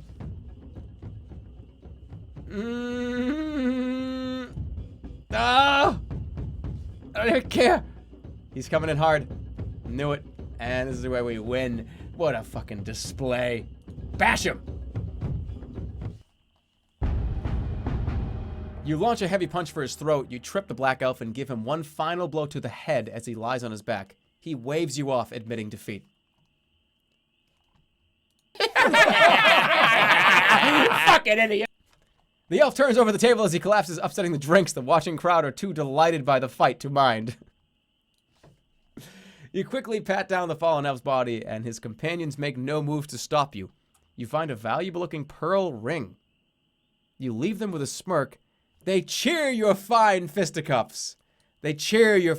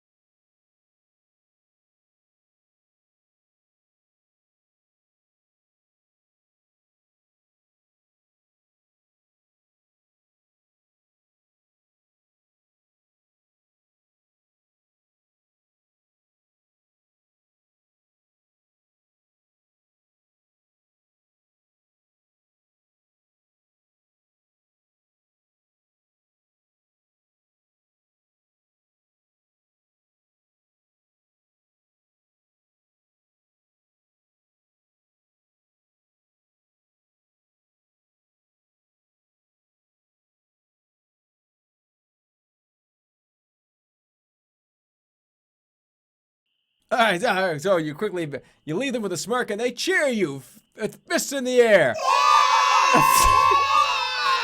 No, that's the wrong way. It was supposed to be.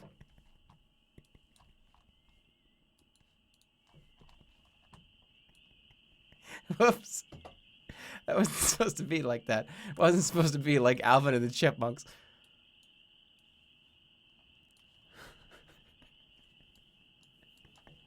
Let's go to the dice table. Too high. Oh, you see a few tables where there may be a hunched over swindle stones. You see an unkempt merchant alone at the table waiting for a game. You approach your table. Looking for a game? No, that was me. Looking for a game, you ask? I am, but I only play for money. I will play. The merchant calls for ale and she takes out her dice. The stake? 10 gold pieces. 4 dice apiece. Here we go. Roll the dice. Swindles phones. All right, we got 2 ones. Let's just be fucking insane and say 3 2s. Oh boy, you took the bait hard. Okay, that means she has to have 2. I'm gonna call that. I don't think she has 2. Thank you very much. I will take the first round.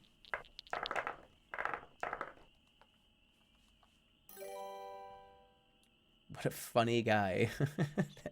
Thank you, Mr. Sandman, for this $10. Oh, you should watch out. I was taught by the monks of Effie. Oh, I am a monk of Effie, dummy. All right, 1, 3. I have 1, 3. Let's go ahead and say 2 3s. I hope she says 3. That means she has to have 2. I'm gonna call that bullshit. Fuck, she actually had 2. Hold on, I'm gonna keep playing, but give me a second.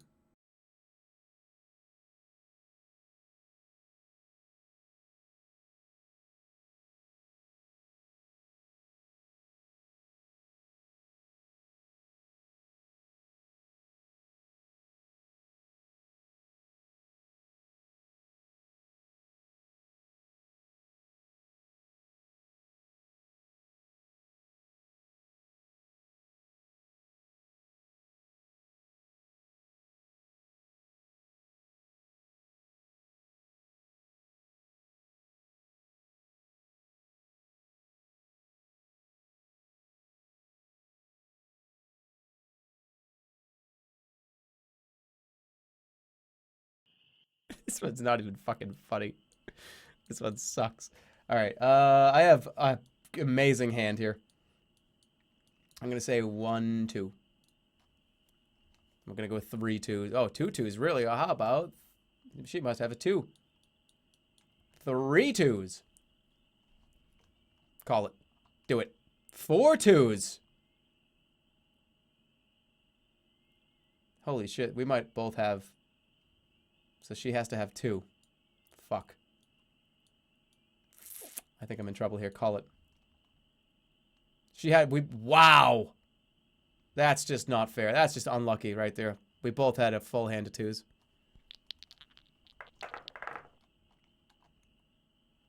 Unlucky.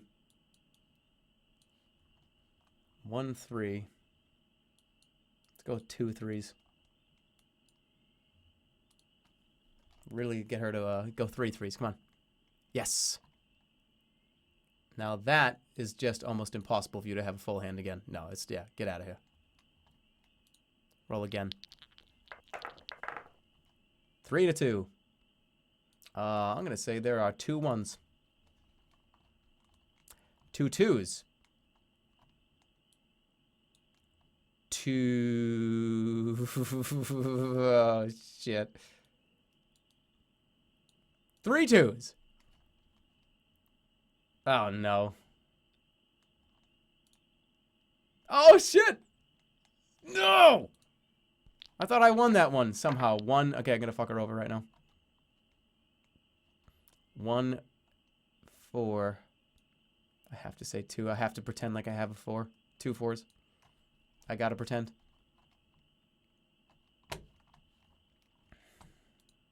I'll lose. I lost.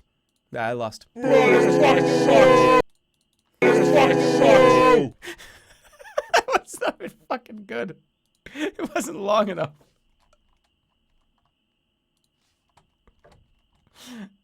God damn it. It was only like 2 people saying boo. Alright, I'm out of here. That stream's over.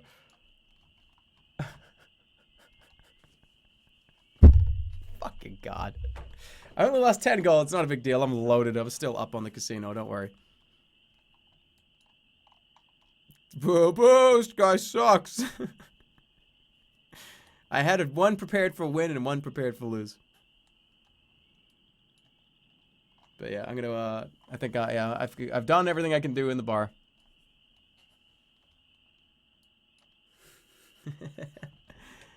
Thank you to Never Hoodlum for your 5 months. Some Zap fan art. Thanks for the funny stream. Well, thank you, Cyrus. Appreciate the kind words. All right, that was fun. We have not even come close to completing Sorcery. I thought we were going to come close, but no, we still probably got at least another stream or 2 for it. I did have 120 gold, but I bought a shitload of stuff.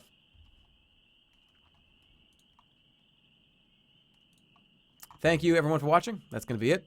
Much appreciation. Show us the win one, please. It was here. It's this one. Here.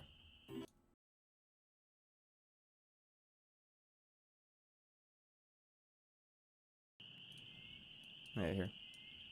You did it! You did it! That's it. You did it! You did it!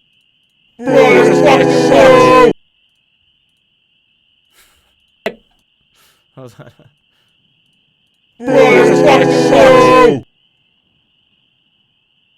You did it! Oh my god, that's so fucking loud. I'm so sorry.